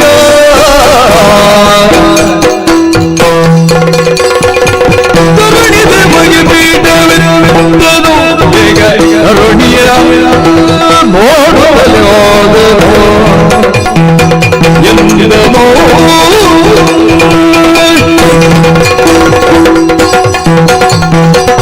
ಬ್ರಾಹ್ಮಣೋತ್ತಮರೇ, ಈ ಭೂಲೋಕದಲ್ಲಿ ಕಣ್ಣಿಗೆ ಕಾಣುವ ದೇವರು ಯಾರು ಅಂತ ಕೇಳಿದ್ರೆ ಒಂದು ಆಚಾರ ಶುದ್ಧರಾದ ಬ್ರಾಹ್ಮಣರು. ಹೌದಪ್ಪ. ಇನ್ನೊಂದು ಹರಿದಾಡುವ ಸರ್ಪ. ಹೌದು. ನಿಮ್ಮನ್ನು ನೋಡುವಾಗ ನೀವು ವಯೋವೃದ್ಧರು. ಸರ್ಪ ಕಚ್ಚಿದ್ರೆ ಒಬ್ಬ ಸಾಯ್ತಾನೆ, ಕರ್ಮಟ ಬ್ರಾಹ್ಮಣ ಶಾಪ ಕೊಟ್ಟರೆ ಇಡೀ ಕುಟುಂಬವೇ ಸರ್ವನಾಶ ಆಗ್ತದೆ. ಹೌದು, ಅವನು ಸರಿ ಕರ್ಮದಲ್ಲೇ ಇರಬೇಕು. ಅದಕ್ಕೆ ನಾನು ಹೇಳಿದೆ ಮೊದಲೇ ಜಾಗ್ರತೆ ಮಾಡಿ. ಯಾರ್ಯಾರು ಈ ಒಬ್ಬ ಬ್ರಾಹ್ಮಣನ ಕರ್ಮ ಅಂತ ಹೇಳಿದ್ರೆ ಅವನದ್ದೆಲ್ಲ ತಟ್ಟುವುದಿಲ್ಲ. ನೀವೆಂತದ್ದು ನಮ್ಮನ್ನು ಹೆದರಿಸುವುದಾ? ಇಲ್ಲಪ್ಪ, ಇದು ಸಾಲುವ. ಹೌದು, ನೀನು ಹಾಕಿದ ಬಟ್ಟೆಯನ್ನು ಕಂಡಾಗ ಯಾರಾದ್ರೂ ಹೆದರಿಯಾರಂತ ಹೇಳಿಯಾರ ಅಲ್ವಾ? ಇದು ತ್ಯಾಗದ ಸಂಕೇತ. ಹೌದು. ಯೋಚನೆ ಮಾಡಬೇಡಿ. ನೀನು ಆ ಬಟ್ಟೆಯನ್ನು ಹಾಕೊಂಡು ಮಾತಾಡುವಾಗಲೇ ಕೆರಳಿದ ಸಿಂಹ ಬಾಯಿ ಬಿಟ್ಟಾಗ ಆಗ್ತದೆ ಅಲ್ವೋ? ಏನಿದ್ದರೂ ನಾವು ರಾಜಕೇಸರಿ. ಹಾಗಾದ ಕಾರಣ ಯೋಚನೆ ಮಾಡಬೇಡಿ. ರಾಜಪೀಠವನ್ನೇರಿದ ಸಂದರ್ಭ, ರಾಜಿಸುವ ನಿಮ್ಮ ಆಗಮನ ಕರೆ ತಂದಿದ್ದೇನೆ. ಉಚಿತಾಸನವನ್ನು ಎತ್ತಿದ್ದೇನೆ. ಸರಿ. ಧರಣಿ ದೇವಗೆ ಪೀಠ ಈತನು. ನನಗೀಗ ಸಂತೋಷ ಆಯಿತು. ಈ ಕ್ಷೇತ್ರದಲ್ಲಿ ಬ್ರಾಹ್ಮಣರಿಗೆ ಇಷ್ಟು ಗೌರವ ಮರ್ಯಾದೆ ಸಿಗ್ತದಂತೇಳಿ ನಾನು ಯೋಚಿಸಿಯೇ ಇರಲಿಲ್ಲ. ಆಗಲಿ, ನೀವು ಯೋಚಿಸದೇ ಇದ್ದ ಸೌಭಾಗ್ಯವನ್ನು ಕೊಟ್ಟಿದ್ದೇನೆ. ನಿರೀಕ್ಷೆಗೂ ಮೀರಿದ್ದು. ಇದು ಸೌಭದ ಭಾಗ್ಯ. ಬ್ರಾಹ್ಮಣರಿಗೆ ಇತ್ತ ಪೀಠ. ಸರಿ, ಸ್ವೀಕರಿಸಬೇಕು. ಆಯ್ತು, ತಗೊಂಡಿದ್ದೇನೆ. ಪದಯುಗಳವನ್ನು ತೊರೆದಿದ್ದೇನೆ. ಹೌದು, ಮಂಗಳಾರತಿ ಮಾಡಿದ್ದೇನೆ. ನಾನು ನಡ್ಕೊಂಡು ಬಂದದಕ್ಕೆ ಸಾರ್ಥಕ ಆಯ್ತು. ನನ್ನ ಪಾದ ತೊಳೆದು ನೀನ್ ಮೈ ಮೇಲೆ ಪ್ರೋಕ್ಷಣೆ ಮಾಡಿಕೊಂಡೆ ಅಲ್ಲ, ಸಂತೋಷ ಆಯ್ತು. ಅಂತೂ ನಿಮಗೆ ಸತ್ಕಾರ ಕೊಟ್ಟಿದ್ದೇನೆ. ಸ್ವಾಮಿ, ಒಬ್ಬರೇ ಬಂದದ್ದಲ್ಲ, ಈ ಸಲ ಒಂದು ಹಿಡ್ಕೊಂಡೇ ಬಂದಿದ್ದೀರಿ ಅಲ್ವಾ? ಒಂದು ಹಿಡ್ಕೊಂಡೇ ಬಂದಿದ್ದೀರಿ. ಜೋಳಿಗೆ ಕಟ್ಟನ್ನ? ಜೋಳಿಗೆ ಅಲ್ಲ, ಹೋಳಿಗೆಯೂ ಅಲ್ಲ. ಇಲ್ಲ, ಒಟ್ಟಿಗೆ ಇದ್ದಾಳಲ್ಲ. ಹೌದು.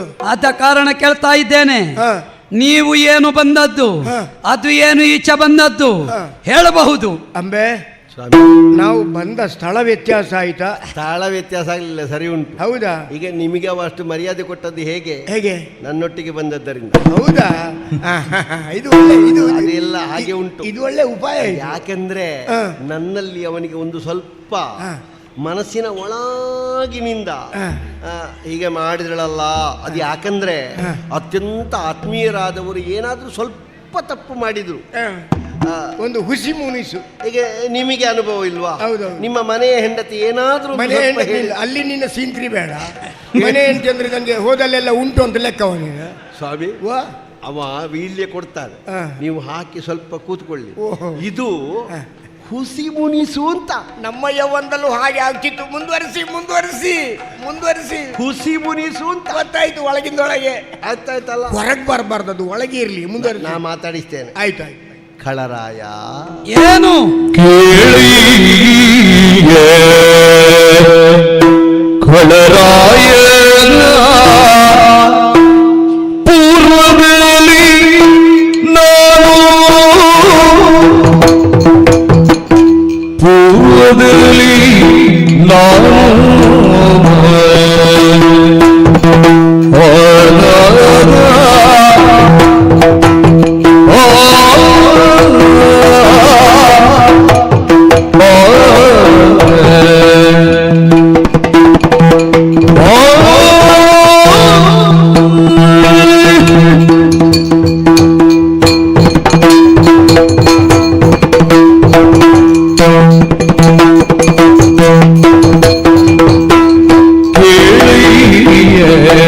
ಖಳರಾಯ ಪೂರ್ವದಲ್ಲಿ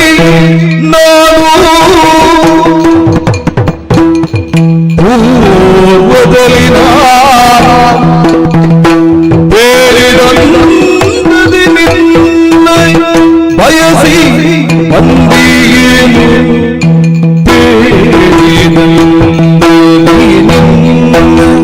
ಬಯಸಿ ಬಂದಿಯೇನು ಕೋಳುಗೊಂಡುದು ಮನ ಕೋಳುಗೊಂಡುದು ಮನ ವರಿಸಲ್ಲ ನೀನು ವರಿಸಲ್ಲ ನೀನು ಕೇಳಿಕೊಂಬೆನು ನಿನ್ನದು ದೈನ್ಯದಲ್ಲಿ ನಾನು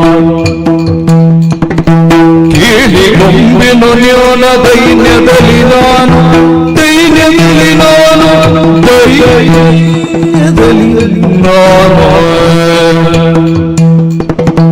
ಕೀಳಯ್ಯಗಳರಾಯ ಪೂರ್ವದಲ್ಲಿ ನಾನು ಬೀಳಿದೋದದಿ ನಿನ್ನ ಬಯಸಿ ಬಂದಿಗೆನು ಹೇಳಿದದಿ ನಿನ್ನ ಬಯಸಿ ಬಂದಿಗೆನು ಗಳರಾಯ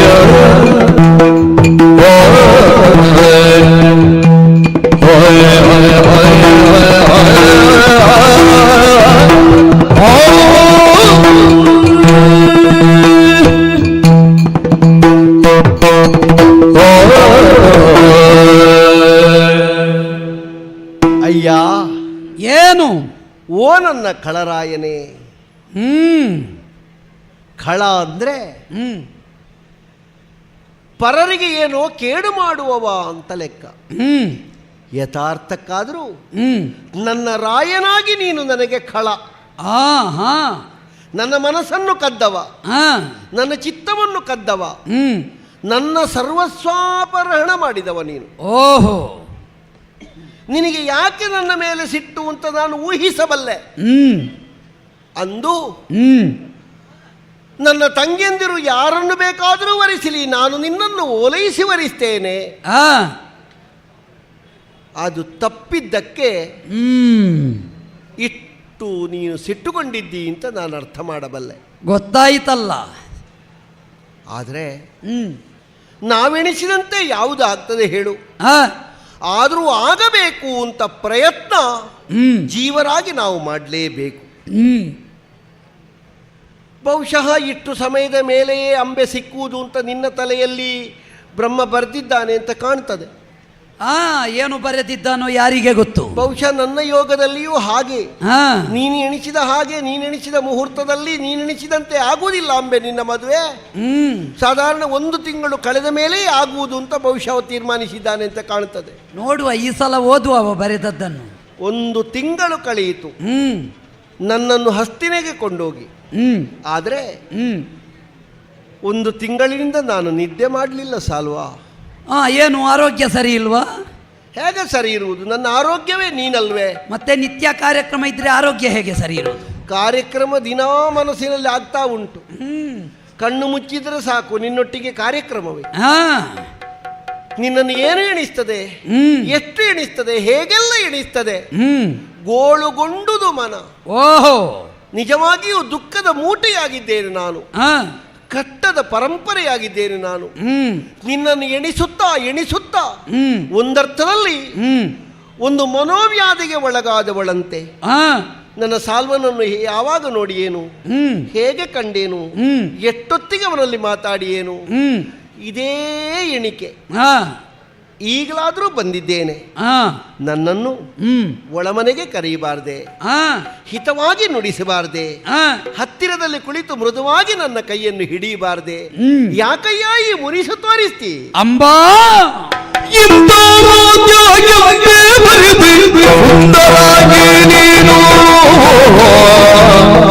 ಸುಂದರಾಗಿ ನೀನು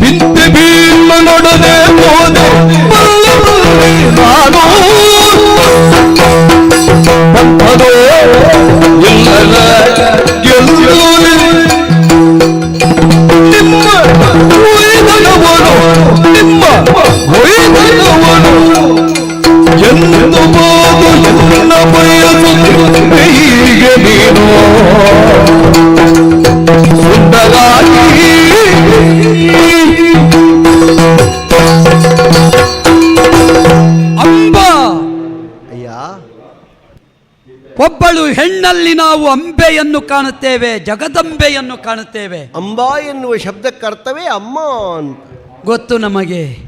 ದನದ ಕರುವೊಂದು ಅಂಬಾ ಅಂತ ಕರೆಯುವುದು, ಅಮ್ಮ ನೀನೆಲ್ಲಿದ್ದೀ ಅಂತ.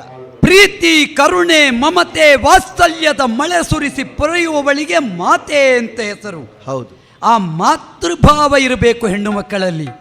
ಹೌದು, ಅವಳ ಮಾತು ಮಾತೆಯಾಗಬೇಕು. ಸರಿ. ಎಂಥ ಮಾತನ್ನಾಡಿದೆ ನೀನು. ಆದರೆ ಆ ಮಾತು ಹೇಗಿತ್ತು ಬಲ್ಲೆಯ? ಆವತ್ತಿನ ಹಾಗಿರಲಿಲ್ಲ.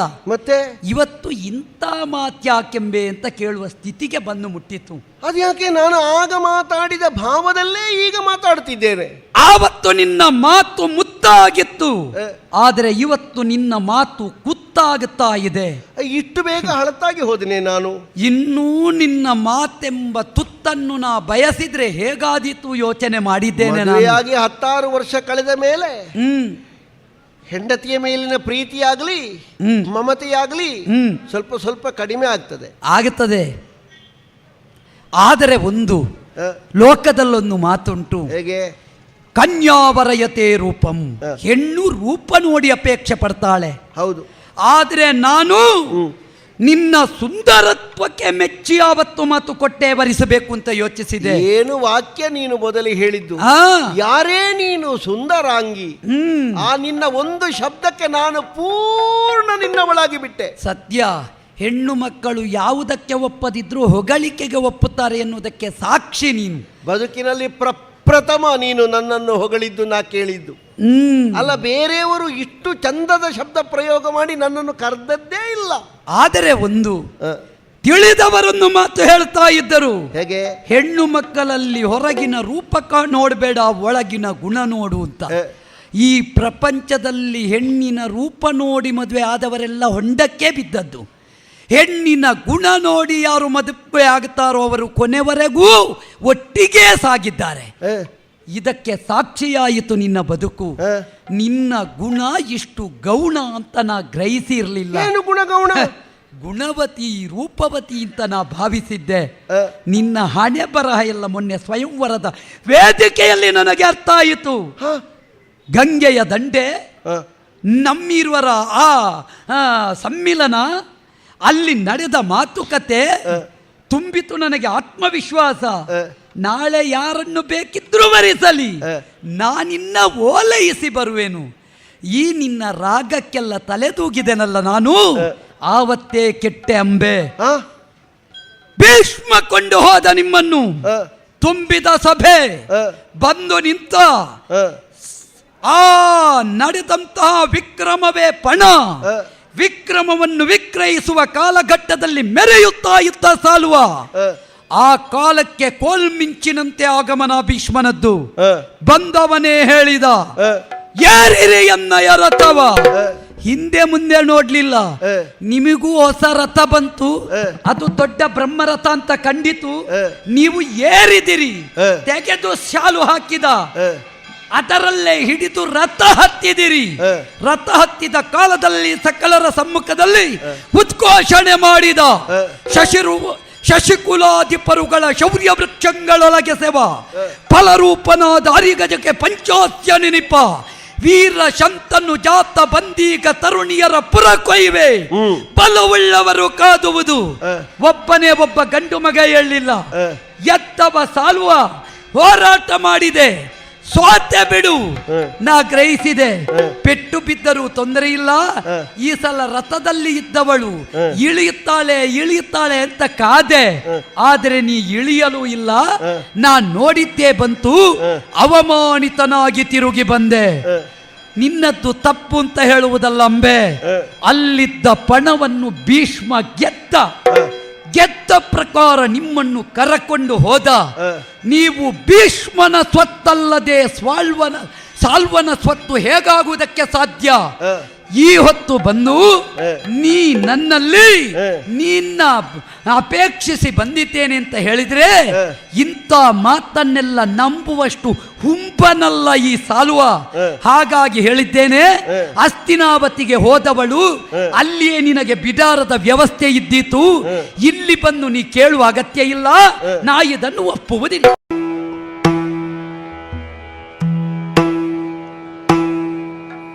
ಅಸುರೇಶ ಕೇಳಯ್ಯ ಶಂತಪುತ್ರನ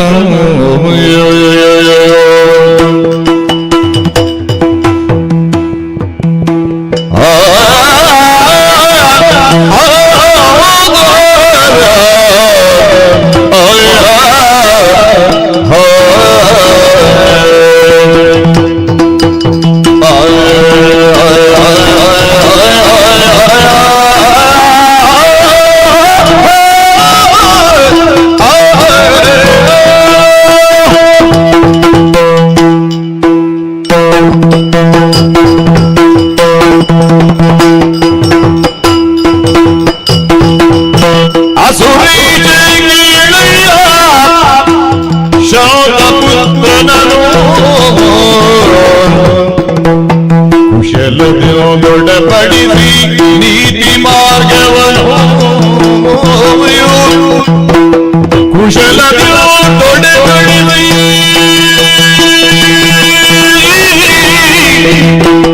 ನೀತಿ ಮಾರ್ಗವನ್ನು ಉಸುರಿನೇ ಮವಗಳು ಬಲದಿರ್ಪೆ ನಾನು ಉಸುರಿನೇ ಮವಗಳು ಬಲದಿರ್ಪೆ ನಾನು ಹರುಟಿದು ಪರಿಗೈದು ಇವಳಿಗೆ ನೀನು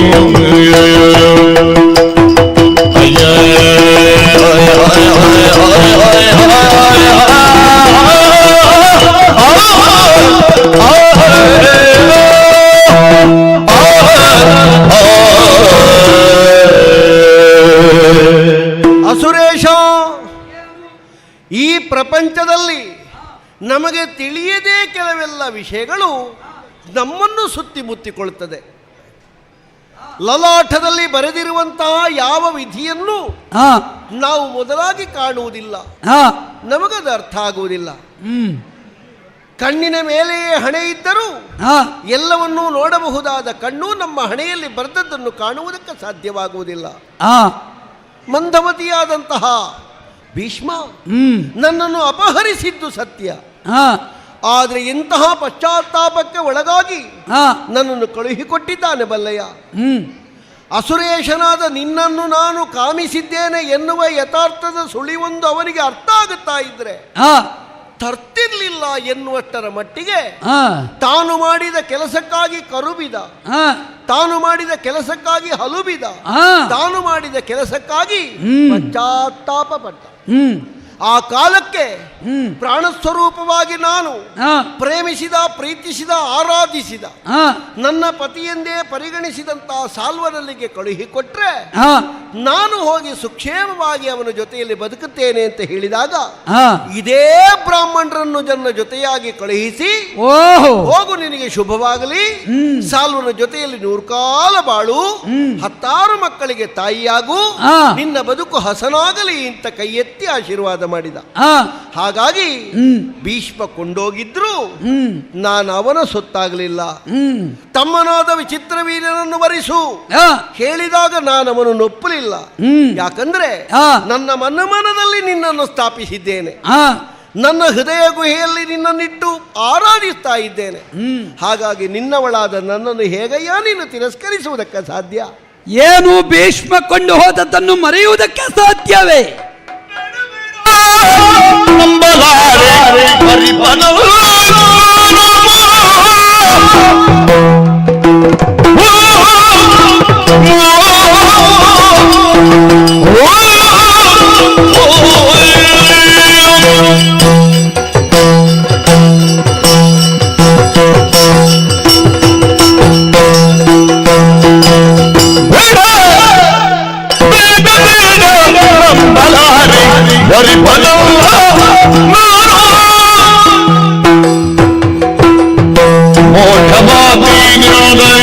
ಕಣ್ಣ ಕಟ್ಟಬೇಡ ನೀನು ಮೂಡ ಮಾತಿನಿಂದ ಕಣ್ಣ ಕಟ್ಟಬೇಡ ನೀನು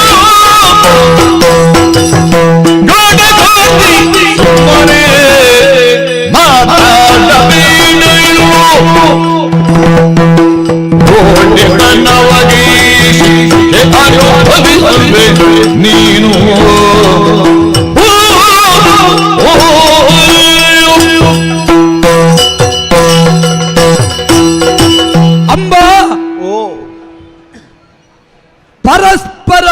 ಪ್ರೀತಿಸಿದವರಿಗೆ ಬೇರ್ಪಡುವ ಸ್ಥಿತಿಯನ್ನು ನಿರ್ಮಾಣವಾಯಿತು ಅಂತಾದ್ರೆ ಮತ್ತೆ ಅದು ಒಂದಾಗುತ್ತದೆ ಎನ್ನುವ ಕಲ್ಪನೆಯೇ ಸುಳ್ಳಾಗುತ್ತದೆ.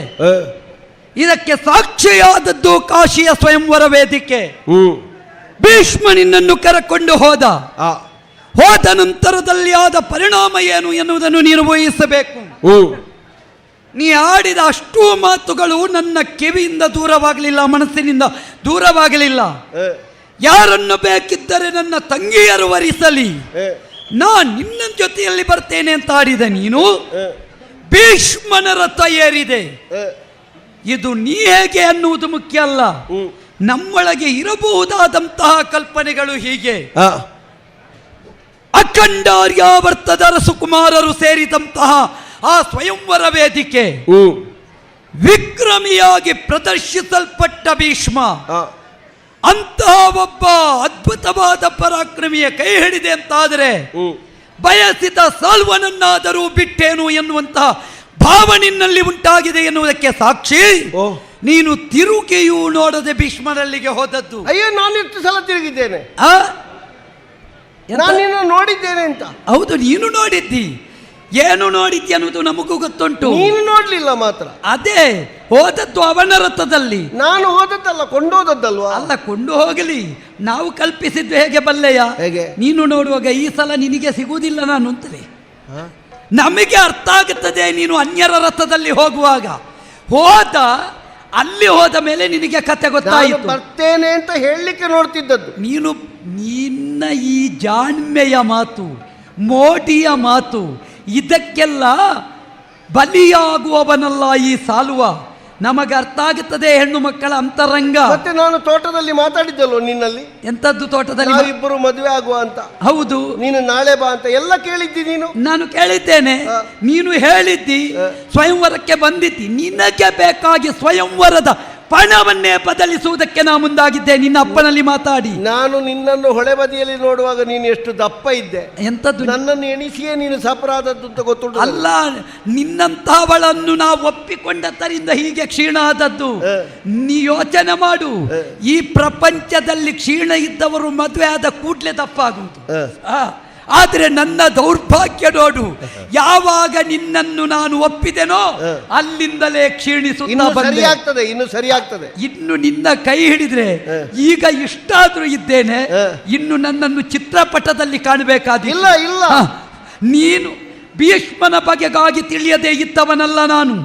ಅಲ್ಲಿಗೆ ಹೋದಂತಹ ನೀನು ಭೀಷ್ಮನ ತಮ್ಮನನ್ನು ವರಿಸಬೇಕು ಎನ್ನುವ ಮಾತಿಗೆ ಯಾವತ್ತೂ ಒಪ್ಪಿಗೆ ಕೊಡ್ಲಿಲ್ಲ. ನಿನಗಾಗಿ ಚಕ್ರವರ್ತಿಯನ್ನು ಕೈ ಚೆಲ್ಲಿ ಬಂದಿದ್ದೆ. ಚಕ್ರವರ್ತಿಯನ್ನು ಕೈ ಚೆಲ್ಲುವುದಲ್ಲ, ಚಕ್ರವರ್ತಿಯ ಹಣೆ ಬರಹ ನಮಗೂ ಗೊತ್ತುಂಟು.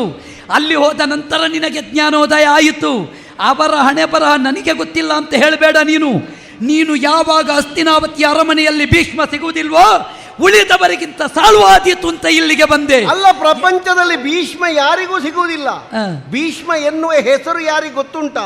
ಅದು ಯಾಕೆ ಅಂತಲೂ ಎಲ್ರಿಗೂ ಗೊತ್ತುಂಟು. ನನಗೂ ಗೊತ್ತಿದೆ. ಏನು ಅವರು ವರಿಸುವುದಿಲ್ಲ ಅಂತ ನನಗೆ ಗೊತ್ತಿಲ್ವಾ?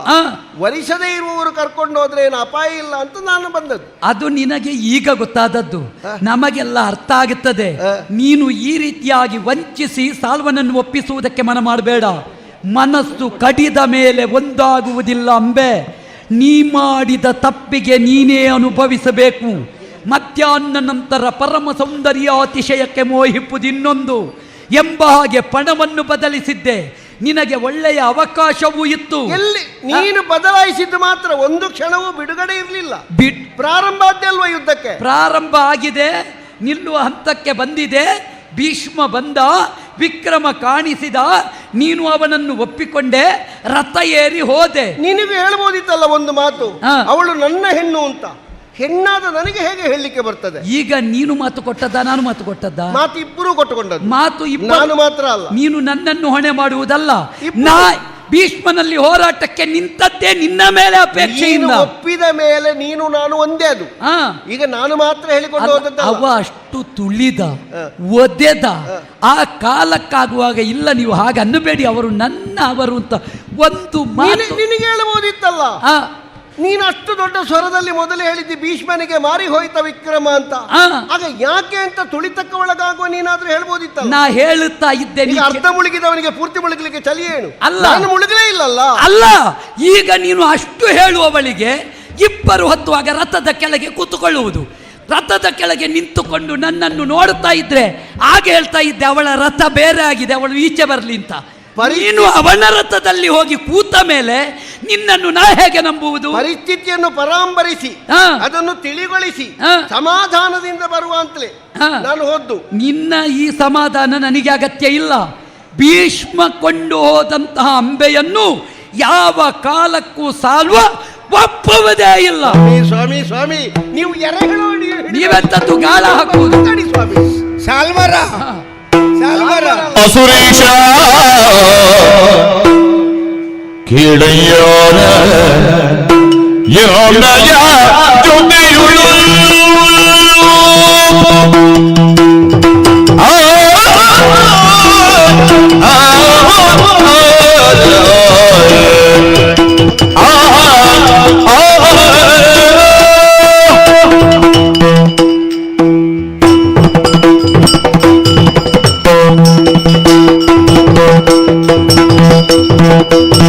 ಅಸುರೇಶ ಕೀಳಯ್ಯ ಜ್ಞಾನಯ ಜೊತೆಯುಳು ನಿನ್ನ ಬಳಿಗೆ ಕುಶಲತೆ ಕಳುಹಿ ಕೊಟ್ಟನು ನಮ್ಮ ಅಸಮುಖರಿ ಭೀಷ್ಮ ಕೇಳು ಅಸುರೇಶ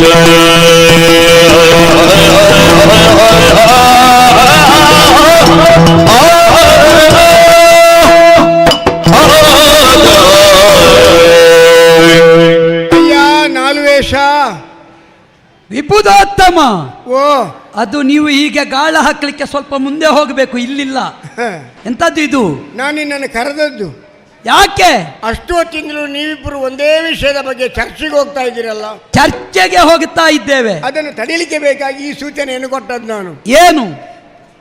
ಭೀಷ್ಮಾಚಾರ್ಯರ ಜೊತೆಯಲ್ಲಿ ಹೋಗಿದ್ದಾಳೆ ಎನ್ನುವ ಒಂದೇ ಒಂದು ಕಾರಣಕ್ಕೆ ಬೇಕಾಗಿ ಅವಳನ್ನು ನೀನು ಹೀಯಾಳಿಸ್ತಾ ಇದೆಯಾ, ಅಪಮಾನ ಮಾಡ್ತಾ ಇದೆಯಾ? ನಿಜ. ಭೀಷ್ಮಾಚಾರ್ಯರು ಯಾರು ಅಂತ ನಿನಗೆ ಗೊತ್ತಿಲ್ವೇ? ಗೊತ್ತಿದೆ. ಭೀಷ್ಮ ಗಂಗೆಯ ಮಗ. ಶೀತಲವಾದಂತಹ ಗಂಗೆಯ ಒಂದು ಬಿಂದು ಜಲ ಸೋಂಕಿದರೆ ಇಡೀ ದೇಹದ ರಕ್ತಗಳೆಲ್ಲ ಹೆಪ್ಪುಗಟ್ಟುತ್ತದೆ. ಆ ಗಂಗೆಯ ಮಗ ಅಂತ ಹೇಳಿದ್ರೆ ಅವ ಮಂಜುಗಡ್ಡೆ. ಮಂಜುಗಡ್ಡೆ ಇದ್ದಲ್ಲಿಗೆ ಹೆಣ್ಣು ಅಂತ ಹೇಳಿದ್ರೆ ಬೆಣ್ಣೆಯ ಮುದ್ದೆ ಇದ್ದ ಹಾಗೆ ನೀನು ಹೇಳಿದ ಹಾಗೆ, ಗಂಡು ಅಂತ ಹೇಳಿದ್ರೆ ಬೆಂಕಿ ಇದ್ದ ಹಾಗೆ.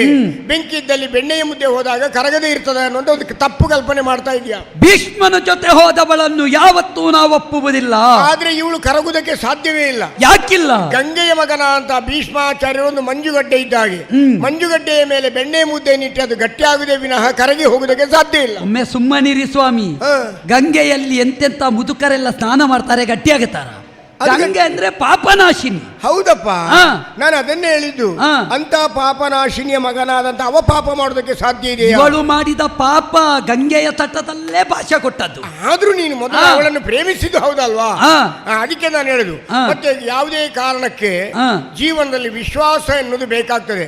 ವಿಶ್ವಾಸ ತಪ್ಪಿದ್ರೆ ಈ ಪ್ರಪಂಚದಲ್ಲಿ ಯಾವುದು ನಡೆಯೋದಕ್ಕೆ ಸಾಧ್ಯ ಇಲ್ಲ ಅಲ್ವೇ? ಈಗ ನೋಡು, ಯಾವುದೋ ಒಂದು ಊರಿನ ಹೆಣ್ಣನ್ನು ಯಾವುದೋ ಒಂದು ಊರಿನ ಗಂಡು ಮದುವೆ ಆಗ್ತಾನೆ. ನಿಜ. ಪರಸ್ಪರ ಅವರಿಗೆ ಪರಿಚಯ ಇರುವುದಿಲ್ಲ. ಅಲ್ಲಿ ವಿಶ್ವಾಸ ಮಾತ್ರ ಗಟ್ಟಿಯಾಗಿರ್ತದೆ. ನಿಜ. ಮದುವೆ ಆದ ಬೆನ್ನಿಗೆ ಯಾವುದೋ ದೂರದ ಊರಿಗೆ ಹೋಗಿರ್ತಾನೆ. ಇವಳು ಗಂಡನಿಗಾಗಿ ಕಾಯ್ತಾ ಇರ್ತಾಳೆ. ದೂರದ ಊರಿಗೆ ಹೋದಂತ ನನ್ನ ಗಂಡ ಯಾವುದೇ ತಪ್ಪು ದಾರಿ ಹಿಡಿದಿಲ್ಲ ಎನ್ನುವ ವಿಶ್ವಾಸ ಇವಳಿಗಿರ್ತದೆ. ನನ್ನ ಹೆಂಡತಿ ತಪ್ಪುದಲ್ಲಿ ಎನ್ನುವ ವಿಶ್ವಾಸ ಅವನಿಗಿರ್ತದೆ. ಅಲ್ಲಿ ವಿಶ್ವಾಸ ಮಾತ್ರ ಸಾಂಸಾರಿಕ ಜೀವನದಲ್ಲಿ ಗಟ್ಟಿಯಾಗ್ತದೆ. ನಿಜ. ದೊಡ್ಡ ಮನೆಯಲ್ಲಿ ಕೋಟಿಗಟ್ಟಲೆ ಹಣವನ್ನಿಟ್ಟು ಒಂದಿಷ್ಟು ಚಿನ್ನವನ್ನಿಟ್ಟು ಬಾಗಿಲಿಗೆ ಒಂದು ಸಣ್ಣ ಬೀಗ ಹಾಕಿ ಹೋಗ್ತಾರೆ. ಆ ಬೀಗದ ಮೇಲೆ ಅಷ್ಟು ವಿಶ್ವಾಸ. ನಿಜ. ಆ ಬೀಗ ಒಡೆದೋದ್ರೆ ಎಲ್ಲವೂ ಖಾಲಿ ಆಗ್ತದೆ. ಹಾಗೆ ವಿಶ್ವಾಸ ಎನ್ನುವುದು ಮುಖ್ಯ ಅಂತ ನಾನು ಹೇಳಲಿಕ್ಕೆ ಹೊರಟದು. ಮತ್ತು ಕೇಳ್ತೀಯ, ಭೀಷ್ಮಾಚಾರ್ಯರು ಯಾವುದೇ ಕಾರಣಕ್ಕೆ ತಪ್ಪುವುದಕ್ಕೆ ಸಾಧ್ಯವೇ ಇಲ್ಲ, ಅಂತ ವ್ಯವಹಾರ ಮಾಡೋದಕ್ಕೆ ಸಾಧ್ಯವಿಲ್ಲ. ಏನು ವಿಶ್ವಾಸ? ತಂದೆಗೆ ಮದುವೆ ಮಾಡಿಸುವಲ್ಲಿ ಘನವಾದಂತಹ ಪ್ರತಿಜ್ಞೆಯನ್ನು ಮಾಡಿದ್ದಾರೆ.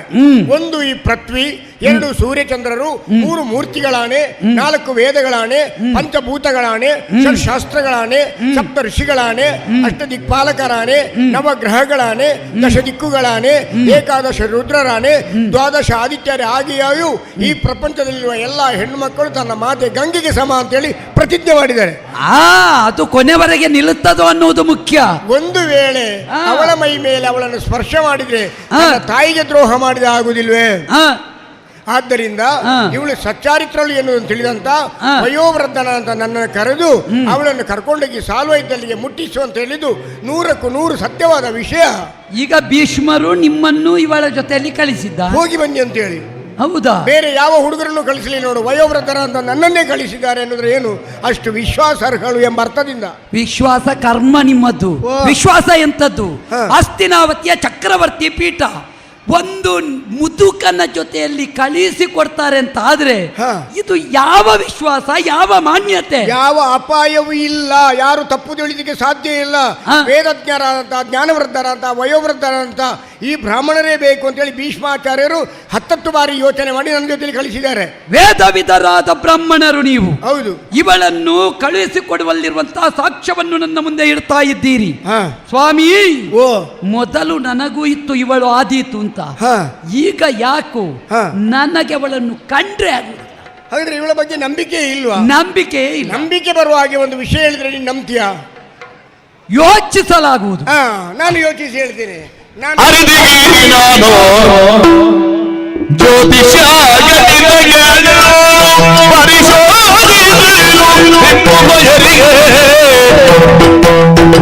ಸರಿ ಬರುತ್ತಿದೆ ಗಣಗಳು ಸರಿ ಬರುತ್ತಿದೆ ಗಣಗಳು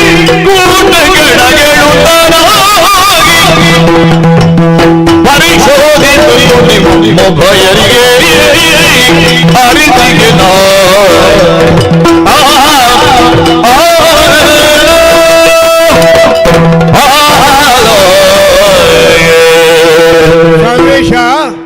ಏನು ಅವಳ ಬಗ್ಗೆ ವಿಶ್ವಾಸ ಇಲ್ಲ ಅಥವಾ ಭೀಷ್ಮ ಕಳಿಸಿದರೆ ಇದ್ರ ಬಗ್ಗೆ ದೃಢವಾದ ನಂಬಿಕೆ ನಿನಗಿಲ್ಲ ಅಂತ ಹೇಳಿದ್ವಿ. ಇಲ್ವೇ ಇಲ್ಲ. ಹಾಗಾದ್ರೆ ನಂಬಿಕೆ ಬರುವ ಹಾಗೆ ನಿನಗೆ ನಾನು ಒಂದೆರಡು ಮಾತುಗಳನ್ನು ಹೇಳ್ತೇನೆ. ಆಧಾರ ಉಂಟೆ? ಆಧಾರ ಇಲ್ಲದೆ ನಾನು ಮಾತಾಡುವುದೇ ಇಲ್ಲ. ಏನುಂಟು? ಈಗ ನಾನು ಆಗ ಹೇಳಿದಾಗೆ ಯಾವುದೋ ಒಂದು ಊರಿನ ಹೆಣ್ಣು, ಯಾವುದೋ ಒಂದು ಊರಿನ ಗಂಡು, ಯಾವುದೋ ಒಂದು ಕಾರ್ಯಕ್ರಮದಲ್ಲಿ ಪರಸ್ಪರ ನೋಟಕರಾಗಿ ಅವರಲ್ಲಿ ಪ್ರೇಮಾಂಕುರಾಗಿ ಯಾವುದೋ ಒಂದು ಮರದ ಮೂಲೆಯಲ್ಲಿ ಕೂತ್ಕೊಂಡು ಭವಿಷ್ಯತ್ತಿನ ಬಗ್ಗೆ ಚಿಂತೆ ಮಾಡ್ತಾರೆ. ನನಗಾಗಿ ನೀನು, ನಿನಗಾಗಿ ನಾನು, ನನ್ನೊಳಗಿನ ನೀನು, ನಿನ್ನೊಳಗಿನ ನಾನು, ನಾನು ನಾನಾಗಿ ಉಳಿದ್ರೆ ಬದುಕಿನಲ್ಲಿ ಇನ್ನೇನು ಅಂತ ಯೋಚನೆ ಮಾಡಿ. ನೀವು ಇಷ್ಟು ಪ್ರಾಯ ಆದ್ರೂ ಇದನ್ನೆಲ್ಲ ಕಲ್ತಿದ್ದೀರಿ ಅಲ್ವಾ? ಪ್ರಾಯ ಆದ್ಮೇಲೆ ಕಲ್ತದಲ್ಲ, ಮೊದಲು ಕಲಿತಾ ಕಲಿತಾ ಪ್ರಾಯ ಆದದ್ದು ಅಲ್ಲ. ನಿನ್ನ ಸೀಂತ್ರಿ ಎಲ್ಲ ಬೇಡ, ಗೊತ್ತಾಯ್ತಲ್ಲ? ಹಾಗೆ ಅವರಲ್ಲಿ ಪರಸ್ಪರ ವಿಶ್ವಾಸ ಮೂಡಬೇಕಾದ್ರೆ ಮುಂದಿನ ಮದುವೆ ಆದ್ರೆ ನಮ್ಮ ಜೀವನ ಹೇಗೆ ಅಂತ ಯೋಚನೆ ಮಾಡಿ ಒಂದು ಜ್ಯೋತಿಷ್ ಶಾಸ್ತ್ರದ ಮೊರೆ ಹೋಗುದು ಅಂತ ಉಂಟು. ಈ ಜ್ಯೋತಿಷ್ ಶಾಸ್ತ್ರ ಅನ್ನೋದು 4 ವೇದಗಳಷ್ಟೇ ಪಾವಿತ್ರತೆಯನ್ನು ಹೊಂದಿದೆ. ಈ ಜ್ಯೋತಿಷ್ ಶಾಸ್ತ್ರವು ವಿಷ್ಣುವಿನಿಂದ ಹುಟ್ಟಿಕೊಂಡಿದೆ ಅಂತ ತಿಳಿದವರು ಹೇಳಿದ್ದಾರೆ. ವಿಷ್ಣು ಬ್ರಹ್ಮದೇವರಿಗೆ ಉಪದೇಶ ಮಾಡಿದರು, ಬ್ರಹ್ಮದೇವರು ದಶಾದಿರಿಗೆ ಉಪದೇಶ ಮಾಡಿದರು ಅಂತ ಉಂಟು. ಅದರಲ್ಲಿ ಸೂರ್ಯನಿಗೆ, ಗಾರ್ಗೆಯರಿಗೆ, ಅಂಗೀರಸರಿಗೆ, ಪರಾಶರಿಗೆ ಹೀಗೆಲ್ಲ ಉಪದೇಶ ಮಾಡಿದ್ದಾರೆ ಅಂತ. ಅದರಲ್ಲಿ ಬೇರೆ ಬೇರೆ ವಿಭಾಗಗಳುಂಟು. ಗಣಿತ ಶಾಸ್ತ್ರ ಉಂಟು, ಹೋರಾಶಾಸ್ತ್ರ ಉಂಟು, ನಿಮಿತ್ತ ಶಾಸ್ತ್ರಗಳು, ಹೀಗೆ ಬೇರೆ ಬೇರೆ ವಿಭಾಗ ಉಂಟು. ಅದರಲ್ಲಿ ನಾನು ಸ್ವಲ್ಪ ಅಭ್ಯಾಸ ಮಾಡಿದವನೇ. ನೀವು ಜ್ಯೋತಿಷ್ಯ ಕಲಿತಿದ್ದೀರಾ? ಕಲ್ತದ್ದಲ್ಲ, ನನಗೆ ರಕ್ತಗತವಾಗಿ ಬಂದದ್ದು. ಆಕ್ಷೇಪ ಇಲ್ಲ, ರಕ್ತಗತವಾಗಿ ಬಂದಿದೆ ಅಂತ ಹೇಳುವವರೆಲ್ಲ ಇರ್ತಾರೆ. ಹೌದು, ನಿಮ್ಮ ಹಾಗೆ ಕೆಲವರು ಅಪ್ಪ ಜ್ಯೋತಿಷ್ಯ ಆದ್ರೆ ಮಗನು ಜ್ಯೋತಿಷ್ಯ, ಅಪ್ಪ ಪುರೋಹಿತ ಆದ್ರೆ ಮಗನು ಪುರೋಹಿತ, ಅಪ್ಪ ವೇದಮೂರ್ತಿ ಆದ್ರೆ ಮಗನಿಗೆ ಗಣಹೋಮ ಮಾಡ್ಲಿಕ್ಕೆ ಗೊತ್ತಿಲ್ಲದಿದ್ರು ತಿಂತಿಲ್ಲ, ಇವನು ವೇದಮೂರ್ತಿ ಅಂತಲೇ ಹಾಕೋದು. ತಪ್ಪೇನು? ತಪ್ಪೇನು? ತಪ್ಪೆಂತದ್ದು? ತಪ್ಪೇನು? ಅದೇ ಮೂರ್ತಿ ಅಲ್ವಾ? ಮೂರ್ತಿ ಮಾತ್ರ. ಮೂರ್ತಿ ಪೂಜೆ ಮಾಡುವವರು ವೇದ ಬದಿಯಲ್ಲೇ ಇಲ್ಲಿ. ಅದರ ಬಗ್ಗೆ ನನಗೂ ನಿನಗೆ ಆ ವಿಷಯದ ಬಗ್ಗೆ ನಾವಿಬ್ಬರು ಮತ್ತೆ ಚರ್ಚೆಗೆ ಹೋಗುದು ಬೇಡ. ಈಗ ನಾನು ನೋಡುವ ನಿಮ್ಮ ಜ್ಯೋತಿಷ್ಯದ ಬಂಡವಾಳ ಹೊರಗೆ ಬರಲಿ. ಕಲ್ತು ಬಂದದ್ದಲ್ಲ ನಾನು, ರಕ್ತಗತವಾಗಿ ಅಂದ್ರೆ ತಾಯಿಯ ಹೊಟ್ಟೆಯಲ್ಲಿರೋರಿಗೆ ಜ್ಯೋತಿಷ್ ಶಾಸ್ತ್ರ ಅಭ್ಯಾಸ ಆಗಿದೆ. ಪರಂಪರೆಯಲ್ಲಿ ಜ್ಯೋತಿಷ್ಯ ನಾನು. ಅದು ಕೆಲವರಿಗೆ ಗುರು ಇಲ್ಲದೆ ವಿದ್ಯೆ ಬರ್ತದೆ, ಬಹುಶಃ ನಿಮಗೆ ಹಾಗೆ ಇರಬೇಕು. ಈ ಕೆಲವರು ಕಲ್ತು ಹೇಳುವವರು ತುಂಬಾ ಮಂದಿ ಇದ್ದಾರೆ, ಅವರು ಕಲಿತು ಮಾತ್ರ ಹೇಳಿದು ನಿಜ. ಅದರಲ್ಲಿ ಕೆಲವು ಶಕ್ತಿ ದೇವತೆಗಳನ್ನು ಆಹ್ವಾನಿಸುವುದುಂಟು.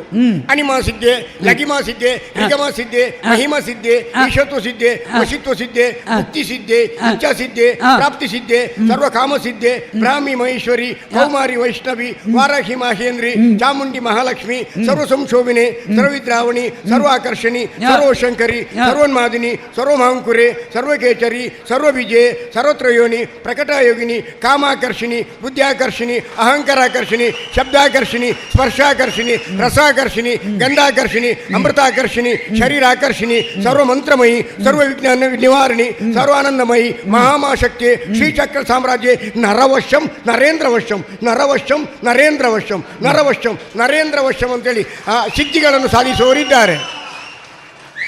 ನಿಮಗೆ ಒಂದು 7 ಮಹಡಿಯ ಕಟ್ಟಡಿಯ ಕೆಳಗೆ ನಾನು ವ್ಯವಸ್ಥೆ ಮಾಡ್ತೇನೆ, ಬರ್ದು ಹಾಕಿ. ಅಲ್ಲಿ ಕಲ್ತವರು ತುಂಬಾ ಮಂದಿ ಇದ್ದಾರೆ, ಕಟ್ಟಡದ ಕೆಳಗೆ ಕೂತ್ಕೊಳ್ಳೋರು ತುಂಬಾ ಮಂದಿ ಇದ್ದಾರೆ. ಏನು ವಿದ್ಯೆ, ಉದ್ಯೋಗ, ಸ್ತ್ರೀ ಪುರುಷ ವಶೀಕರಣ, ಮಾನಸಿಕ ಚಿಂತೆ, ಸಾಲಬಾಧೆ, ಅತಿಪತಿಯರ ಕಲಹ, ಸಂತಾನ ದೋಷ, ನಿಶಕ್ತಿ, ನರದೌರ್ಬಲ್ಯ, ಮಾಟ, ಮಂತ್ರ, ಮಾರಣ, ಕೃತ್ರಿಮ, ಭಯ, ಅಂತರ್ಪಿಶಾಚಿ, ಪಿತೃಪಿಶಾಚಿ, ಆಕರ್ಷಣ, ವಶೀಕರಣ, ವಿದೇಶ ಪ್ರಯಾಣ, ಗಾಂಧರ್ವ ಸಂಮೋಹಿನಿ, ದುಷ್ಟಶಕ್ತಿ, ಸರ್ವದೈವ ಸಂಗಮ, ಆದಿಶಕ್ತಿ, ಪರಾಶಕ್ತಿಯುಕ್ತ, ಅತಿಘೋರ ನಿಗುಡ, ದೇವಸ್ತುತಿ, ದೈವಸ್ತುತಿ, ವಾಸ್ತುದೋಷ ಅಂತ ಹೇಳುವವರು ಅವರಿಗೆ ಕೂತ್ಕೊಳ್ಳಿಕ್ಕೆ ವಾಸ್ತು ಇಲ್ಲದೆ ಯಾರ್ದೋ ಕಟ್ಟಡದಲ್ಲಿ ಕೂತ್ಕೊಂಡು ಇಂಥ ಕೋಟೆಯಲ್ಲಿ ನಮ್ಮನ್ನು ಭೇಟಿಯಾಗಿ ಅಂತೇಳಿ ಒಂದಿಷ್ಟು ಪತ್ರಕಾಳಿಯ ಭಾವಚಿತ್ರವನ್ನು ಇಟ್ಟು ಅದಕ್ಕೆ ಲಿಂಬೆ ರಸದಲ್ಲಿ ಸುಣ್ಣ ರಸವನ್ನು ಮಿಶ್ರಣ ಮಾಡಿ ದಾರಿಗೆ ಚೆಲ್ಲಿ ಇವತ್ತು ಯಾರು ಬಲಿಪಶು ಬರ್ತಾನೆ ಅಂತೇಳಿ ಕಾಯ್ತಾ ಇರುವವರು ತುಂಬ ಮಂದಿ ಇದ್ದಾರೆ. ನಾನು ಹಾಗಲ್ಲ. ನೀವೇ ಸಾಕ್ಷಿ ಅದಕ್ಕೆ. ಈಗ ಅಷ್ಟು ಗೊತ್ತಿದ್ದು ಈ ದರಿದ್ರ ವಧು ಸಂಧಾನಕ್ಕೆ ಬಂದಿದ್ದೀರಲ್ಲ, ಅದು ಅವರು ಬರ್ದದ್ದು ನೋಡಿ ನಾನು ಬಾಯಿಪಾಠ ಮಾಡಿದ್ದು. ಅವರಿಗೂ ಅದು ಗೊತ್ತಿಲ್ಲ ಯಾರಿತ್ರ ಬರೆಸಿದ್ದವರು. ಆಗಲೇ ಈಗ ನಿಮ್ಮ ಜ್ಯೋತಿಷ್ಯ ಕಲಿತು ನೀವು ಸಾಧಾರಣ ಎಷ್ಟು ವರ್ಷ ಆದೀತು? ಅಂದ್ರೆ ಈ ಕ್ಷೇತ್ರಕ್ಕೆ ಬಂದ? ಹೌದು. ಅಲ್ಲಿ ನೋಡಲ್ಲಿ ಅಲ್ಲಿ ಬರೆದಾಕಿತ್ತು. ನಿಮ್ಮತ್ತೊಂದು ಕನಕ ಸಂಭ್ರಮ ಆಚರಣೆಗೆ ವ್ಯವಸ್ಥೆ ಮಾಡುವ 50 ವರ್ಷದ್ದು ಜ್ಯೋತಿಷ್ಯ ಕಲಿತು ವ್ಯವಸ್ಥಿತವಾಗಲಿ, ಇವರ ವ್ಯವಸ್ಥಿತವಾಗಲಿ, ಅವರ ನೇತೃತ್ವದಲ್ಲಿ ಆಗಲಿ ಹಾಗಾಗಿತ್ತು. ಹಾಗೆ ಕಲಿತವರು ತುಂಬಾ ಮಂದಿ ಇದ್ದಾರೆ. ನಾನಾಗೆ ಕಲಿತು ಹೇಳುವುದಲ್ಲ, ಈ ನಿಮ್ಮ ಮುಖವನ್ನು ನೋಡುವಾಗ ಮತ್ತೆ ಅವಳನ್ನು ನಿನ್ನನ್ನು ಸಮಗ್ರವಾಗಿ ಯೋಚನೆ ಮಾಡುವಾಗ ವೇದಗೂಟ, ಗಣಗೂಟ, ಆಮೇಲೆ ರಜ್ಜುಗೂಟ, ನಾಡಿಗೂಟ, ಹೀಗೆಲ್ಲ ಪರಸ್ಪರ ಯೋನಿಗೂಟಗಳು ನಿಮ್ಮಲ್ಲಿ ಪರಸ್ಪರ ಹೊಂದಾಣಿಕೆ ಆಗ್ತಾ ಉಂಟು. ಗಣಕೂಟ, ತಾರಾವಳಿಗಳು ನಿಮ್ಮಲ್ಲಿ ಹೊಂದಾಣಿಕೆ ಆಗ್ತಾ ಉಂಟು. ಅದರಲ್ಲಿಯೂ ನಾನು ಹೇಳ್ಬೇಕಾದ್ರೆ ಒಳ್ಳೆ ಕ್ಷೇತ್ರದಲ್ಲಿ ಬೆಳೆದಂತ ಹುಡುಗಿ, ವಿದ್ಯಾವಂತೆ ಹೌದು, ಆಮೇಲೆ ಬುದ್ಧಿವಂತೆ ಹೌದು, ಚುರುಕುತನ, ಒಳ್ಳೆ ಮಾತಾಡ್ತಾಳೆ. ಇಂಥ ಹುಡುಗಿ ಸಿಗುವುದೇ ಬಹಳ ಅಪರೂಪ ಅಲ್ವೇ? ನೋಡು, ನಾನು ಮಾತಲ್ಲಿ ಹೇಳ್ಬೇಕಾದ್ರೆ ಒಂದು ಬೀಜವು ಒಳ್ಳೆದುಂಟು, ಒಂದು ಕ್ಷೇತ್ರವು ಒಳ್ಳೆದುಂಟು. ಒಂದು ಬೀಜವನ್ನು ಒಳ್ಳೆ ಕ್ಷೇತ್ರದಲ್ಲಿ ಮಾಪನ ಮಾಡಿದ್ರೆ ಅದು ಫಲವತ್ತಾಗಿ ಮತ್ತೆ ಫಲ ಕೊಡ್ತದೆ ಎನ್ನುವುದು ತಿಳಿದವರು ಹೇಳಿದಂತ ಮಾತು. ಆದ್ದರಿಂದ ಹೆಣ್ಣು ಗಂಡು ಮಕ್ಕಳಿಗೆ ತಾನಾಗಿಯೇ ಒಲಿದು ಬರಬೇಕು. ಒಲಿದ ಹೆಣ್ಣು ಜೊತೆಯಲ್ಲಿದ್ದರೆ ಒಲೆ ಬಿಡವೇ ಸ್ವರ್ಗ ಅಂತ ಹೇಳಿದ್ದಾರೆ. ಒಲಿದ ಹೆಣ್ಣನ್ನು ವಿನಯದಲ್ಲಿ ಕರೆತಂದು ಅವಳ ಜೊತೆಯಲ್ಲಿ ಬಾಳ್ವೆ ಮಾಡಿದ್ರೆ ಪುರುಷನ ಪಾಲಿಗೆ ಕೆನೆ ಹಾಲು ಮೆದ್ದಂತೆ ಅಂತ ಹೇಳಿದ್ದಾರೆ. ಆದ್ದರಿಂದ ಒಲಿದವಳನ್ನು ನೀನು ಬಿಸುಟುದು ಸರಿಯಲ್ಲ, ಅವಳನ್ನು ಮದುವೆ ಆಗು. ಏನು ಸ್ವಾಮಿ?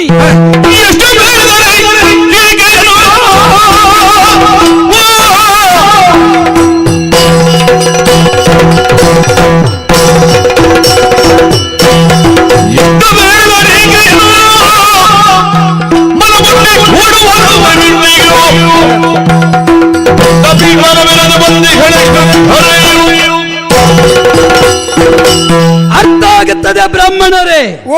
ಇದು ನೀವು ಮಾತಾಡಿದ್ದಲ್ಲ, ನೀವು ಬದುಕಿದ್ದೇ ಒಂದು ನಾಲಗೆಯ ಬಲದಿಂದ. ಯಾಕಂದ್ರೆ ಇದು ಭೀಷ್ಮನ ಬುದ್ಧಿವಂತಿಕೆ. ಇಲ್ಲದೆ ಇದ್ರೆ ಇವತ್ತೋ ನಾಳೆಯೋ ದಿನ ನಿಗದಿಯಾದ ಬ್ರಾಹ್ಮಣನನ್ನು ಈ ಹುಡುಗಿಯ ಜೊತೆ ಕಳಿಸ್ತಾರೋ? ಇವತ್ತೋ ನಾಳೆ ನನಗೆ ವಾಯ್ದೆ ಅಂತ ಹೇಳಿ ನಿನಗೆ ಯಮನ ಚೀಟ್ ಕಳಿಸಿದಾನ? ಕಾರಣ ಉಂಟು. ಇದು 3ನೇ ಬಾರಿ ನಿನ್ನ ಸೀಂತ್ರಿ ಪ್ರಯೋಗ ನನ್ನ ಮೇಲೆ. ನಿಮ್ಮ ದಮ್ಮು ಕೆಮ್ಮು ನೋಡುವಾಗಲೇ ಗೊತ್ತಾಗುತ್ತದೆ. ಆದ್ರೆ ನಿನ್ನ ಮುಂದೆ ದಮ್ಮು ಇಲ್ಲ ಅಂತ ತಿಳಿಬೇಡ, ದಮ್ಮುಂಟೆ. ಕಾರಣ ಉಂಟು. ಯಾಕೆ? ನೀವು ಹೇಗಾದರೂ ನಿಮ್ಮತ್ತಾದ ತಂತ್ರಗಾರಿಕೆಯಿಂದ ಸಾಲ್ವನನ್ನು ಒಪ್ಪಿಸಿ ಒಂದು ಮದುವೆಯ ವ್ಯವಸ್ಥೆ ಮಾಡಿಸ್ತೀರಿ ಎನ್ನುವ ಯೋಚನೆಯಿಂದ ಕಳಿಸಿದ್ದಾನೆ. ಒಂದು ಮದುವೆ ಮಾಡಿದ್ರೆ 7 ದೇವಸ್ಥಾನ ಕಟ್ಟಿದಷ್ಟು ಪುಣ್ಯ ಪ್ರಾಪ್ತಿ ಆಗ್ತದಂತೆ. ಗೊತ್ತಾಗಿದೆ. ನೀನು ದೇವಸ್ಥಾನದ ಪಂಚಾಂಗಕ್ಕೆ ಪಿಕ್ಕಾಸ್ ಹಾಕ್ಲಿಕ್ಕೆ ಹೊರಟಿದೆಯಲ್ಲ. ಖಂಡಿತ. ಅದು ಹೇಗೆ ಮದುವೆ ಮಾಡಿಸುವುದು ಹೇಗೆ ಅಂತ ಉಂಟು. ಹೆಣ್ಣು ಪವಿತ್ರಳಾಗಬೇಕು, ಪವಿತ್ರ ಚಿತ್ತಳಾಗಬೇಕು, ಆವಾಗ ಮಾತ್ರ ಅದು ಸಾಧ್ಯವಾಗುತ್ತದೆ. ಕವಲೊಡೆದ ದಾಂಪತ್ಯವನ್ನು ಮತ್ತೊಮ್ಮೆ ಒಂದು ಮಾಡುವುದು ಒಂದು ದೇವಸ್ಥಾನದ ಬ್ರಹ್ಮ ಕಲಶ ಮಾಡಿದ ಹಾಗೆ. ನೀನು ಕವಲಾದ ಮನಸ್ಸು, ಕವಲೊಡೆದ ದಾಂಪತ್ಯ ಅಲ್ಲ. ನಿನ್ನ ದರ್ಶನ ಭಾಗಕ್ಕೆ ಬಂದಿದ್ದಾಳೆ, ನೀನು ಮತ್ತೆ ಪವಿತ್ರ ಅಂತ ಹೇಳಬೇಡ. ಕಾರಣ ಉಂಟು. ನನ್ನ ದರ್ಶನ ಭಾಗ್ಯಕ್ಕೆ ಬಂದು ನನ್ನ ಬದುಕೆ ಈ ಸಲ ಎಲ್ಲೆಲ್ಲೋ ಕೊಳೆಯುವ ಹಾಗೆ ಮಾಡುವ ಇಂತಹವಳನ್ನು ಯಾವತ್ತೂ ನಾ ಸೇರಿಸಿಕೊಳ್ಳುವುದಕ್ಕೆ ಸಿದ್ಧನಿಲ್ಲ. ಎಷ್ಟು ಬೇಡಿದರಿಕೆಯ ಮನ ಮುಟ್ಟಿವರಿಸುವನಲ್ಲ, ಇದು ದಿಟ್ಟ. ಏನ್ ಮಾತಾಡ್ತಿ? ತರುಣಿಯಳ ಕೇಳುತ್ತಳು ಪರರ ಸ್ಪರ್ಶನ ಗೈಯಲಿಲ್ಲ.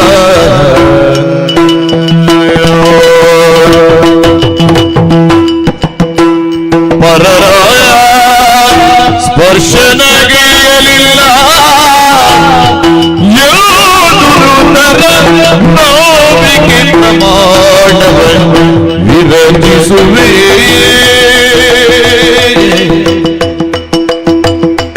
ನೋವಿಗೆ ಪ್ರಮಾಣವ ವಿರಚಿಸುವೆ. ಕೇಳಿದಳು ಅಸುರೇಶ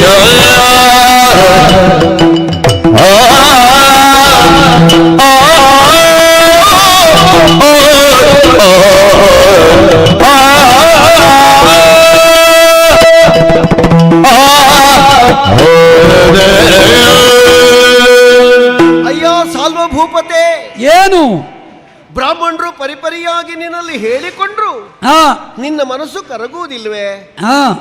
ಯಥಾರ್ಥದ ಅರಿವು ನಿನಗಿನ್ನೂ ಮೂಡುವುದಿಲ್ವೇ? ಯಾವ ಆಣೆ ಪ್ರಮಾಣಗಳನ್ನು ಮಾಡಬೇಕು ಹೇಳು.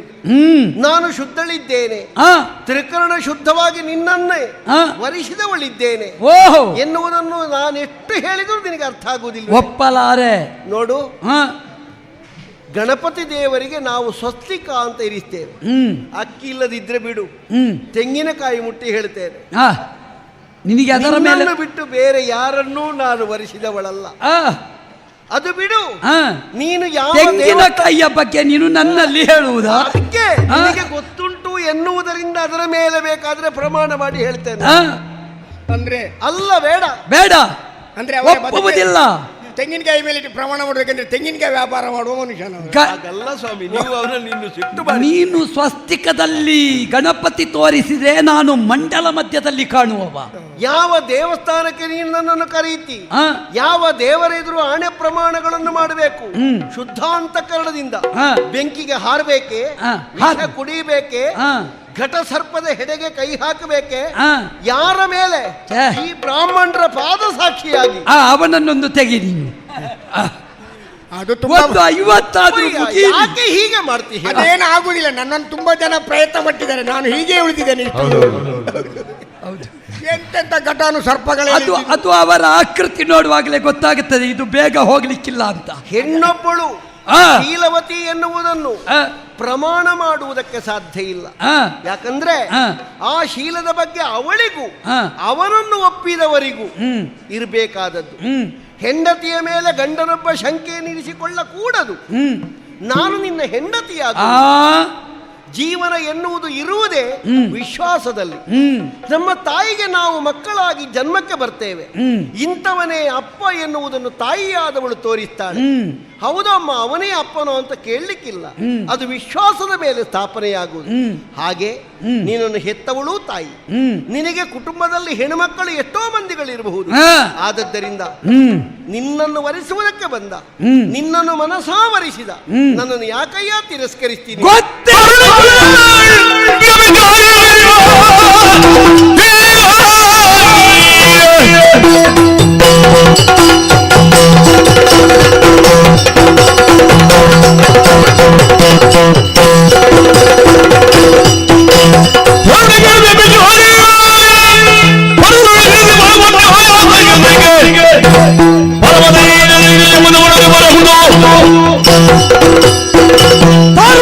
ಕೇಳು, ಇನ್ನೊಮ್ಮೆ ನೀನು ನನ್ನನ್ನು ಒತ್ತಾಯಪಡಿಸಬೇಕಾದ ಯಾವ ಅಗತ್ಯವೂ ಇಲ್ಲಿಲ್ಲ.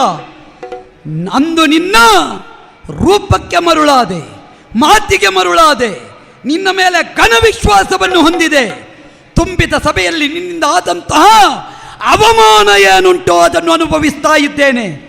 ಈಗ ಬಂದು ಮತ್ತೆ ವರಿಸು ಅಂತ ಒತ್ತಾಯಪಡಿಸ್ತಾ ಇದ್ದಿ. ಅರ್ಥ ಆಗುತ್ತದೆ, ತರುಣಿಯರ ಚಿತ್ತವನ್ನು ನಂಬುವುದಕ್ಕೆ ಯಾವತ್ತೂ ಸಾಧ್ಯ ಇಲ್ಲ. ನೀನು ಏನಿದ್ದರೂ ಇವತ್ತು ನಾನು, ನಾಳೆ ನನಗಿಂತ ವಿಕ್ರಮಿ ಇನ್ನೊಬ್ಬ ಸಿಕ್ಕಿದ್ರೆ ಅವನು, ಅದಕ್ಕಿಂತ ರೂಪವಂತ ಮತ್ತೊಬ್ಬ ಸಿಕ್ಕಿದ್ರೆ ಅವನು. ನಿನ್ನ ಬುದ್ಧಿ ನನಗೆ ಗೊತ್ತಿಲ್ವೋ? ಕಾಶಿಯ ವಿಶ್ವವಿದ್ಯಾನಿಲಯದಲ್ಲಿ ಕಲಿತ ಹೆಣ್ಮಗಳು ನೀನು ಎನ್ನುವ ವಿಶ್ವಾಸವೇ ಬಿದ್ದು ಹೋಗಿದೆ. ಹಾಗಾದ ಕಾರಣ ನಿನ್ನನ್ನು ವರಿಸುವುದಕ್ಕೆ ಸಾಧ್ಯವೇ ಇಲ್ಲ. ನೀನು ನಿಜವಾಗಿಯೂ ತರುಣಿಯಲ್ಲ, ನೀನು ವ್ಯಾಭಿಚಾರಿಣಿ.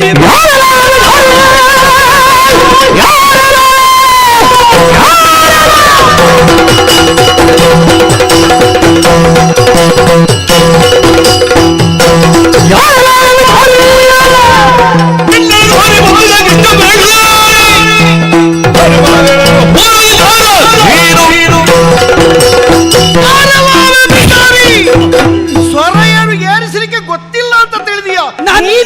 ಮಾತಾಡುವುದು ಮಾನ ಕೆಟ್ಟವನೇ, ದುರ್ಬುದ್ಧಿ. ನಿನ್ನ ಹೆಣ ಅಲ್ಲಿ ಬಂದದ್ದರಿಂದ ನಾನು ಮರಳಾದದ್ದು. ನನ್ನ ಅಪ್ಪ ನನಗೆ ಮದುವೆ ಮಾಡುವುದಕ್ಕೆ ನಿಶ್ಚಯ ಮಾಡಿದ್ದ. ನನ್ನ ವ್ಯವಸ್ಥಾ ಸ್ಥಿತಿಯನ್ನೆಲ್ಲ ಅಲ್ಲೋಲ ಕಲ್ಲೋಲ ಮಾಡಿ ಹೆಣ್ಣಾದ ನನ್ನ ಮನಸ್ಸಿಗೆ ಯಾವುದೋ ಒಂದು ಮಾಟ ಮಾರಣ ಮಂತ್ರ ಮಾಡಿ ನನ್ನನ್ನು ವಶಪಡಿಸಿದ ಹಾಗೆ ಜೊಲ್ಲು ಸುರಿಸಿ ಹೆಣ್ಮಕ್ಕಳು ತಿರುಗು ಕೇಳಿದ್ದ ಭೀಷ್ಮ. ಹೆಣ್ಮಕ್ಕಳು ತಿರುಗುವಲ್ಲಿಗೆ ಬಂದರು. ನಾನು ಮತ್ತೆ ಹೇಳಿದೆ, ನಾನು ತೋಟದೊಳಗಿದ್ದೆ, ಬೇಲಿಯೊಳಗಿದ್ದೆ, ಅವನು ಹೊರಗಿದ್ದ ಅಂತ.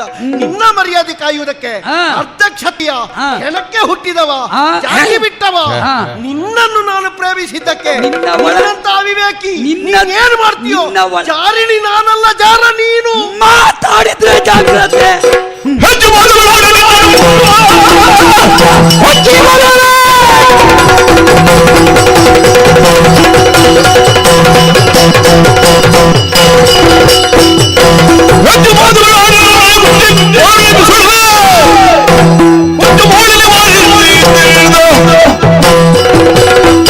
ಮಾತಾಡಿದ್ರೆ ಜಾಗ್ರತೆ. ಇದು ನನ್ನ ನೆಲ, ನನ್ನ ನೆಲೆ. ನಮ್ಮ ಕ್ಷೇತ್ರ ಮಹಾತ್ಮೆ ದೊಡ್ಡದುಂಟು. ಆದ್ದರಿಂದ ಇದು ಪುಣ್ಯಕ್ಕೆ ನಿನ್ನದು ವಮನಾದದ್ದು.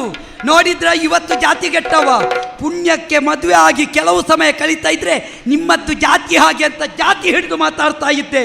ನಿನ್ನ ಹಣೆ ಬರಹ ನಾನು ಪ್ರೇಮಿಸಿದೆನಲ್ಲ, ನನಗೆ ಬೇರೆ ಯಾರು ಸಿಗ್ಲಿಲ್ಲ. ಸಿಗ್ಲಿ ಅದೇ ನಿನಗೆ ಯಾವ ಕೈ ಬಿಟ್ಟ ಇಲ್ಲಿ ಬಂದೆ, ಇಲ್ಲಿ ಮಾತಾಡ್ತಿ. ನಿನ್ನದು ಸುದ್ದಿ ಇಲ್ಲ, ನಿನ್ನ ಸುದ್ದಿ ಇಲ್ಲ. ನಿನ್ನ ಹಣೆ ಬರಹ ಗೊತ್ತಿರ್ತಿದ್ರೆ ಆವತ್ತೇ ನಿನ್ನನ್ನು ಕೊಚ್ಚಿ ಕೊಚ್ಚಿ ಗಂಗೆಯಲ್ಲಿ ಬಿಡ್ತಾ ಇದ್ದೆ. ನಿನ್ನಲ್ಲಿ ಏನುಂಟು ಅಂತ ನಾನು ಪ್ರೇಮಿಸಿದೆ. ಅದೇ ನಿನ್ನ ಹಣೆ ಬರಹ. ನಮ್ಮಲ್ಲಿ ರಾಜ್ಯ ಉಂಟು. ನಿನ್ನನ್ನು ನೀನು ಹೋಗಿ ಹೋಗಿ ನಿನ್ನಂತ ಅಯೋಗ್ಯರಿದ್ದಾರ? ನಿನ್ನ ಅಪ್ಪನಿಗೆ ತಲೆ ಸರಿ ಇಲ್ಲ. ನೀನು ಒಣಗಿದ ಕೊಪ್ಪರದ ಹಾಗಿದ್ದೀನಿ. ಅದೇ ಆ ಎಣ್ಣೆ ಬರುವುದು ಒಣಗಿದ್ದಾರಲ್ಲೇ, ನಿನಗೆ ಗೊತ್ತಿಲ್ಲ ಪಾಪಿ.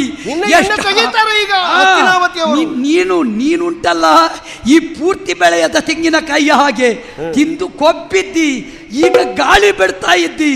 ನೀನು ಆರ್ಯ ಕ್ಷಣ ನಿಂತ್ರೆ ಇಲ್ಲಿ ಜಾಗ್ರತೆ. ಕೊಚ್ಚಿ ಕೊಚ್ಚಿ ಭೂತಗಣಕ್ಕೆ ಆಹುತಿ ಕೊಟ್ಟೆ. ಕೊಚ್ಚಿ ತಿಂತಲ್ವಾ? ಮರ್ಯಾದೆ ಇಲ್ಲದೆ ಇದ್ದವರ ಮನೆಯಲ್ಲೆಲ್ಲ ನಿಲ್ಲಿಕ್ಕೆ ನಾನು ಮರ್ಯಾದೆ ಇಲ್ಲದೆ ಇದ್ದವಳಲ್ಲ. ಮರ್ಯಾದೆ ಒಳ್ಳೆ ಮನೆ ತರದವಳು, ಗೊತ್ತುಂಟು.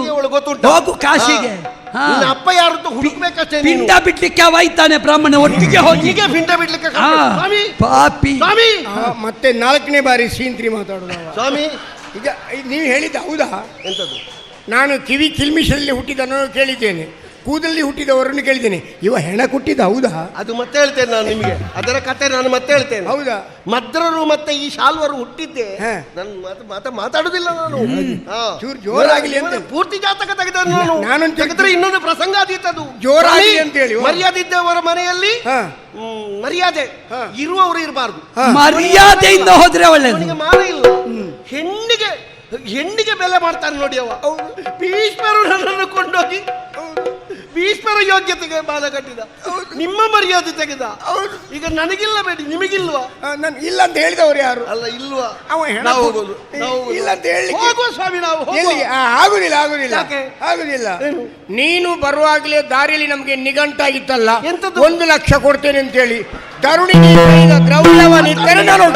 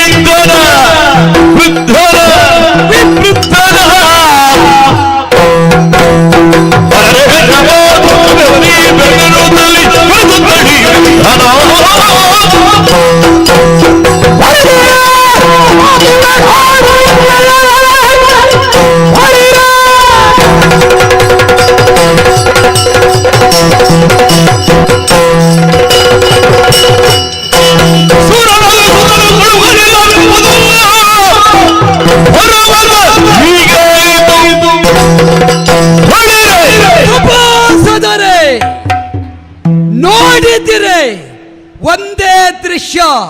ಒಬ್ಬ ಬ್ರಾಹ್ಮಣ, ಒಬ್ಬ ಜಾತಿ ಜಾತಿ ಜಾತಿ ಅಂತ ಹೇಳುವ ಒಬ್ಬ ಕ್ಷಾತ್ರ ಕನ್ಯೆ, ಇವರ ಹಣೆ ಬರಕ್ಕೆ ಬೆಂಕಿ ಹಾಕಲಿಕ್ಕೆ ಬಳಿರೆ ಶಹಬಾಸುರೆ. ನೀವು ಒಟ್ಟಿಗೆ ಇಬ್ಬರು ಸೇರಿಕೊಂಡು ಬಂದು, ಯಾರು ನಿಮ್ಮ ಕುಟುಂಬದವರು ಹೋಗಿದ್ದಾರೆ, ಮುಸುಕು ಹಾಕಿಕೊಂಡು ಬಂದಿದ್ದಾರೆ. ಈ ಬ್ರಾಹ್ಮಣ ಎಂಥದ್ದು, ನಿನ್ನದ್ದು ಜ್ಯೋತಿಷ. ನಿಮ್ಮನ್ನು ಭಟ್ಟ ಅಂತ ಕರೆದರೆ ದೊಡ್ಡ ಪ್ರಚಾರ ಆಗುತ್ತದೆ. ನಿಮ್ಮಾಣಗೆಟ್ಟವರು, ಮರ್ಯಾದೆ ಬಿಟ್ಟವರು, ನಿಮ್ಮನ್ನು ಏನು ಅಂತ ಹೇಳಬೇಕು? ಭಟ್ಟ ಅಲ್ಲ, ಭಟ್ರೆ ಭಟ್ರೆ ಭಟ್ರೆ ಮಾತಾಡಿದ್ರೆ ಸ್ವಾಮಿ, ನಿಮ್ಮ ದುರ್ಬುದ್ಧಿಯಲ್ಲಿ ಯಾರ್ಯಾರೆಲ್ಲ ಬಲಿ ಬಿಡುದು? ಎಂಥದ್ದು ವಿಪ್ರೋ ವಿಪ್ರೋ ಎಂಥದ್ದು ನಿಮ್ಮದ್ದು? ಆಕರ್ಷಣ ಸಂಕರ್ಷಣ. ನಿಮ್ಮಂಥ ಪಾಪಿಗಳೆಲ್ಲ ಇದ್ರೆ ಸಂಕಪಾಷಾಣವೇ ಗತಿ. ನೀವು ಎಂತ ಜ್ಯೋತಿಷ ಹೇಳ್ತೀರಾ? ನಿಮ್ಮನ್ನು ವಂಚಿಸಿ ಸಾಕ್ಷಿಗಾಗಿ ದ್ರವ್ಯಾಪೇಕ್ಷೆಗಾಗಿ ಕರಕೊಂಡು ಬಂದಿದ್ದಾಳೆ ಎನ್ನುವುದು ಈಗ ಸ್ಪಷ್ಟ ಆಯಿತು. ನಿಮಗೆ ಲಕ್ಷ್ಯ, ನಿಮಗೆ ದಾರಿಯಲ್ಲಿ ಆ ಸೊಂಟಕ್ಕೆ ಬಟ್ಟೆ ಕಟ್ಟಿಕೊಂಡು ಬೇಡಲಿಕ್ಕೆ ಆಗುವುದಿಲ್ವಾ? ನಿಮಗೆ ಇಂತಹ ಕೆಟ್ಟ ಕೆಲಸಕ್ಕೆಲ್ಲ ಬೆಂಬಲ ಕೊಡುವುದಕ್ಕೆ ನಾಚಿಕೆಯಾಗಬೇಕು. ಬ್ರಾಹ್ಮಣಂತೆ ಬ್ರಾಹ್ಮಣ್ಯದ ಮೇಲೆ ಅಪಾರ ನಂಬಿಕೆ ಉಳ್ಳವ ನಾನು, ಆದರೆ ನಿಷ್ಠೆ ಬೇಕು. ಮರ್ಯಾದೆಯಿಂದ ಹೇಳ್ತೇನೆ, ಈ ಮೂಟೆಯನ್ನು ಕಟ್ಟಿಕೊಂಡು ಬಂದಿದ್ದೀರಲ್ಲ, ಇಬ್ಬರು ಜಾಗ ಖಾಲಿ ಮಾಡಿದ್ರೆ ಒಳ್ಳೆಯದು. ಇಲ್ಲದಿದ್ರೆ ನಿಮಗೆ ಇಬ್ಬರಿಗೆ ಒಟ್ಟಿಗೆ ಸನ್ಮಾನ ಮಾಡಿ ಏನು ನಾಳೆ ಇಲ್ಲಿಂದ. ನಿಮಗೆ ಹೇಳಲಿಕ್ಕೆ ಇದ ಸಂದರ್ಭ, ಹೊರಗೋಗಿ ಕೇಳಬಹುದಿತ್ತಲ್ಲ ನನಗೆ. ಅದಕ್ಕಿಂತಲೂ ನನಗೆ ನೋಡಿದ್ದೀರಾ, ಒಳ್ಳೆ ಕಾಶಿ ಕುಂಬಳಕಾಯಿ ಹಾಗೆ ಇದ್ದಾನೆ ಇವ. ಸಂಧಾನ ನಿನಗೆ ಕಾಶಿಯಲ್ಲಿ ಪಿಂಡ ಬಿಟ್ಟೆನು ನಾಟೆ. ಆದ್ರೆ ನೀನು ಕುಂಬಳಕಾಯಿ ಪಾಕ ಮಾಡ್ಲಿಕ್ಕೆ ಹೊರಟಿದೆಯಲ್ಲ ಸ್ವಾಮಿ, ನಿಮಗೆ ಲಕ್ಷ್ಯ ಅಲ್ವಾ ಬೇಕಾದ್ದು? ನನಗೆ ಅದೆಲ್ಲ ಬೇಸರ ಇರುವುದು. ಇಷ್ಟು ದೊಡ್ಡ ಸಭೆಯಲ್ಲಿ ನನ್ನನ್ನು ಭಟ್ಟ ಅಂತ ಕರೆದ, ಹೊಡಿತೀನಿ ಅಂತ ಹೇಳ್ದ. ಇದರಲ್ಲಿ ಯಾರು ಒಬ್ಬರು ಜನಿವಾರ ಹಾಕಿದ ಬ್ರಾಹ್ಮಣರಿಲ್ವಾ? ಎಲ್ಲ ಹೇಳಲಿಕ್ಕಿಲ್ಲ, ಜನಿವಾರ ಹಾಕಿದ ಸುಮಾರು ಮಂದಿ ಇದ್ದಾರೆ. ಹೇಳಲಿಕ್ಕಿಲ್ಲ, ನಿಮ್ಮ ದುರ್ಬುದ್ಧಿ ಇದು. ಜಾತಿಯವರಿಗೆ ನೀವು ಮಾಡಿಕೊಂಡ ದುರ್ಬುದ್ಧಿಗೆ ಯಾರು ನಿಮ್ಮ ಜಾತಿಯವರು ಬರ್ಲಿಕ್ಕಿಲ್ಲ. ಯಾಕೆ? ನೀವು ಏನು ಕೇಳಿದಿರಿ? ಏನು? ದ್ರವ್ಯಾಪೇಕ್ಷೆಯನ್ನು ಮುಂದಿಟ್ಟಿರಿ. ನನಗೂ ನಿಮಗೂ ಒಂದು ಒಪ್ಪಂದ ಆಗಿದೆ. ಈಕೊಳ್ಳಿ, ನಾನು ಕೊಡಬೇಕು ಎನ್ನುವುದನ್ನು ಕೊಡದೆ ಉಳಿಯುವುದಿಲ್ಲ. ನನ್ನ ಮೈ ಮೇಲಿದ್ದಂಥ ಆಭರಣಗಳನ್ನೆಲ್ಲ ತೆಗೆದಿದ್ದೇನೆ, ನಿಮಗೆ ಗಂಟು ಕಟ್ಟಿಕೊಟ್ಟಿದ್ದೇನೆ, ತಗೊಂಡೋಗಿ. 1 ಲಕ್ಷ ಅಲ್ಲ, ಇದನ್ನು ಮಾರಿದರೆ 25 ಲಕ್ಷಕ್ಕಿಂತ ಹೆಚ್ಚು ಸಿಗ. ಬೇಡ ಮಗು, ಬೇಡ. ನೀನು ದಾರಿಯಲ್ಲಿ ಬರುವಾಗ ಹೇಳಿದ್ದಿ ಇಷ್ಟು ಕೊಡ್ತೇನೆ ಅಂತೇಳಿ. ಬಡತನದ ಬೇಗುದಿಯಲ್ಲಿ ಬೆಂದು ನೊಂದು ಕರಟಿ ಕಮರಿ ಹೋಗಿರುವಂಥ ನನ್ನ ಬದುಕು ನಿನ್ನಲ್ಲಿ ಆ ರೀತಿ ಕೇಳುವಾಗೆ ಮಾಡಿತು ವಿನಃ ಬೇರೆ ಯಾವುದೇ ಉದ್ದೇಶಕ್ಕಲ್ಲ ಮಗಳೇ. ಶ್ರೀಮಂತ ರಾಷ್ಟ್ರದಲ್ಲಿ ಹುಟ್ಟಿದರೂ ಸ್ವಾಭಿಮಾನಿ ಬ್ರಾಹ್ಮಣನಾಗಿ ಬದುಕಿದವ ನಾನು. ಯಾರ ಹತ್ರವೂ ಇಷ್ಟು ತನಕ ಬೇಡಿದವನಲ್ಲ. ನನಗೆ 3 ಜನ ಹೆಣ್ಣು ಮಕ್ಕಳಿದ್ದಾರೆ, ಒಬ್ಬ ಗಂಡು ಮಗು. 3 ಜನ ಹೆಣ್ಣು ಮಕ್ಕಳಿಗೆ ಇನ್ನೂ ಮದುವೆ ಆಗಲಿಲ್ಲ. ನನ್ನ ಮಗನಿಗೆ ಇನ್ನೂ ಉಪನಯನ ಆಗಲಿಲ್ಲ. ನೀನು ಕೊಟ್ಟ ದ್ರವ್ಯದಿಂದ ನನ್ನ ಬದುಕು ಬಂಗಾರ ಆಗ್ಬೋದು, ನನ್ನ ಮಕ್ಕಳು ಒಳ್ಳೆಯ ಮನೆತನವನ್ನು ಸೇರಬಹುದೆನ್ನುವ ಒಂದೇ ಒಂದು ಉದ್ದೇಶದಿಂದ ಕೊಡುವಂತ ಕೇಳಿದ್ದು ಬಿಟ್ಟರೆ ಬೇರೆ ಯಾವುದೇ ಉದ್ದೇಶದಿಂದ ನಿನ್ನನ್ನು ಪೀಡಿಸಬೇಕೆನ್ನುವ ಕಾರಣಕ್ಕಾಗಿ ನಾನು ಕೇಳಿದ್ದಲ್ಲ ಮಗಳೇ. ನನ್ನ ಮಗಳಿಗೆ ಇಂಥ ಸ್ಥಿತಿ ಬರ್ತಿದ್ರೆ ಒಬ್ಬ ತಂದೆಯಾಗಿ ಎಷ್ಟು ನೋಯ್ತಿದ್ನೋ ಅದೇ ನೋವು ನನ್ನನ್ನೀಗ ಆವರಿಸ್ತಾ ಇದ್ದೆ. ಆದರೆ ಏನು ಮಾಡೋದು ಹೇಳು? ಕಾಲಚಕ್ರದ ದವಡೆಗೆ ಸಿಲುಕದವರು ಈ ಪ್ರಪಂಚದಲ್ಲಿ ಯಾರೂ ಇಲ್ಲ. ದಾರಿಯಲ್ಲಿ ಬರುತ್ತಿರುವಾಗ ಮಗಳೇ ನನ್ನ ಕೈ ಹಿಡಿದು ಕರ್ಕೊಂಡು ಹೋಗುವಂತ ನಾನು ಹೇಳಿದ್ದು ಬೇರೆ ಯಾವುದೇ ಉದ್ದೇಶದಿಂದ ಅಲ್ಲ. ಸದಾ ದೇವತಾರ್ಚನೆಯನ್ನು ಮಾಡಿ ಪೂಜೆ ಪುರಸ್ಕಾರಗಳನ್ನು ಮಾಡಿದಂಥ ಈ ಕೈಯಲ್ಲಿ ಪವಿತ್ರವಾದಂಥ ಅಗ್ನಿ ಇದೆ. ಆ ಅಗ್ನಿಯ ಸ್ಪರ್ಶದಿಂದ ನಿನ್ನ ಬದುಕು ಒಳ್ಳೆಯದಾಗಲಿ ಅಂತೇಳಿ ನಾನು ಹೇಳಿದ್ದು ಮಗಳೇ. ಬ್ರಾಹ್ಮಣರಿಗೆ ಮೂರು ತಲೆಮಾರಿನವರೆಗೆ ಋಣ ಇರ್ತದಂತೆ. ಆ ಋಣ ನಿನ್ನ ತಲೆ ಮೇಲೆ ಉಳಿಬಾರ್ದು ಎನ್ನುವ ಕಾರಣಕ್ಕಾಗಿ ನನಗೆ ಕೊಡು ಅಂತ ಕೇಳಿದು ಬಿಟ್ಟರೆ ಬೇರೆ ಯಾವುದೂ ಇಲ್ಲ. ತಿಳಿದವರೊಂದು ಮಾತು ಹೇಳಿದ್ದು ಅದಕ್ಕೆ ಮಗಳೇ, ಈ ಪ್ರಪಂಚದಲ್ಲಿ ನಾವು ಎಣಿಸಿದಂತೆ ಯಾವುದು ಆಗುವುದಕ್ಕೆ ಸಾಧ್ಯ ಇಲ್ಲ. ತನ್ನ ಚಿಂತೆಯದೊಂದು ದೈವದ ಗನ್ನ ಕತಕವದೆರಡು ಭಾವದ ಬಣ್ಣನೆಯ ಬಗೆ ಮೂರು ದೈವದ ಅಭಿನ್ನ ಮುಖ ನಾಲ್ಕು ತನ್ನ ನೆನೆಹಿನವಳು ಕಾರ್ಯವು ಚೆನ್ನ ಹಡೆ ಲೋಕಕ್ಕೆ ಅನ್ಯ ದೈವದೇಕೆ.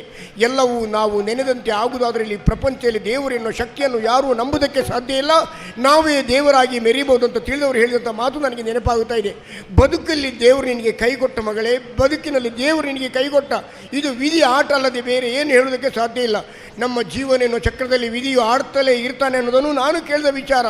ಏನು ಮಾಡೋದು ಹೇಳು? ಆದರೆ ಇಷ್ಟೆಲ್ಲವನ್ನೂ ನೀನು ನನಗೆ ಕೊಡ್ತಾ ಇದ್ದಿ. ನೀನು ಯೋಚನೆ ಮಾಡು ಮಗಳೇ, ಶ್ರೀಮಂತ ದೇಶದಲ್ಲಿ ರಾಷ್ಟ್ರದಲ್ಲಿ ಹುಟ್ಟಿದವಳು ನೀನು, ವಿದ್ಯಾವಂತೆಯಾದಂಥ ಹೆಣ್ಣು. ಅಪ್ಪ ಅಮ್ಮ ಮೊದಲು ನಿನಗೆ ಮದುವೆ ಅಂತೇಳಿ ನಿಶ್ಚಯ ಮಾಡಿದ್ದಾರೆ. ಅಪ್ಪ ಅಮ್ಮ ಇರುತ್ತಾ ಮದುವೆ ನಿಶ್ಚಯ ಆದ ಮೇಲೂ ಹೆಣ್ಣಾದವಳು ಬೇರೆಬ್ಬನ ಜೊತೆ ಓಡಿ ಹೋಗ್ತಾಳೆ ಅಂತ ಹೇಳಿದ್ರೆ ಅವರ ಬದುಕು ಏನಾಗ್ತದೆ ಅನ್ನೋದಕ್ಕೆ ನಿನ್ನ ಬದುಕಿಗೆ ಜ್ವಲಂತ ಸಾಕ್ಷಿ. ನೀನಂತಲ್ಲ, ಸಾವಿರಾರು ಹೆಣ್ಣು ಮಕ್ಕಳು ಯಾವುದೋ ಒಬ್ಬನ ಮಾತಿಗೆ ಮರಳಾಗಿ ಅವನ ಹಿಂದೆ ಹೋಗಿ ಕೊನೆಗೆ ಅಪ್ಪ ಅಮ್ಮ ಆತ್ಮಹತ್ಯೆ ಮಾಡಿಕೊಂಡು ಇವಳಿಗೆ ಹೋದ ಮನೆಯೂ ಆಗದೆ ಇದ್ದ ಮನೆಯನ್ನು ಬಿಟ್ಟು ಅವನಿಂದ ಒಂದು ಮಗುವನ್ನು ಪಡೆದು ಆ ಮಗುವನ್ನು ಸಾಕಲಿಕ್ಕೆ ಬೇಕಾಗಿ ತನ್ನನ್ನು ತಾನೇ ಮಾರಿ ಬದುಕುವಂಥ ಅದೆಷ್ಟೋ ಹೆಣ್ಣುಮಕ್ಕಳ ಜೀವನ ಚರಿತ್ರೆನೊಮ್ಮೆ ಲೆಕ್ಕ ಹಾಕು ಮಗಳೇ, ನೀನು ಲೆಕ್ಕ ಹಾಕು. ಅದು ತಂದೆ ತಾಯಿಯರಿಗೆ ಕೊಡುವ ಮೊದಲ ವಿಷ ಮಗಳೇ, ಮೊದಲ ವಿಷ. ಅಪ್ಪಮ್ಮನಿಗೆ ಗೊತ್ತಿರಲಿಲ್ಲ ಯಾವ ಮಗನಿಗೆ ಮದುವೆ ಮಾಡಿಕೊಟ್ಟರೆ ನನ್ನ ಬದುಕು ಒಳ್ಳೆಯದಾಗ್ತದೆ ಅಂತೇಳಿ. ತಪ್ಪಿದೆ ಮಗಳೇ, ನೀನು ತಪ್ಪಿದೆ. ಈಗ ಅತ್ತು ಏನು ಪ್ರಯೋಜನ? ಈಗ ಕಣ್ಣೀರು ಒಂದು ಬಿಟ್ಟರೆ ಬೇರೆ ಯಾವ ದಾರಿಯೂ ಕಾಣುವುದಿಲ್ಲ. ಆದರೆ ಹೆಣ್ಣಾದವಳಿಗೆ ಒಂದು ಮದುವೆ ಇರ್ತದೆ ಅಂತ ತಿಳಿದ ಪ್ರಾಜ್ಞರು ಹೇಳಿದಂಥ ಮಾತು.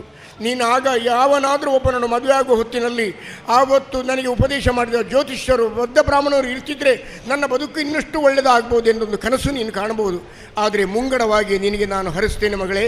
ಮುಂದೊಂದು ಕಾಲದಲ್ಲಿ ನಿನಗೆ ಮದುವೆ ಇರುವುದೇ ಹೌದಾಗಿದ್ದರೆ ಇಗೋ ಬಾಳು ಬೆಳಗಲಿ ಎಂದು ಬಯಸಿ ಹಾಡುವೆ ನಿಂದು. ಮುಂದೆ ಬಾಳ ಗೆಳೆಯನು ನಿನ್ನ ಜೊತೆ ಇರಲು, ಬಾಳಿನುದ್ದಕ್ಕೂ ಸುಖವು ನಿನಗೆ ಲಭಿಸುತ್ತಿರಲಿ, ಬಾಳ ಕನಸುಗಳೆಲ್ಲ ನೆನೆಸಾಗುತ್ತಿರಲಿ. ಪ್ರೇಮಮಯ ಜೀವನವು ಆನಂದದ ಸಾಗರವು, ಆ ನೇಮ ನಿಷ್ಠೆಯ ಬದುಕೆ ಈ ಬಾಳ ಬಯಕೆ. ಕಾಮಿತಾರ್ಥವ ನೀವ ದೇವನೊಲುಮೆ ಇರಲಿ, ಸಜ್ಜನರ ಒಡನಾಟ ಬಾಳಿನುದ್ದಕ್ಕೂ ಇರಲಿ. ಅಂಥ ದುರ್ಜನರ ಮನವನ್ನು ತಿಳಿಯುವ ಬಲ ನಿನಗೆ ಬರಲಿ. ಸೋಜಿಗದ ಈ ಜಗದಲ್ಲಿ ಜಾಣತನ ನಿನಗಿರಲಿ, ನಿಜ ಬಂಧು ಬಾಂಧವರ ಬಳಕೆ ಇರಲಿ. ಪತಿಯ ಮನೆ ಮನ ತುಂಬಿಸಲು ಮುದ್ದು ಮಕ್ಕಳ ಪಡೆದು ನುಡಿಮುತ್ತುಗಳ ಇಂಪು ಕೇಳುತ್ತಿರಲಿ. ಅಡಿಗಡಿಗೂ ಆನಂದದ ಅನುಭವ ನಿನಗಿರಲಿ, ಅಡಿಗಡಿಗೂ ಆನಂದದ ಅನುಭವನಿರಲಿ. ಭವಿತವ್ಯಂ ಭವತ್ತೇವ, ಭವಿತವ್ಯಂ ಭವತ್ತೇವ, ಭವಿತವ್ಯಂ ಭವತ್ತೇವ. ಬರ್ತೇನೆ. ನಾನು ಮರುಳೇ ಆಗಿಬಿಟ್ಟೆ. ಮರುಳೇ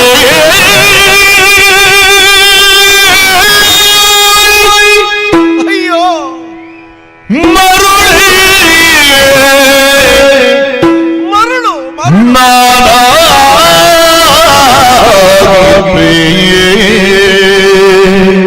ಅಯ್ಯೋ ಮರುಳೇ ಮರುಳೇ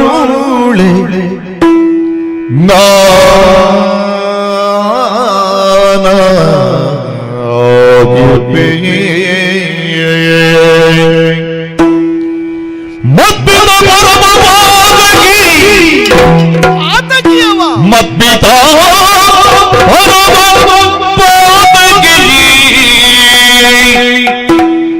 ಸಾಲುವ ಮೂರ್ಖನು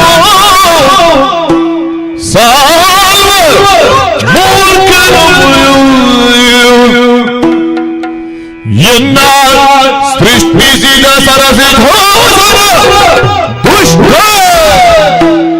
ಎನ್ನ ಸೃಷ್ಟಿಸಿದ ಸರಸಿಜಾಸರ ದುಷ್ಟ, ಸರಸಿಜಾಸರ ದುಷ್ಟ ಮರುಳಿನ ಮರುಳಿ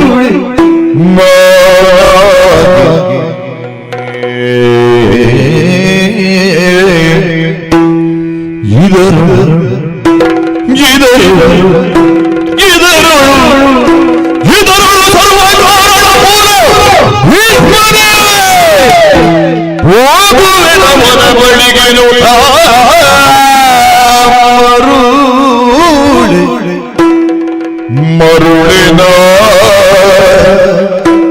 ಮರುಳಿ ನಾಗಿರ್ಪೆ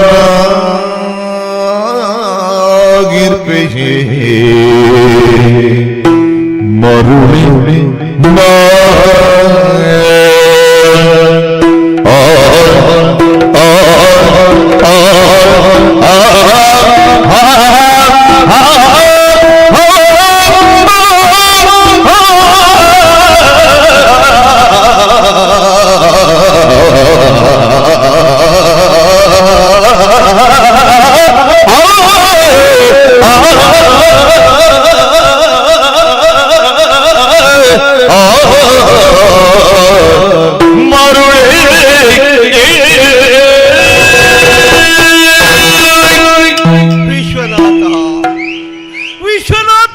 ವಿಶ್ವನಾಥ, ಬುದ್ಧಿ ತಿಳಿಯುವ ಅಂದಿನಿಂದ ಇಂದಿನವರೆಗೂ ನಿನ್ನನ್ನು ಶ್ವಾಸದಲ್ಲಿರಿಸಿ ಬದುಕು ಸಾಗಿಸಿದೆ ಪ್ರಭು. ಹಲವಾರು ಹುಂಗರಸನ್ನು ಕಾಣುತ್ತಾ ಭವಿತವ್ಯದಲ್ಲಿ ನನ್ನ ಜೀವನವನ್ನು ಹೇಗೆ ರೂಪಿಸಿಕೊಳ್ಳುವುದು ಅಂತ ನಾನು ಕನಸು ಕಾಣುತ್ತಾ ಇದ್ದೆ.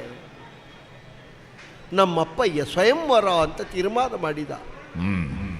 ಭುಜಬಲದ ವಿಕ್ರಮವನ್ನು ತೋರಿಸುವುದರ ಮೂಲಕವಾಗಿ ಗೆದ್ದಂತಹ ಒಬ್ಬ ಅಠಟನಿಗೆ ನಮ್ಮನ್ನು ಮದುವೆ ಮಾಡಿಸುವುದು ಅಂತಲೂ ತೀರ್ಮಾನ ಮಾಡಿದ. ಒಂದೇ ಒಂದು ಮಾತು, ಹೇಗೆ ಮಗ, ನಿಮ್ಮ ಮನಸ್ಸಿನಲ್ಲಿ ಇದು ಒಪ್ಪಿತವೇ? ಕೇಳಲಿಲ್ಲ. ಕೇವಲ ಕಾಯದ ಕಸುವನ್ನು ಮಾತ್ರವೇ ತೋರಿಸಬಹುದಾದಂತಹ ಒಬ್ಬ ಭಟನಿಗೆ ನಮ್ಮನ್ನು ಹಂಚಿಕೊಳ್ಳಬೇಕಾದಂತಹ ಒಂದು ಸ್ಥಿತಿಯನ್ನು ನಮ್ಮಪ್ಪ ಮಾಡಿದ. ಮೂರ್ಖ. ಹೌದು, ನಮ್ಮಪ್ಪ ದುಷ್ಟ, ಪಾತಕಿ ನಮ್ಮಪ್ಪ.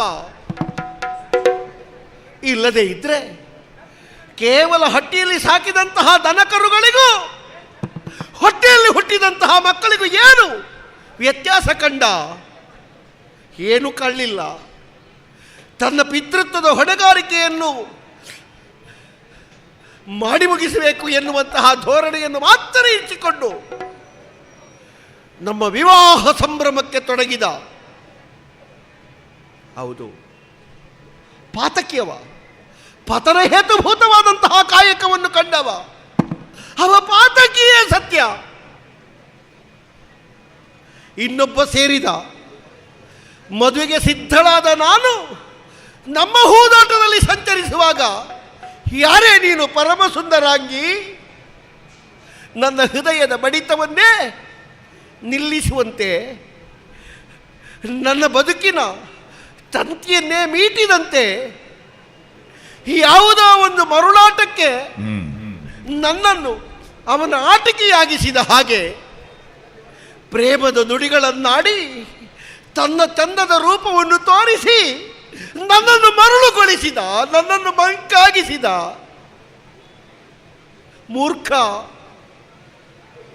ಕಾಲ ಕಾಮ ಕರ್ಮ ಎನ್ನುವುದನ್ನು ತಿಳಿಯದೇ ಇರುವಂತಹ, ಮೂರು ಕಾಲದಲ್ಲಿಯೂ ಮೂರ್ಖ ಅಂತ ಹೇಳಲ್ಪಡುವಂತಹ ಸಾಲ್ವ.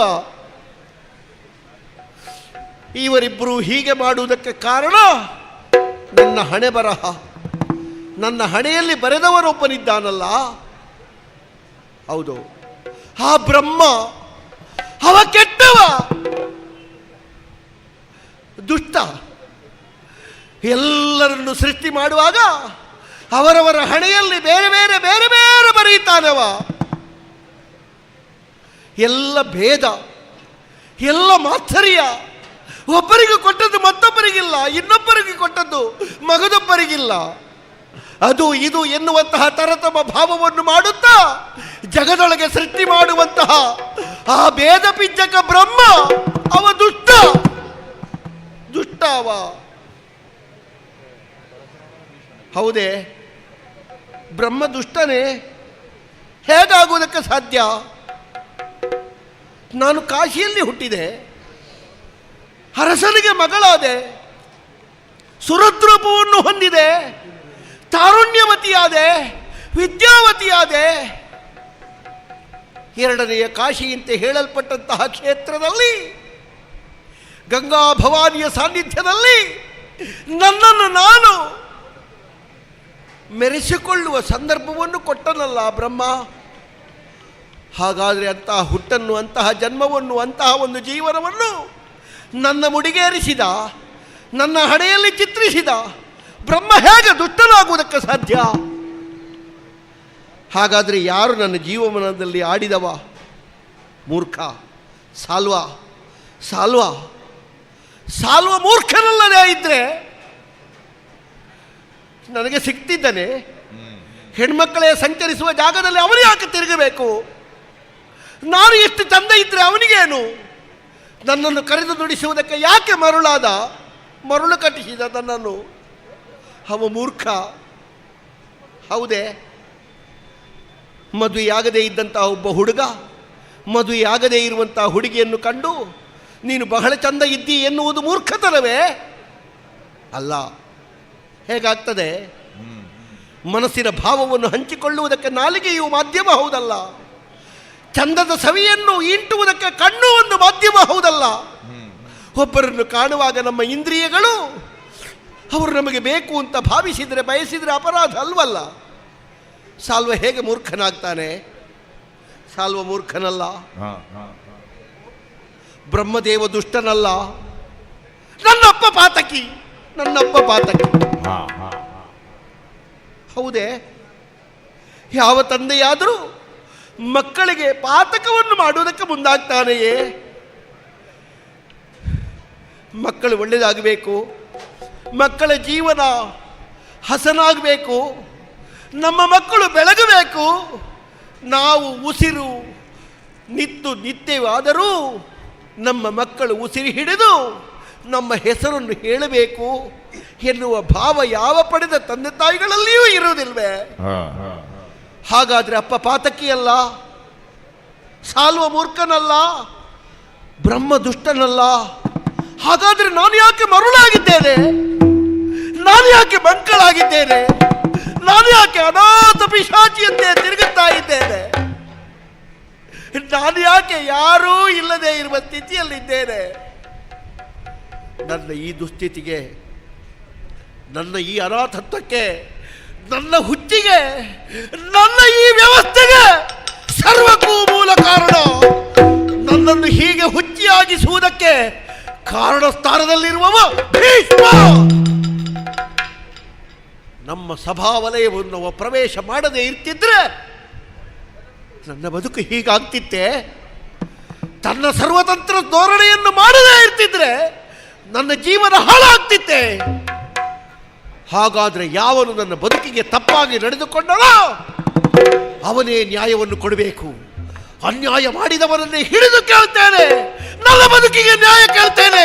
ಸಾಲ್ವನಲ್ಲಿಗೆ ಹೋಗ್ತೇನೆ, ಇಲ್ಲ ಭೀಷ್ಮರನ್ನೇ ಕೇಳ್ತೇನೆ, ಭೀಷ್ಮರಲ್ಲಿಗೆ ಹೋಗ್ತೇನೆ, ಹತ್ತಿರಗೆ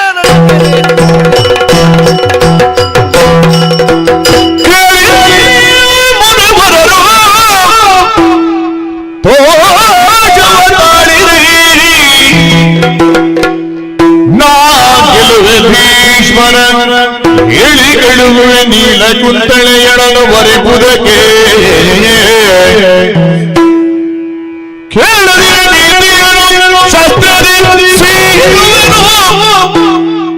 ತಪ್ಪಿಲ್ಲ ವೀಕ್ಷಣ ಬೇಡಿರಿ ನೀವೇಳು ಹೊರಡಲ ಬರಜುಧಾರಕನು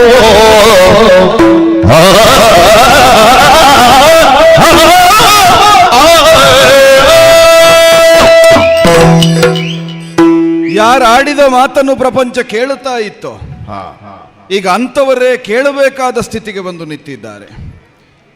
ಮಂತ್ರ ವಾಕ್ಯಗಳನ್ನಾಗಿಸಿಕೊಳ್ಳುತ್ತಾ ಮಂತ್ರಮುಖೇನವಾಗಿ ದೇವದರ್ಶನವನ್ನು ಮಾಡಿಸಿ ಲೋಕಕ್ಕೆ ಧರ್ಮದರ್ಶನವನ್ನು ಮಾಡಿಸಬಹುದಾದಂತಹ ಒಂದು ವ್ಯಕ್ತಿತ್ವಕ್ಕೆ ಮುನಿ ಅಂತ ಹೆಸರು. ಅಂತಹ ಮುನಿಗಳೇ ಮೌನವಾಗಿದ್ದಾರೆ.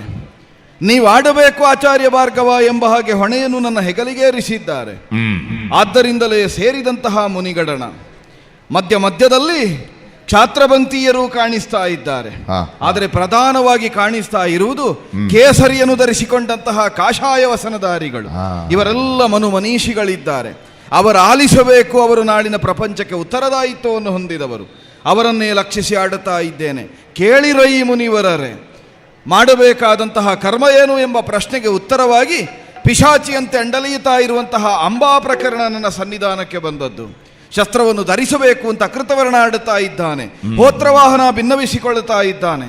ಆದರೆ ಶಸ್ತ್ರಪಾಣಿಯಾಗಿ ಯಾವ ಕಾರಣಕ್ಕೂ ಮತ್ತೊಬ್ಬ ಕ್ಷತ್ರಿಯನನ್ನು ದಂಡಿಸುವುದಿಲ್ಲ, ಶಾಸನವನ್ನು ಮಾಡುವುದಿಲ್ಲ.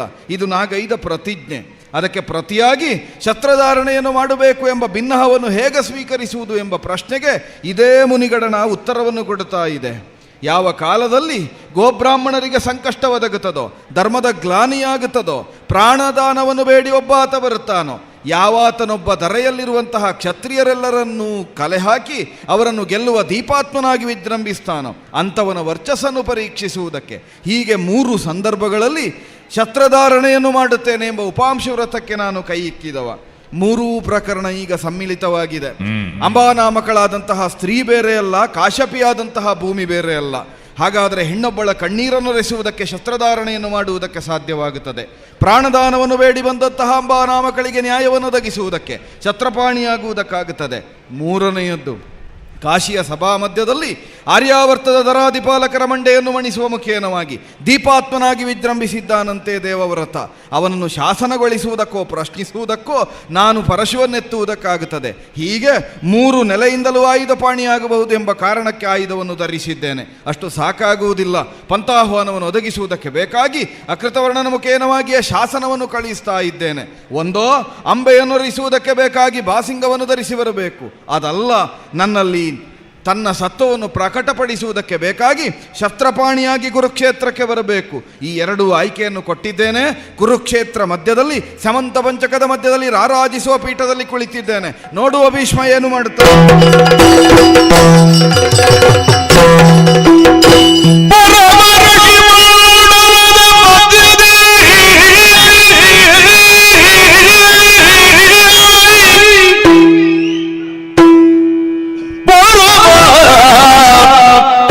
ಋಷಿ ಮಂಡಲದ ಮಧ್ಯದಲ್ಲಿ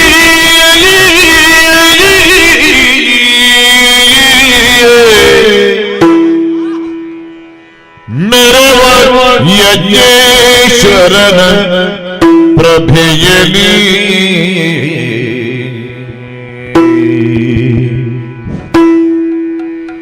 ಮೆರವ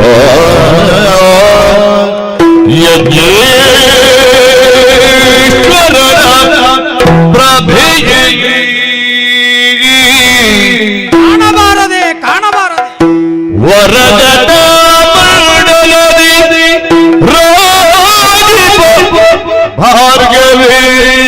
ಭಾರ್ಗವೇಶ್ವರನ ವರದಟ ಮಂಡಲದಿ ಭಾರ್ಗವೇಶ್ವರನ ಪರಿಗಿಸುತ್ತ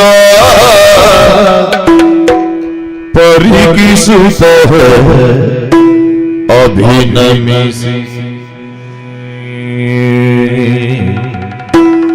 ಭೀಷ್ಮನು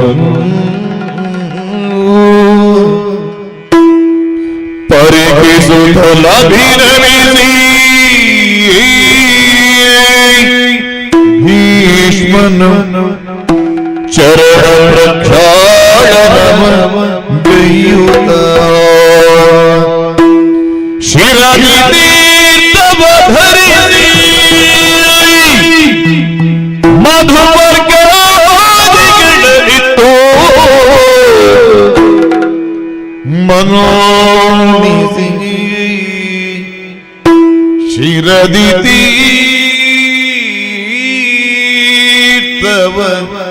ಧರಿಸಿ ಮಧುಪರ್ಕಾದಿಗಳನ್ನು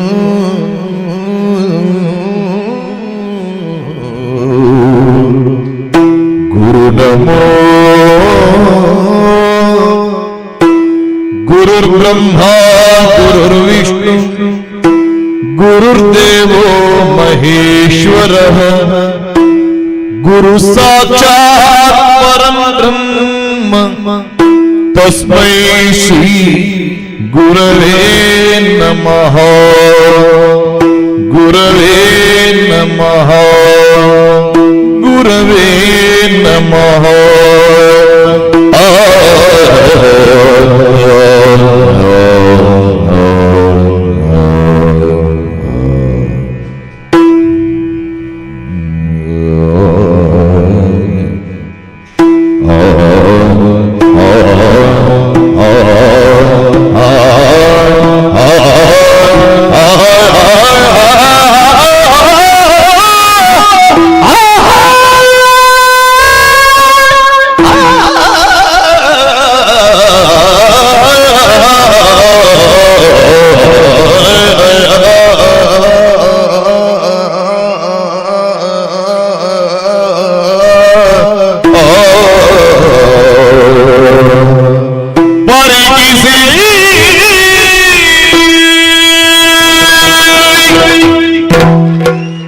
ಒಟ್ಟಿಗೆ ಕಲಿತಂತಹ ಸಹಪಾಠಿ ಎನಿಸಿಕೊಂಡ ಅಕೃತವ್ರಣನ ಮೂಲಕವಾಗಿ ಗುರುಗಳಿಂದ ಯಾವ ಪವಿತ್ರವಾದ ನಿರೂಪ ನನ್ನ ಪಾಲಿಗೆ ಬಂತೋ ಅದನ್ನು ಶಿರೌದಾರ್ಯ ಅಂತ ಅಂಗೀಕರಿಸಿದೆ.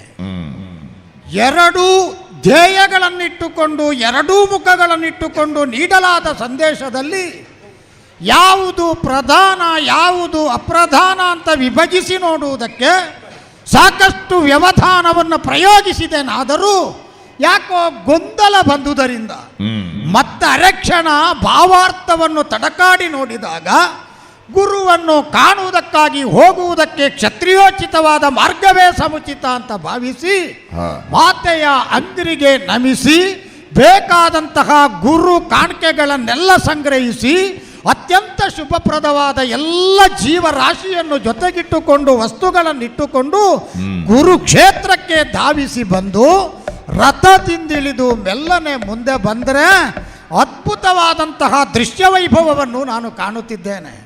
ಬೆಳ್ಳಿ ಬೆಟ್ಟ ಮಂಜು ಮುಸುಕಿದ ಸ್ಥಿತಿಯಲ್ಲಿರುವಾಗ ತನ್ನ ಜಟೆಯ ತುಂಬೆಲ್ಲ ಮಂಜಿನ ಕಣಗಳನ್ನು ಹರಡಿಕೊಂಡ ದ್ರಕ್ಷನಾದಂಥ ಪರಮೇಶ್ವರನೇ ತನ್ನ ಶಿವಗಣಗಳ ಜೊತೆಗೆ ಧರಿತ್ರಿಗೆ ಇಳಿದು ಬಂದನು. ಅಲ್ಲ, ಯಜ್ಞೇಶ್ವರನು ಅತ್ಯಂತ ಶ್ರೇಷ್ಠವಾದಂಥ ಮಂಡಲದ ನಡುವೆ ಪ್ರಜ್ವಲಿಸುವ ಕಾಲದಲ್ಲಿ ಎಂತಹ ಶಿಖಾಗ್ನಿ ಕಾಣಿಸಬಹುದೋ ಜಟಾಮಂಡಲದಿಂದ ರಾರಾಜಿಸುವ ಗುರುವಿನ ಸಾಕ್ಷಾತ್ಕಾರ ಹೀಗೆ ಎನ್ನುವುದನ್ನು ಸೂಚಿಸುವ ಹಾಗಿನ ದೃಶ್ಯವೋ ಯಾವುದನ್ನು ಅರ್ಥ ಮಾಡಿಕೊಳ್ಳುವುದಕ್ಕೆ ಸಾಧ್ಯವಾಗದ ಸ್ಥಿತಿಯಲ್ಲಿ ಭಾವುಕನಾಗಿ ಹೋದಂಥ ನಾನು ಇದೋ ಗುರುವನ್ನು ಕಂಡು ದಿಂಗೂಢನಾಗುವುದಕ್ಕಿಲ್ಲ, ದೂರದಿಂದಲೇ ಉಭಯ ಕರಗಳನ್ನು ಮುಗಿದು ನಮಸ್ಕರಿಸಿ ನನ್ನ ಶ್ರೇಷ್ಠವಾದಂತಹ ಶಿಷ್ಯತ್ವವನ್ನು ಸೂಚಿಸಿದ್ದೇನೆ. ಪಾದ ಪ್ರಕ್ಷಾಳನವನ್ನು ಮಾಡಿದ್ದೇನೆ, ಮಧುಪರ್ಕಾದಿಗಳನ್ನಿತ್ತಿದ್ದೇನೆ. ವಿಶೇಷವಾಗಿ ತಂದಿರಬಹುದಾದ ವರ ರತ್ನಮಯ ಪೀಠದಲ್ಲಿಟ್ಟು ನಾನು ಶುಶ್ರೂಷೆ ಮಾಡಬೇಕಾಗಿದೆ.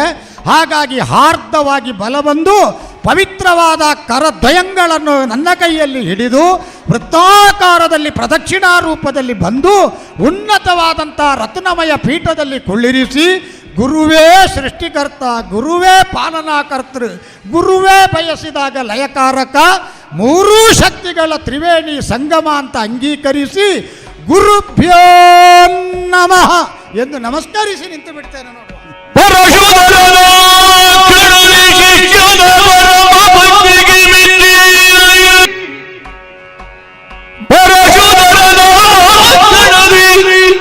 ಶಿಷ್ಯನ ಪರಮ ಭಕ್ತಿಗೆ ಮೆಚ್ಚಿ ಧರೆಯೊಳಿವಗೆ ಎನ್ನುತ್ತಲಾಗ ಬೇಡಿದನು.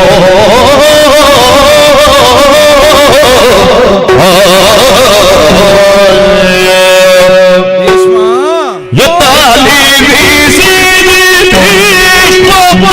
ಬುದ್ಧಿಗಳ ನೀನಿಯ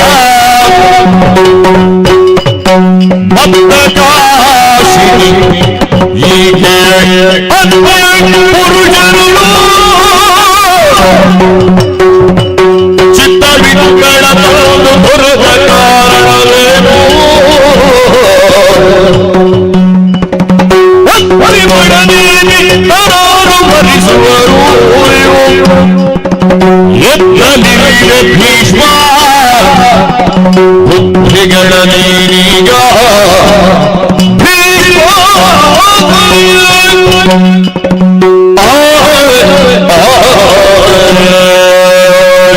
ಭೀಷ್ಮ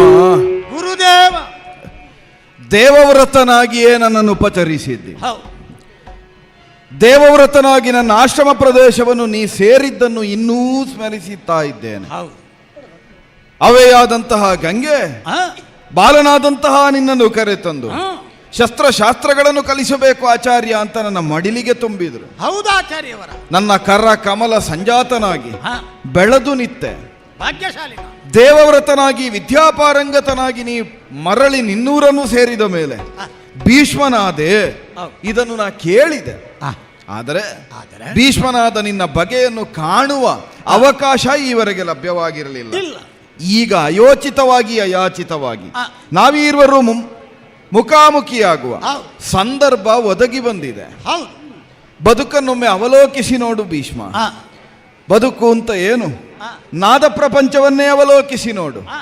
ಪ್ರಾರಂಭದಲ್ಲಿಯೇ ಶ್ರುತಿಯನ್ನು ಮೇಲ್ಸ್ತರದಲ್ಲಿ ಇರಿಸುವ ಪರಿಪಾಠ ಇಲ್ಲ. ಇಲ್ಲವೇ ಇಲ್ಲ. ಕೆಳಸ್ತರದಲ್ಲಿದ್ದಂತಹ ಶ್ರುತಿಯನ್ನು ಏರಿಸ್ತಾ ಏರಿಸ್ತಾ ಏರಿಸ್ತಾ ಮೇಲ್ಪಂಕ್ತಿಗೆ ಶ್ರುತಿಯನ್ನೇರಿಸುವುದು ನಾದ ಪ್ರಪಂಚ. ಅದು ಸ್ಮೃತಿಗೆ ಸಂಬಂಧಪಟ್ಟದ್ದಲ್ವೇ? ಬದುಕಿನಲ್ಲಿಯೂ ಶ್ರುತಿ ಅಂತ ನಾವು ಅಂಗೀಕರಿಸಿದ ವೇದಗಳನ್ನು ಅನುಸರಿಸ್ತಾ ಸಾಗುವ ವೈದಿಕರಾದಂತಹ ನಾವೆಲ್ಲರೂ ಪ್ರಾರಂಭದಲ್ಲಿದ್ದಂತಹ ಶ್ರುತಿಯ ಆಲಂಬನವನ್ನು ಏರಿಸ್ತಾ ಸಾಗಬೇಕಾದದ್ದು ಬದುಕಿನ ಲಕ್ಷ್ಯ.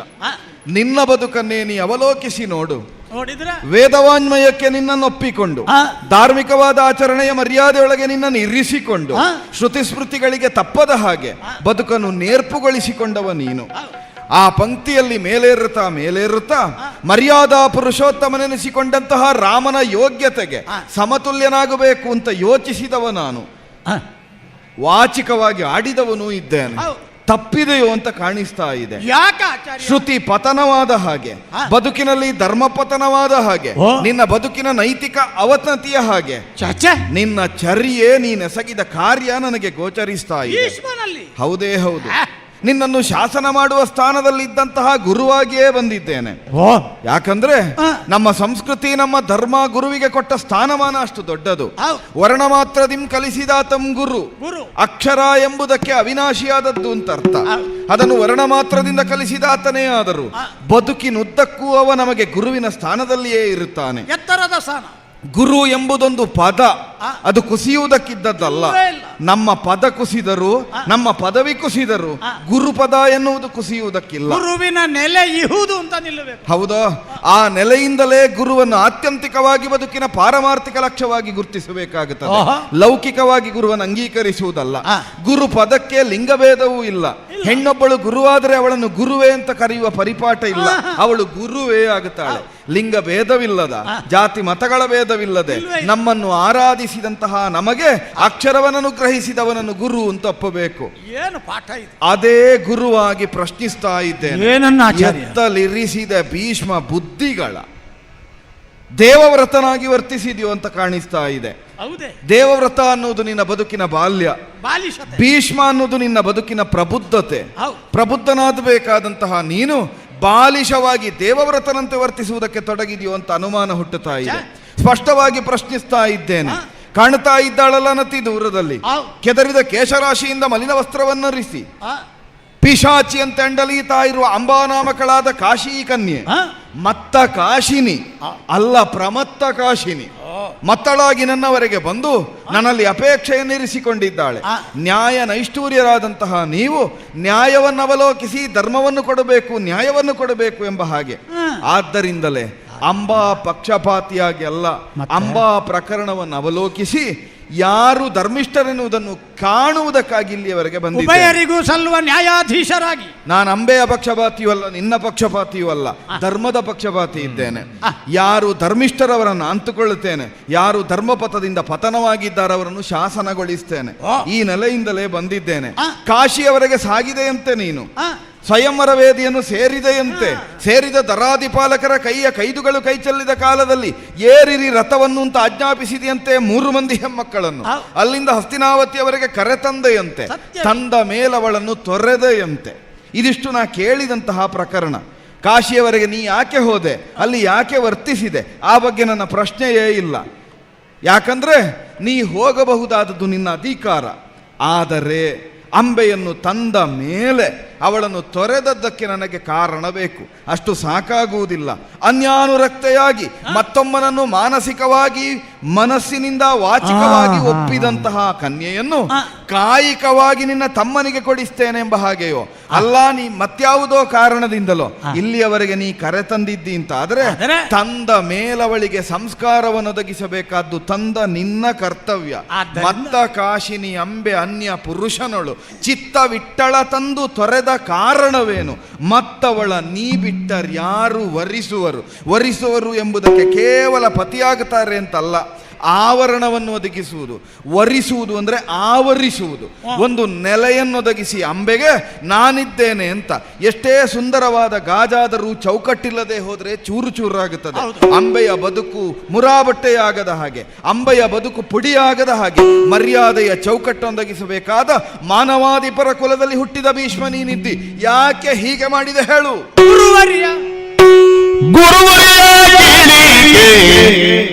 ಸಾಲ್ವನೊಪ್ಪಿದ ಪರಿಯನು ತಿಳಿಯದೇನೋ ಗುರುವರ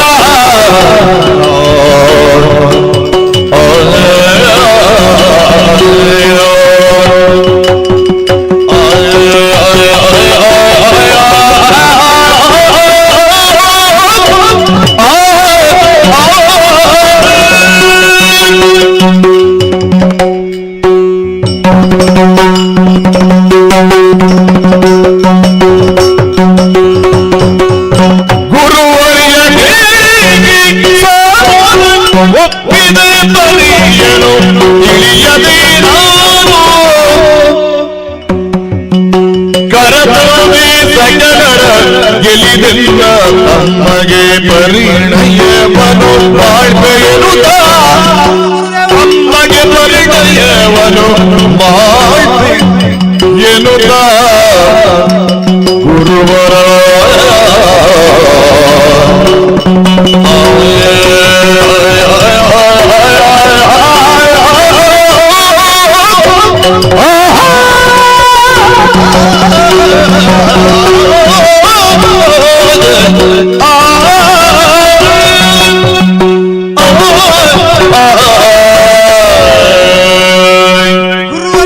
ಭೀಷ್ಮ, ನಿಮ್ಮನ್ನೇ ಗುರುವರ್ಯನೆಂದು ಪ್ರತ್ಯೇಕವಾಗಿ ಸಂಬೋಧಿಸುವುದಕ್ಕೆ ವಿಶಿಷ್ಟವಾದಂತಹ ಅರ್ಥವೂ ಕಾರಣವೂ ಇದೆ.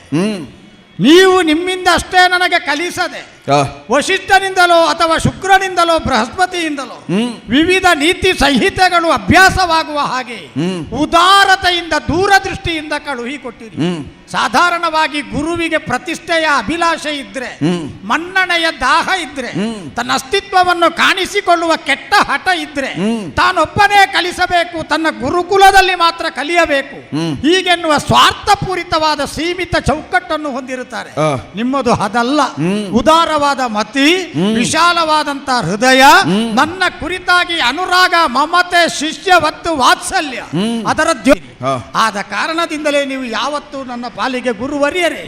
ನೀವು ನನ್ನ ಬಗ್ಗೆ ಆಕ್ಷೇಪವನ್ನು ಹೇಳುವಾಗ ಸಾಧುತರವಾದ ಆಕ್ಷೇಪವನ್ನೇ ಹೇಳಿದಿರಿ. ನಾನು ಅದಕ್ಕೆ ಉತ್ತರಿಸುವ ಕಾಲದಲ್ಲಿ ಯಾವ ಕಾರಣಕ್ಕೂ ಸಾಧುತರವಾದ ಉತ್ತರವನ್ನೇ ಕೊಡಬೇಕು. ಅದು ನಿರ್ದಿಷ್ಟವಾಗಿರಬೇಕು, ನಿರ್ದುಷ್ಟವಾಗಿರಬೇಕು. ಯಾವ ಕಾರಣಕ್ಕೂ ಪೂರ್ವಾಗ್ರಹದಿಂದ ಪೀಡಿತವಾಗಿರಕೂಡದು. ಗುರು ಎಷ್ಟು ನಿರ್ಲೇಪದ ಸ್ಥಿತಿಯಿಂದ ನ್ಯಾಯಾಧೀಶನಾಗಿ ಕಾರ್ಯನಿರ್ವಹಿಸುವರೋ ಅಷ್ಟೇ ಪ್ರಾಂಜಲತೆಯಿಂದ ನಿಮ್ಮ ಮುಂದೆ ನಾನು ನಿಲ್ಲಬೇಕು. ಹಾಗಾಗಿ ಬೊಗಸವಡ್ಡಿ ತಲೆಯನ್ನು ತಗ್ಗಿಸಿ, ಬೆನ್ನನ್ನು ಬಾಗಿಸಿ, ಕೈಗಳನ್ನು ಎದೆಗೆ ಜೋಡಿಸಿ ನಿಮ್ಮಲ್ಲಿ ನಿವೇದಿಸುವುದಿಷ್ಟೇ. ತಾವು ಆಕ್ಷೇಪಿಸುವ ಮಧ್ಯದಲ್ಲಿ ಅನ್ಯ ಪುರುಷರಲ್ಲಿ ಅನುರಕ್ತೆಯಾದ ಅಂಬೆಯನ್ನು ತಂದು ತೊರೆದ ಕಾರಣ ಅದರಲ್ಲೇ ಉತ್ತರ ಇದೆ ಗುರುವೇ. ಏನು? ಅನ್ಯ ಪುರುಷನಳು ಅನುರಕ್ತಳಾದವಳು ಎನ್ನುವ ಕಾರಣವೇ ಅಂಬೆಯನ್ನು ನಾನು ಇಲ್ಲಿಗೆ ಕರೆತಂದು ಸಮಾಲೋಚನೆಯ ನಂತರ ಬಿಡುವುದಕ್ಕೆ ಹೇತುವಾಯಿತು. 3 ಮಂದಿ ಹೆಣ್ಣು ಮಕ್ಕಳನ್ನು ಕರ್ಕೊಂಡು ಬಂದೆ. ಬರುವ ಕಾಲದಲ್ಲಿ ಬಲಾತ್ಕಾರದಿಂದ ತಂದದ್ದಲ್ಲ, ಆದರೆ ರಾಕ್ಷಸ ವಿಭಾಗ ಪದ್ಧತಿಗೆ ಅನುಯೋಜ್ಯವಾಗಿ ಅಪಹರಣ ಎನ್ನುವುದು ನನ್ನಂತವನಿಗೆ ಭೂಷಣ. ಹಸ್ತಿನಾವತಿಯ ಸಂಧಿ ವಿಗ್ರಹಿಯಾಗಿ ಅಷ್ಟು ಮಾಡತಕ್ಕದ್ದು ಎನ್ನುವ ಕಾರಣಕ್ಕಾಗಿ ನಾನು ಅವರನ್ನು ಬಲದಿಂದ ಕರ್ಕೊಂಡು ಬಂದೆ. ಹಸ್ತಿನಾವತಿಗೆ ಬಂದ ಮೇಲೂ ಬಲಪ್ರಯೋಗ ಮಾಡಲಿಲ್ಲ. ನನ್ನ ತಾಯಿಯಾದಂತಹ ಸತ್ಯವತಿಯ ಅಂತಃಪುರದಲ್ಲಿ ಹಾಗೆ ಕೆಲವು ದಿವಸಗಳ ಒಳಗೆ ಉಳಿಯಗೊಟ್ಟು ಸಂಕೋಚವನ್ನು ಮಡಿವಂತಿಕೆಯನ್ನು ಬಿಟ್ಟು ಭಾವನಾತ್ಮಕವಾಗಿ ಸಾಕಷ್ಟು ವಿಶಾಲವತಿಯನ್ನು ಹೊಂದಿ ಆ ಬಳಿಕ ಮುಜುಗರ ರಹಿತವಾದ ಸ್ಥಿತಿಯಲ್ಲಿ ನನ್ನೊಂದಿಗೆ ಸಂವಾದಿಸುವುದಕ್ಕೆ ಸಾಧ್ಯ ಆಗಲಿ, ನಮ್ಮ ಮನೆತನದ ಮದುಮಗನೆಂದು ಕರೆಯಲ್ಪಡುವ ವಿಚಿತ್ರ ವೀರ್ಯನನ್ನು ವರಿಸುವ ಮನಸ್ಸು ಮಾಡಲಿ. ಈ ಕಾರಣಕ್ಕಾಗಿ ಬಳಿಗೆ ಕರೆದು ಸಮಾಲೋಚನೆ ಮಾಡಿದ್ರೆ, ವಿನಯದಲ್ಲಿ ಕೇಳಿದ್ರೆ, ತಾನು ವಿವಾಹದ ಪೂರ್ವದಲ್ಲೇ ಸೌಭಾವನಿಶನಾದ ಬ್ರಹ್ಮದತ್ತನಲ್ಲಿ ಅನುರಕ್ತೆಯಾಗಿದ್ದೆ. ಈ ವಿಚಾರವನ್ನು ಕೇಳುವಾಗ ನಾನು ಹತಾಶೆಯನ್ನು ಸೂಚಿಸಿದ್ದೇನೆ. ಎಲೆ ಈ ಸುಂದರಾಂಗಿಯೇ, ಮೊದಲೇ ನಿನ್ನ ಚಿತ್ತ ವೃತ್ತಿ ನನಗೆ ತಿಳಿದಿದ್ದರೆ ಖಂಡಿತ ನಿನ್ನನ್ನು ನಾನು ತರೇನು. ನಡೆದು ಹೋದ ಕಾರ್ಯಕ್ಕೆ ಮುಂದಕ್ಕೆ ಇನ್ನೇನು ಮಾಡ್ಬೋದು ಅಂತ ನಾನೇ ಅಸಹಾಯಕನಾದಾಗ ಆಕೆಯೇ ನನ್ನ ಸಮ್ಮುಖದಲ್ಲಿ ದೀನವಾಗಿ ಅತ್ಯಂತ ಪ್ರಾಂಜಲ ಮನಸ್ಸುಳ್ಳವಳಾಗಿ ಎತ್ತಿ ಗೈ ತಗನೆಂದು ಮಾರ್ಗವನ್ನು ನಿರೀಕ್ಷಿಸುವ ಸಾಲ್ವನಲ್ಲಿಗೆ ಕಳುಹಿಸು ಹೀಗೆ ಸೂಚಿಸಿದುದರಿಂದ ನಾನಾಗಿ ಉದಾರತೆಯಿಂದ ಕಳುಹಿಸಿದೆ. ಆ ಕಳುಹಿಸಿದ ಕಾಲದಲ್ಲಿ ಅವನು ತಿರಸ್ಕರಿಸಿದ ಮೇಲೆ ಪುನಃ ಬಂದು ಹಠಮಾರಿತನವನ್ನು ತೋರಿದಳು. ಮೊದಲು ಕೊಟ್ಟ ಸುವರ್ಣಾವಕಾಶದ ಬಟ್ಟಲನ್ನು ಕಾಲಿನಿಂದ ಒದ್ದು ತಂಗಿಯಂದಿರು ಅಂತಃಪುರದಲ್ಲಿ ಸೇರಿ ಚಕ್ರವರ್ತಿಯಾದಂತಹ ವಿಚಿತ್ರ ವೀರ್ಯನನ್ನು ಮದುವೆ ಆಗುವ ಭಾಗ್ಯ ಪಡೆದ್ರೆ ತಾನದರಿಂದ ಸ್ವಯಂ ಕೃತ್ಯದಿಂದ ವಂಚಿತೆಯಾಗಿ ಹೋದಳು. ಇನ್ನು ನೀನು ಯಾರಿಗೂ ಆಗಲಿಕ್ಕಿಲ್ಲ, ನನ್ನ ಪ್ರಜೆಗೂ ಆಗಲಿಕ್ಕಿಲ್ಲ ಅಂತ ಹೇಳಿ ಬಿಟ್ಟಿದ್ದೇನೆ. ಗುರುವರಿಯ ಕೇಳಿಕೆ ಸಾಲ್ವನನ್ನು ಒಪ್ಪಿದ ಪರಿಯನ್ನು ತಿಳಿಯದೆ ನನ್ನ ತಮ್ಮನಿಗಾಗಿ ಮದುವೆ ಮಾಡಿಸುವುದಕ್ಕೆ ತಂದೆ ನಿರಾಕರಿಸಿದಾಗ ಬಿಟ್ಟಿದ್ದೇನೆ. ಇದರಲ್ಲಿ ನನ್ನ ಅಪರಾಧ ಏನಿದೆ ಜಿಯ? ಪ್ರಶ್ನೆ ಒಂದು ಹಾಗೇ ಉಳಿಯುತ್ತದೆ ಭೀಷ್ಮ. ಯಾವುದು? ಒಬ್ಬ ವರ್ತಕ ಘೃತಭಾಂಡವನ್ನು ಮಾರುವುದಕ್ಕಾಗಿ ವಿಕ್ರಯಿಸುವುದಕ್ಕಾಗಿ ಇಡುತ್ತಾನೆ ತುಪ್ಪದ ಮಡಿಕೆ. ಅದನ್ನು ಪಡೆಯಬೇಕು ಎಂಬ ಅಪೇಕ್ಷೆಯಿಂದ ಸಂಚರಿಸ್ತಾ ಇರುವ ಯಾವಾತನು ಅದನ್ನು ಪರೀಕ್ಷಿಸುವುದಕ್ಕೆ ಯೋಗ್ಯನಾಗಿಯೇ ಇರುತ್ತಾನೆ. ಯಾಕಂದ್ರೆ ಇರಿಸಿದ್ದೇ ವಿಕ್ರಯಕ್ಕಾಗಿ. ಬಂದಾತನೊಬ್ಬ ನೋಡುತ್ತಾನೆ, ನೋಡಿದಾತನಿಗೆ ಘೃತದ ಮೇಲೆ ಮನಸ್ಸಾಗುತ್ತದೆ, ಆದರೆ ಅದನ್ನು ಪಡೆಯುವುದಕ್ಕೆ ಬೇಕಾದ ವಿತ್ತ ಸಂಚಯ ಅವನಲ್ಲಿ ಇಲ್ಲದೆ ಅದನ್ನು ಬಿಟ್ಟು ಹೋಗುತ್ತಾನೆ.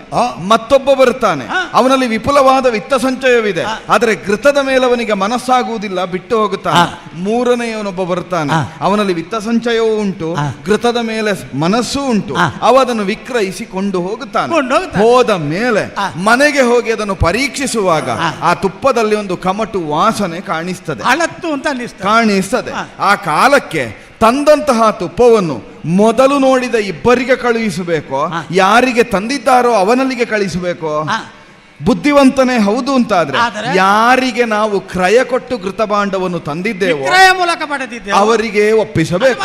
ಕಾಶಿ ಕುಮಾರನೆಂಬಂತಹ ವರ್ತಕ ಅಂಬಾನಾಮಕಳಾದ ಘೃತಭಾಂಡವನ್ನು ವಿಕ್ರಯಕ್ಕಾಗಿ ಇರಿಸಿದ. ಸೌಭಾವನಿಪ ಬಂದು ನೋಡಿದ, ಅವನಿಗೆ ಬೇಕಾದ ವಿತ್ತ ಸಂಚಯವಿಲ್ಲದೆ ಘೃತಭಾಂಡದ ಮೇಲೆ ಮೋಹವಿದ್ರೂ ಬಿಟ್ಟು ಹೋದ. ನಿನಗೆ ಎರಡೂ ಇತ್ತು, ಆದ್ದರಿಂದ ಅದನ್ನು ಪಡೆದು ತಂದೆ. ತಂದ ಮೇಲವಳ ಅನ್ಯಾನುರಕ್ತೆ ಎಂಬ ಸತ್ಯದ ಕಮಟು ನಿನಗೆ ಮುಟ್ಟಿತು.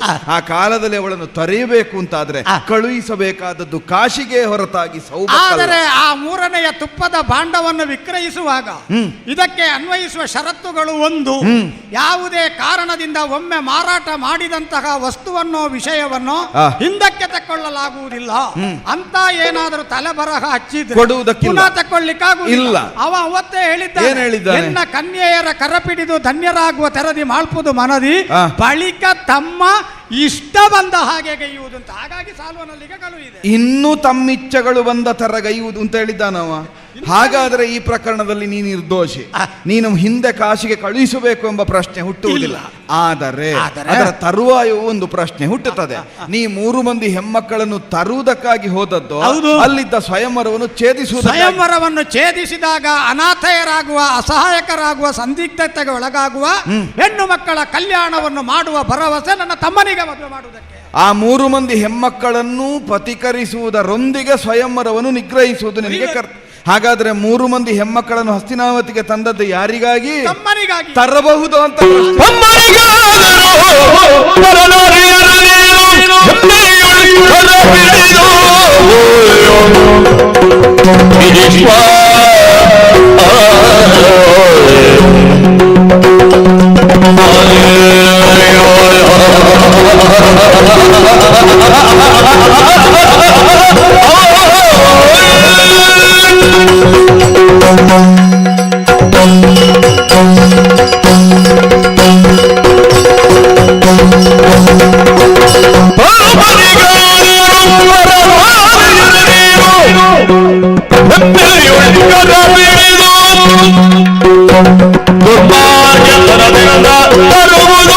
ನಿನ್ನಯ ಧರ್ಮವೇ ವರಿಸಿವಳ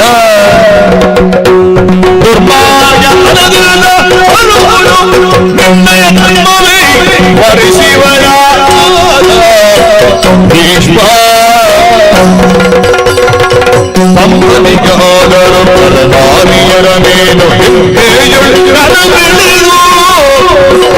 ದುರ್ಮಾರ್ಗತನದಿಂದ ತರುವುದು ನಿನ್ನಯ ಧರ್ಮವೇ ವರಿಸಿವಳ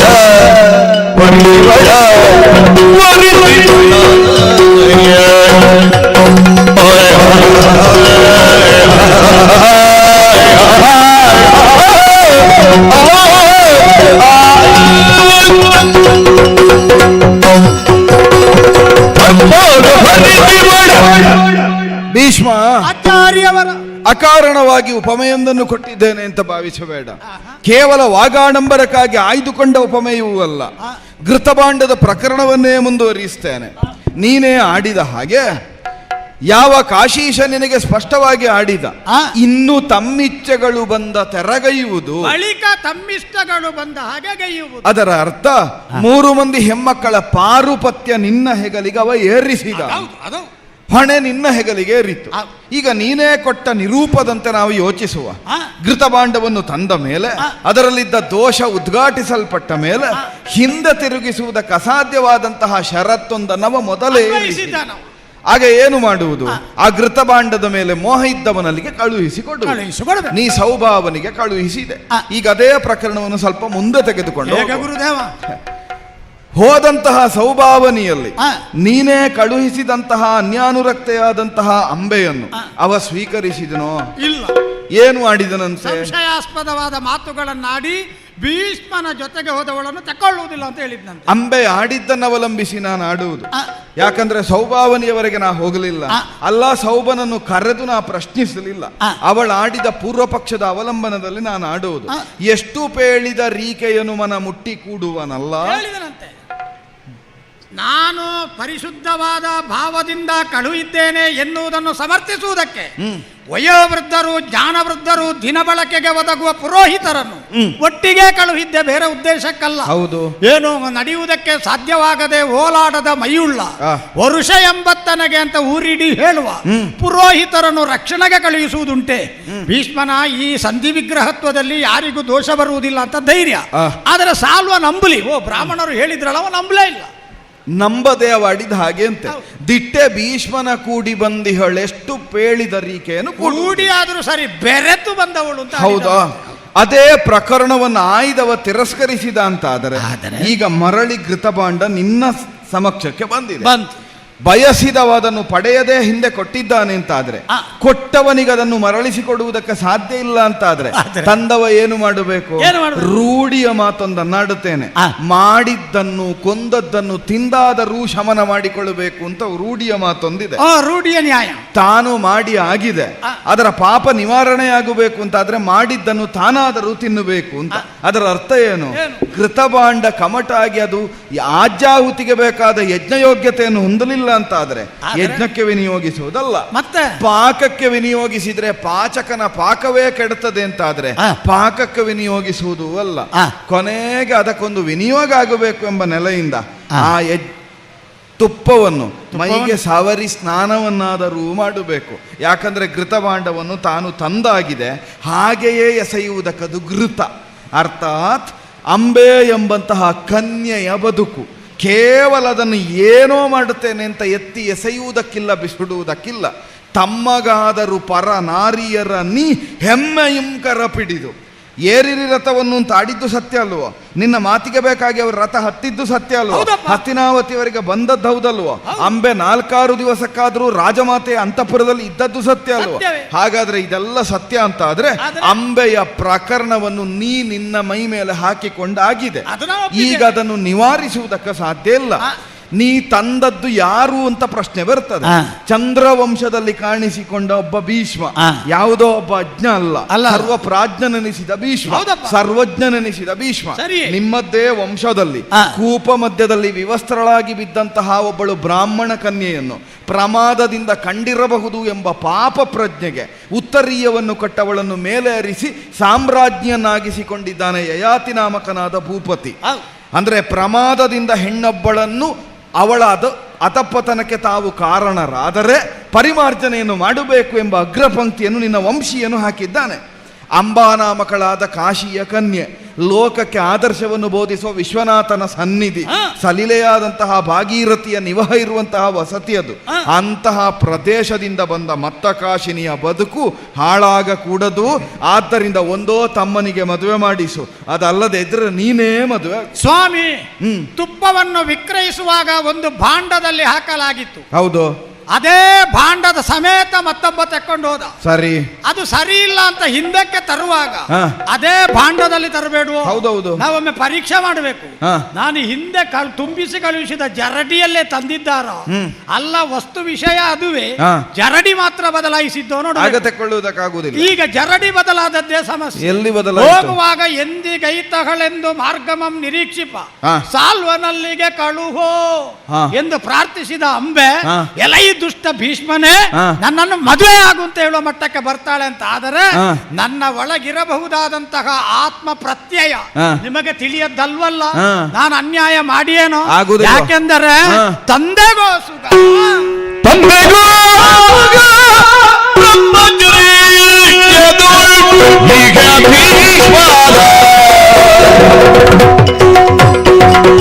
ಗುರುವರ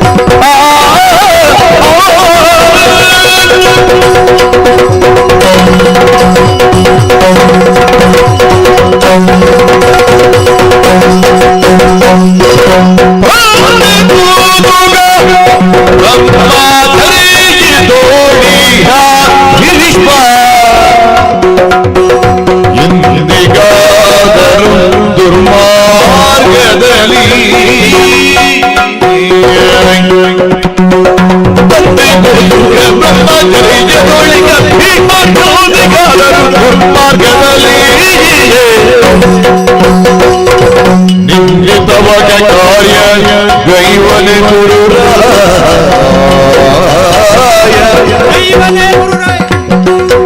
ನಿಂದಿತವಗ ಕಾರ್ಯ ಗೈವನೆ ಗೈವನೆ ಗೈವನೆ ಗುರುರಾಯನ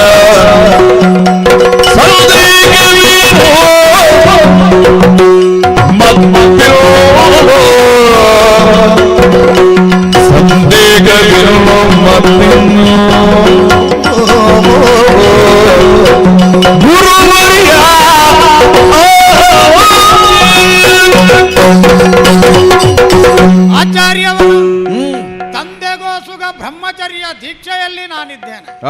ಈ ವಾಕ್ಯವನ್ನು ತಮ್ಮ ಮುಂದೆ ಸ್ವೈರ ಭಾವದಿಂದ ಉನ್ಮತ್ತ ಸ್ಥಿತಿಯಿಂದ ಅಹಂಕಾರ ಮದೋಜ್ವಲ ಭರಿತ ಸ್ಥಿತಿಯಲ್ಲಿ ನಾನು ಆಡುವುದಲ್ಲ, ಪ್ರಾಂಜಲಿಯಾಗಿ ಮೃದು ಹೃದಯಿಯಾಗಿ ಆಡ್ತೇನೆ. ಏನು? ಈ ಪ್ರಪಂಚದಲ್ಲಿ ತಂದೆಗೆ ವಿರಹ ಬಾಧಿಸಿದಾಗ ನನ್ನ ಅವ್ವೆಯನ್ನು ಕಳಕೊಂಡು ಬಹಳ ಕಾಲ ಕಳೆದ ಕಾರಣದಿಂದ ಉಂಟಾದ ಜಿಗುಪ್ಸೆ, ಅದನ್ನು ನಿವಾರಿಸುವುದಕ್ಕಾಗಿ ದಾರಿ ಇಲ್ಲ ಅಂತ ವ್ಯತಿಸುವ ಕಾಲದಲ್ಲಿ ಅವನ ಚರ್ಯೆ ಮಾತ್ರದಿಂದ, ಆಂಗಿಕವಾದ ವರ್ತನೆಗಳ ಗ್ರಹಣ ಮಾತ್ರದಿಂದ ಆತ ವಿರಹ ಪೀಡಿತನಾಗಿದ್ದಾನೆ ಅಂತ ಮಂತ್ರಿದ್ವಾರ ತಿಳಿದು ನೇರವಾಗಿ ಕಂದರನ ಬಳಿಗೆ ಹೋಗಿ ದಾಸರಾಜನಲ್ಲಿ ಅನುಸಂಧಾನ ಮಾಡಿ ಕೊಟ್ಟ ಕೊನೆಗೆ ನನ್ನ ಯೌವನವನ್ನೇ ತ್ಯಾಗ ಮಾಡಿದಂತ ನಿಸ್ಪೃಹ ನಾನು.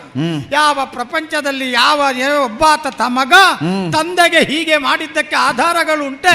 ತಂದೆಗಾಗಿ ತನ್ನ ತಲೆ ಕೊಟ್ಟವನಿರಬಹುದು, ಅಥವಾ ರುಕ್ಮಾಂಗದನಂತಹ ಮಹಾ ಒಬ್ಬಾತ ಮೋಹಿನಿಯ ಪಾಡಿನಿಂದ ಬಳಲಿದಾಗ ತಲೆ ಕತ್ತರಿಸುವುದಕ್ಕೆ ಮಗನನ್ನೇ ಬಲಿ ಕೊಡು ಅಂತ ಕೇಳುವಾಗ ತಲೆ ಕೊಟ್ಟ ಮಗನಿರಬಹುದು. ಆದರೆ ಈ ಕಾಲದಲ್ಲಿ ನನ್ನಂತವನು ತ್ಯಾಗ ಮಾಡಿದ್ದಾನಂತ ಅದರ ಪಶ್ಚಾತ್ತಾಪ ಇಲ್ಲ. ಏನು ಭೋಗ ಸುಖವನ್ನು ನಾನು ಅನುಭವಿಸಲಿಲ್ಲ ಎನ್ನುವ ದುಃಖ ಇಲ್ಲ.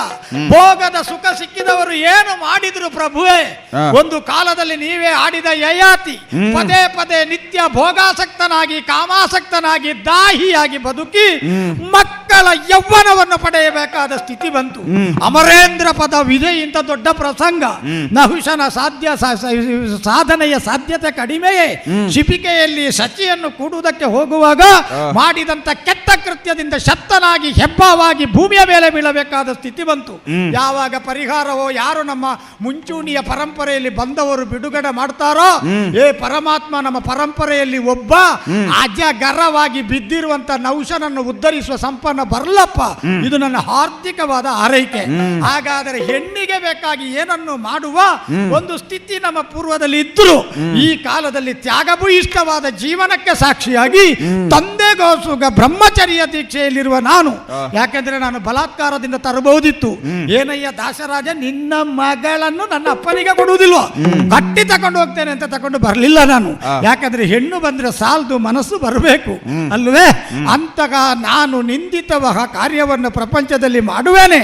ಈಗ ಬ್ರಹ್ಮಚರ್ಯ ದೀಕ್ಷೆಯನ್ನು ಬಿಡು ಅಂತ ಹೇಳುವುದಕ್ಕೆ ಪರ್ಯಾಯವಾಗಿ ವರಿಸು ಅಂತ ಹೇಳಿದ್ರೆ ದೇವತೆಗಳ ಆಗ್ರಹಕ್ಕೆ ಅಳಿದು ಹೋಗಿರುವ ನನ್ನ ಅಪ್ಪಯ್ಯನ ಆತ್ಮಕ್ಕೆ ವಿರೋಧ ಮಾಡಿದ ಹಾಗಾಗುವುದಿಲ್ವೇ? ನಾನು ಸಾಧ್ಯವೇ ಇಲ್ಲ.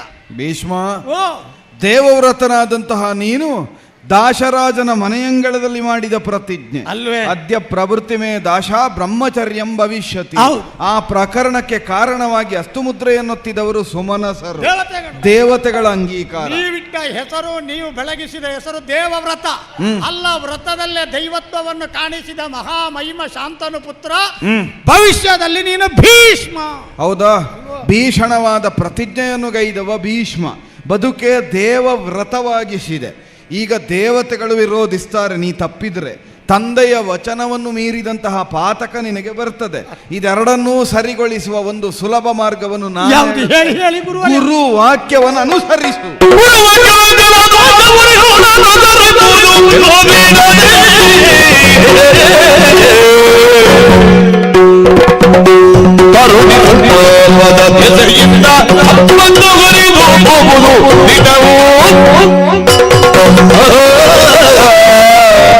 ಭೀಷ್ಮ, ಕಾಶ್ಯಪಿಯಾದವಳನ್ನು ಮರಳಿ ಕಾಶ್ಯಪಿಯನ್ನಾಗಿಸಿದ ಭಾರ್ಗವ ನಾನಿದ್ದೇನೆ. ಮುಸ್ಸಂಜೆಯ ಪೂರ್ವದಲ್ಲಿ ನಿನ್ನ ಅವನಿಯನ್ನು ತೊರೆದು ನಾನು ನನ್ನ ಅವನಿಯನ್ನು ಸೇರಲೇಬೇಕು. ಅಗತ್ಯ. ಯಾಕಂದ್ರೆ ಇಲ್ಲಿ ನಾ ದಾನ ಕೊಟ್ಟಂತಹ ಭೂಮಿಯಲ್ಲಿ ರಾತ್ರಿ ಉಳಿಯುವುದಕ್ಕಿಲ್ಲ. ಕೊಟ್ಟ ಮಾತೆ ಆ ಪ್ರಮಾಣದಂತೆಯೇ ಮುಸ್ಸಂಜೆಯ ಪೂರ್ವದಲ್ಲಿ ನೀನೇನು ಅಂತ ನಿರ್ಣಯ ಆಗಬೇಕು. ಅದಲ್ಲದೆ ಹೋದ್ರೆ ಮರಳಿ ಮರಳಿ ದಿನ ಮಾತ್ರವೇ ಯುದ್ಧವಾಗಬೇಕೆ ಹೊರತಾಗಿ ರಾತ್ರಿಯ ಯುದ್ಧ ಸಂಭವವಾಗುವುದಕ್ಕಿಲ್ಲ. ಪ್ರಸಂಗದಿಂದ ಬಿಡುಗಡೆ ಮಾಡಿದ್ರೆ ಸಾಕು. ನೀವು ನನಗೂ ಮುಗಿಸಬೇಕು ಅಂತಲೇ ಇರುವುದು. ಸುಲಭದಲ್ಲಿ ಮುಗಿಸುವ ಮಾರ್ಗವೊಂದನ್ನು ನಾನು ಹೇಳುತ್ತೇನೆ, ಒಪ್ಪಿದ್ರೆ ಸಾಕಾಗುತ್ತದೆ. ದೇವವಾಣಿಯನ್ನು ಮೀರುವುದು ಪಾತಕವಾಗುತ್ತದೆ, ಪಿತೃವಚನವನ್ನು ಮೀರುವುದು ಪಾತಕವಾಗುತ್ತದೆ. ಆದರೆ ದೇವವಾಣಿಯನ್ನಾಗಲಿ ಪಿತೃವಾಣಿಯನ್ನಾಗಲಿ ಮೀರಿದಾಗಲೂ ಸಂರಕ್ಷಿಸಬಹುದಾದ ಒಂದು ಸ್ಥಾನಕ್ಕೆ ಗುರುಪದ ಅಂತ ಹೆಸರು. ಅದರ ಅರ್ಥ ಹರ ಮುನಿದ ಕಾಲದಲ್ಲಿ ಆದರೂ ಗುರು ಕಾಯಬಲ್ಲ.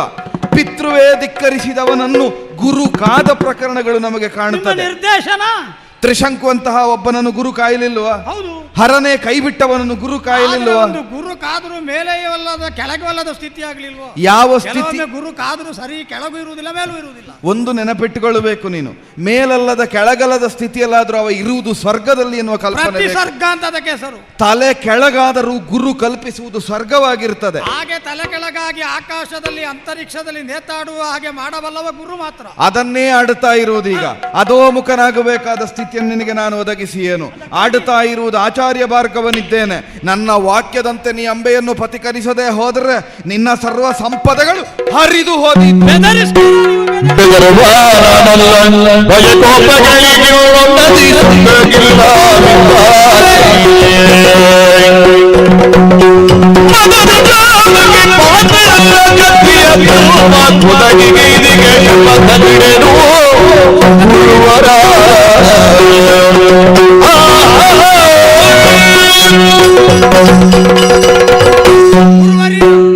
ಪ್ರಪಂಚದಲ್ಲಿ ಎಲ್ಲವನ್ನು ತ್ಯಜಿಸಿ ನಿರ್ವಾಣ ಸ್ಥಿತಿಯಲ್ಲೇ ಸಾಧಕ ಬುದ್ಧಿಯಿಂದ ಮಹತ್ತರವಾದಂತಹ ಹಿಮಾಲಯ ಪರ್ವತಕ್ಕೆ ಸಾಗಿ ಅದ್ಭುತವಾದಂತಹ ಸಿದ್ಧಿಯಲ್ಲಿ ತೊಡಗಿ ಅಪೂರ್ವ ಸಾಧನೆಯನ್ನು ಮಾಡುತ್ತೇನೆ ಅಂತ ಒಬ್ಬ ಯೋಗಿ ಹೋಗುತ್ತಾನೆ. ಯಾರೋ ಒಬ್ರು ಹೇಳ್ತಾರಂತೆ ನಿನ್ನ ಬಟ್ಟೆ ಕಳಚುತ್ತೇನೆ ಅಂತ. ಅವ ಆಡಿದನಂತೆ. ಎಲ್ಲವನ್ನೂ ತೊಟ್ಟುಕೊಂಡಿದ್ದವ ಬಿಟ್ಟು ಯೋಗಿಯಾಗಿ ನಿರ್ವಾಣ ಸ್ಥಿತಿಯಲ್ಲಿದ್ದೇನೆ, ಇನ್ನೇನು ಕಳಚುವುದಕ್ಕುಂಟು. ಅಧ್ಯಾತ್ಮದ ವ್ಯಾಕರಣ, ಅಧ್ಯಾತ್ಮದ ಪರಿಭಾಷೆ. ಆ ಕಾಲದಲ್ಲಿ ದಾಸರಾಜನ ಮಗಳಾದಂತಹ ಯೋಜನ ಗಂಧಿಯನ್ನು ಎನ್ನಯ್ಯನಾದಂತಹ ಶಾಂತನು ಪ್ರಭುವಿಗೆ ತರುವಾಗ ಹಸ್ತಿನಾವತಿಯನ್ನು ಸಾತ್ಯವತೆಯ ಪರಂಪರೆಗೆ ಕಾಯ್ದಿಟ್ಟ ಧೀರ ಧೀಮಂತ ತ್ಯಾಗ ಭೂಯಿಷ್ಠ ಮನಸ್ಸುಳ್ಳ ಸಂಸ್ಕರಿಸಿದ ಪರಶುರಾಮರ ಶಿಷ್ಯನಾದ ಭೀಷ್ಮ ನಿಮಗೆ ಬೆದರಿಕೆಗೆಲ್ಲ ಅಂಚು ಬರಕಾಗುವುದಿಲ್ಲ, ಸರ್ವತ ಬಿಡುವುದಿಲ್ಲ. ನಾನು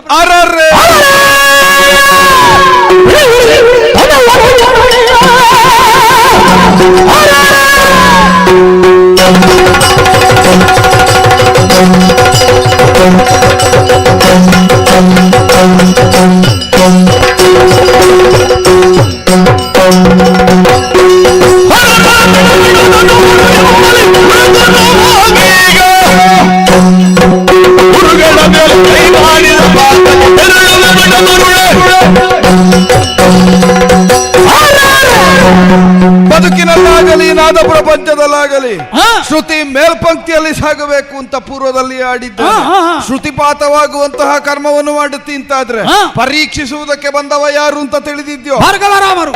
ತಾಯಿಯ ತಲೆಯನ್ನಾದರೂ ಕಡಿಯಬಲ್ಲ ನಿಷ್ಠುರಿ ನಿಷ್ಕರುಣಿ. ಹೆತ್ತ ತಾಯಿಯ ತಲೆಯನ್ನು ಕಡಿದ ಮೇಲಾದರೂ ಮರಳಿ ಬದುಕಿಸಬಲ್ಲ ಸಾಧ್ಯತೆಯನ್ನು ಹೊಂದಿದವ. ನಿಗ್ರಹ ಅನುಗ್ರಹ ಸಂಪನ್ನತೆ ಅಂತ ಅದಕ್ಕೆ ಹೆಸರು. ಸ್ಪಷ್ಟವಾಗಿ ಆಡುತ್ತಾ ಇದ್ದೇನೆ, ಅಂಬಾ ಪ್ರಕರಣದಲ್ಲಿ ನಿನ್ನನ್ನು ನೀ ನಿರ್ದೋಷಿ ಅಂತ ತೋರಿಸಿಕೊಳ್ಳಬೇಕು ಅಂತಾದ್ರೆ ಒಂದೋ ನಾನು ಆಡಿದಂತೆ ಅಂಬೆಯನ್ನು ಬದುಕರಿಸು. ಅದಾಗುವುದಿಲ್ಲ ಅಂತಾದ್ರೆ ಮೂರು ಲೋಕವೇ ಮೆಚ್ಚುವ ಪರಾಕ್ರಮವನ್ನು ತೋರಿಸಿದಾದಟ್ಟಿದ್ರೆ ಹಿಡಿಯೋ ಧನುಸ್ಸನ್ನು ಮಾಡು ಯುದ್ಧವನ್ನು. ಎರಡನೆಯ ದಾರಿ ಆಯ್ತೇನೆ, ಆದರೆ ಅದರ ಮೊದಲು ಮಹತ್ತರವಾದ ಉಪಕಾರ ಮಾಡಬೇಕು. ಏನು? ಓ ಗುರುವೇ, ಹೊರಸುವುದು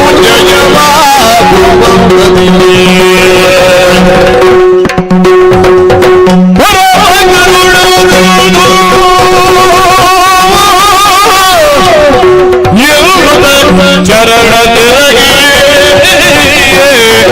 ಗುರುವರ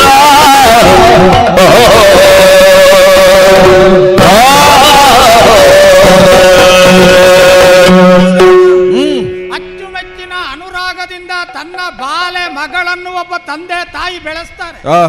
ಪ್ರಾಯ ಪ್ರಬುದ್ಧವಾಗುವ ಮೊದಲು ಪೂರ್ವಾಶ್ರಮದಲ್ಲಿ ಮಾಡಬೇಕಾದ ಸಂಸ್ಕಾರಕ್ಕೆ ಅನುಗುಣವಾಗಿ ಒಂದು ದಿನ 2 ಕಿವಿಗಳನ್ನು ರಂಧ್ರವಾಗಿಸಿ ತೂತ ಕೊರೆದು ಆಭರಣ ಸಿಕ್ಕಿಸ್ತಾರೆ. ಕರ್ಣವೇದನ. ಆ ಮಗುವಿಗೆ ಎಷ್ಟು ನೋವಾಗುತ್ತದೆ. ಅಲ್ಲಿಯವರೆಗೆ ಬಂಗಾರ ಸಿಗ್ತದೆ ಬಂಗಾರ ಸಿಗ್ತದೆ ಮಗು ಅಂತ ಹೇಳುವಾಗ ಅದು ನಗಾಡ್ತದೆ. ಒಮ್ಮೆ ಚುಚ್ಚಿ ಅದನ್ನು ಸೇರಿಸಿದ ತಕ್ಷಣ ಕಿಟಾರನೆ ಕಿರುಚಿ ಎಲ್ಲ ನೋವನ್ನು ಒಮ್ಮನೆ ಒಮಿಸುವ ಹಾಗೆ ಅಳುತ್ತದೆ. ಅಳುತ್ತದೆ ಅಂತ ಹೇಳಿ ಬಂಗಾರದ ಮೌಲ್ಯ ಕಡಿಮೆ ಆಗುವುದಿಲ್ಲ, ಮುಂದೆ ಅದನ್ನು ಧರಿಸುವ ಭಾಗ್ಯ ಬರ್ತದೆ. ಹೌದಲ್ಲ?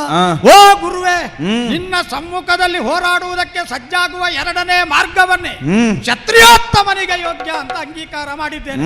ಹಾಗಾಗಿ ನಿಮ್ಮ ಸಮ್ಮುಖದಲ್ಲಿ 2ನೆಯ ದಾರಿಯೇ ಸಿದ್ಧ. ಆದರೆ ನಿಮ್ಮ ಪಾದ ಮುಟ್ಟಿ ಒಂದು ಆಣೆ ಮಾಡ್ತೇನೆ.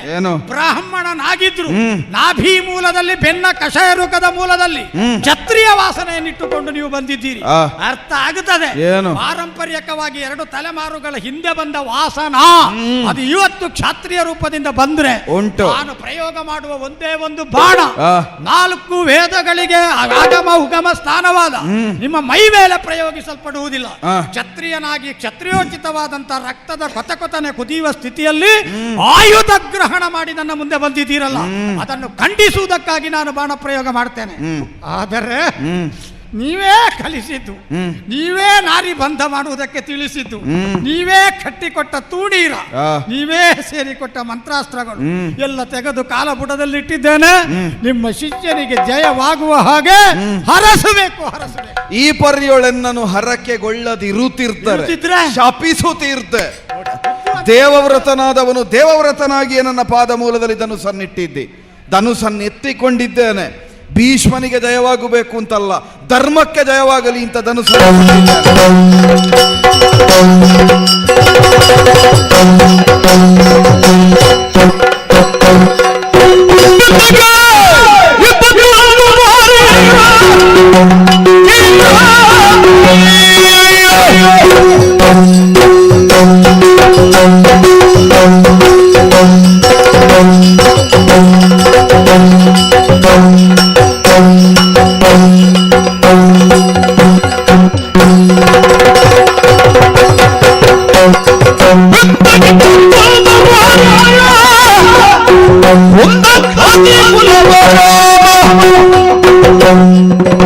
ಎಂದು ತಿಳಿಯದೀಗ ನನಗೆ ನಿಂದೆ ಬಾವುರೆ ಒಂದು ತಿಳಿಯದೀಗ ಒಳಗಡೆ ಬಾವುರೆ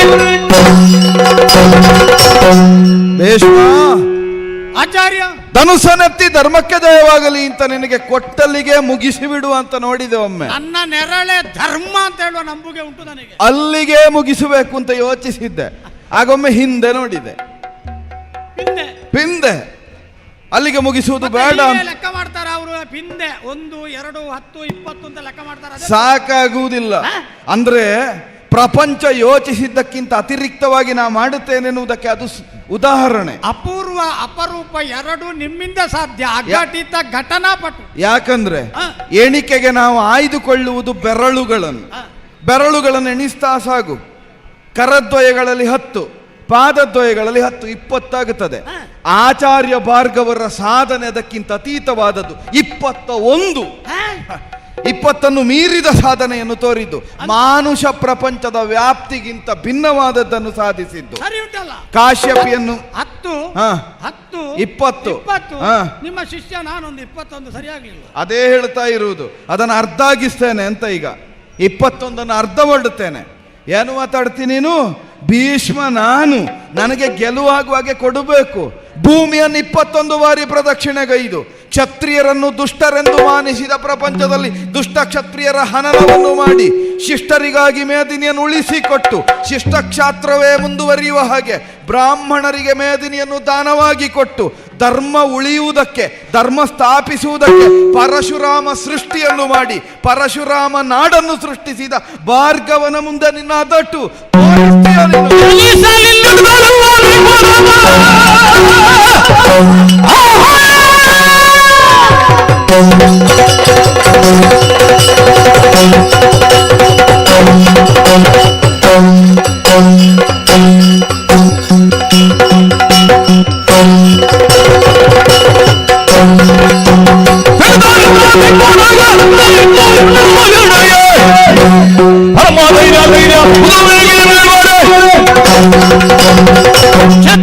ಕ್ಷತ್ರಿಯ ಭಂಜಕರಾದ ಕ್ಷತ್ರಿಯರು, ದೂಷ್ಯರಾದ ಕ್ಷತ್ರಿಯರು, ನಿವಾರಿಸಬೇಕಾದ ಕ್ಷತ್ರಿಯರು ನನ್ನ ಸಮ್ಮುಖದಲ್ಲಿ ಆಡುವಾಗ ನನ್ನ ದೇಹದ ಕಣಗಳಲ್ಲಿ ಪ್ರವಹಿಸುವ ಅದೇ ರಕ್ತದ ಅಂಶವನ್ನು ಗ್ರಹಿಸಿದ್ರೆ ಅಬ್ಬ ನಿಮಗೆ ಈ ಪ್ರಾಯದಲ್ಲಿ ಇಷ್ಟು ಉಂಟಂತೆ. ರಾಮ ಬರುವಾಗಲೂ ದಿಬ್ಬಣದಲ್ಲಿ ಉಬ್ಬಣ ಕಟ್ಟಿಕೊಂಡು ಬಂದಿದ್ದೇನೆ. ಅವನಿಗೆ ಸವಾಲು ಹಾಕಿದ್ದೀನಿ. ಜನಕರಾಯನ ಆಸ್ಥಾನದಲ್ಲಿ ಮೈಥಿಲಿ ಕಲ್ಯಾಣಕ್ಕೆ ಮಹೇಶನ ಸುನಾಭಬಿಲ್ಲೆತ್ತಿದವನ ತಕೋ ಈ ಮಹಾ ವೈಷ್ಣವಧನುಸನ್ನು ಎತ್ತು ಅಂತ ಹೇಳಿದ್ದಾನೆ. ರಾಮ ಮದಿಸಿದ ಆನೆ ಎಲ್ಲೋ ನೀರು ಬಿಡದ ಹಳೆಯ ಕಬ್ಬಿನ ತೋಟದ ಜಲ್ಲ ಎಳೆದ ಹಾಗೆ ನಿಮ್ಮ ಮಾದನುಸು ಎಳೆದಾಗ ನೀನೊಬ್ಬನೇ ಅಂತ ಬಿಟ್ಟು ಹೋದವರು ಏನು ಈ ಕಾಲದಲ್ಲಿ ಕ್ಷಾತ್ರಕರ್ಮ ಬತ್ತಿ ಹೋಯ್ತು ಅಂತ ತಿಳಿತೀರೋ? ಪರಶುರಾಮರ ಶಿಷ್ಯ ನಿಮ್ಮ ಶಿಷ್ಯ ಅಂತ ಹೇಳುವುದಿಲ್ಲ, ಭಾರ್ಗವ ರಾಮರ ಶಿಷ್ಯ, ಜಾಮದಗ್ನಿಯರ ಶಿಷ್ಯ ನಿಮ್ಮ ಶಿಷ್ಯ ಅಂತ ಹೇಳುವುದಿಲ್ಲ. ಅಂತಹ ಭಾರ್ಗವ ರಾಮರ ಶಿಷ್ಯ ನಾನಿರುವಾಗ ಒಂದು ಹೆಜ್ಜೆ ಮುಂದೆ ಇಡಿ. ಆಗ ಜನಿಸಲಿಲ್ಲ ಭೀಷ್ಮ, ಜನಿಸಿದ್ದಾನೆ ಭೀಷ್ಮ, ದೇವವ್ರತ ಭೀಷ್ಮನಾಗಿದ್ದಾನೆ. ಒಂದು ಹೆಜ್ಜೆ ಮುಂದಿಟ್ರೆ ಹಿಂದಕ್ಕೆ ನುಗ್ಗಿಯನು. ಈ ಭೀಷ್ಮನ ಗುರು ಅಲ್ಲ, ದೇವವ್ರತನ ಗುರುವಾಗಿ ಹೊಡಿತಾನೆ.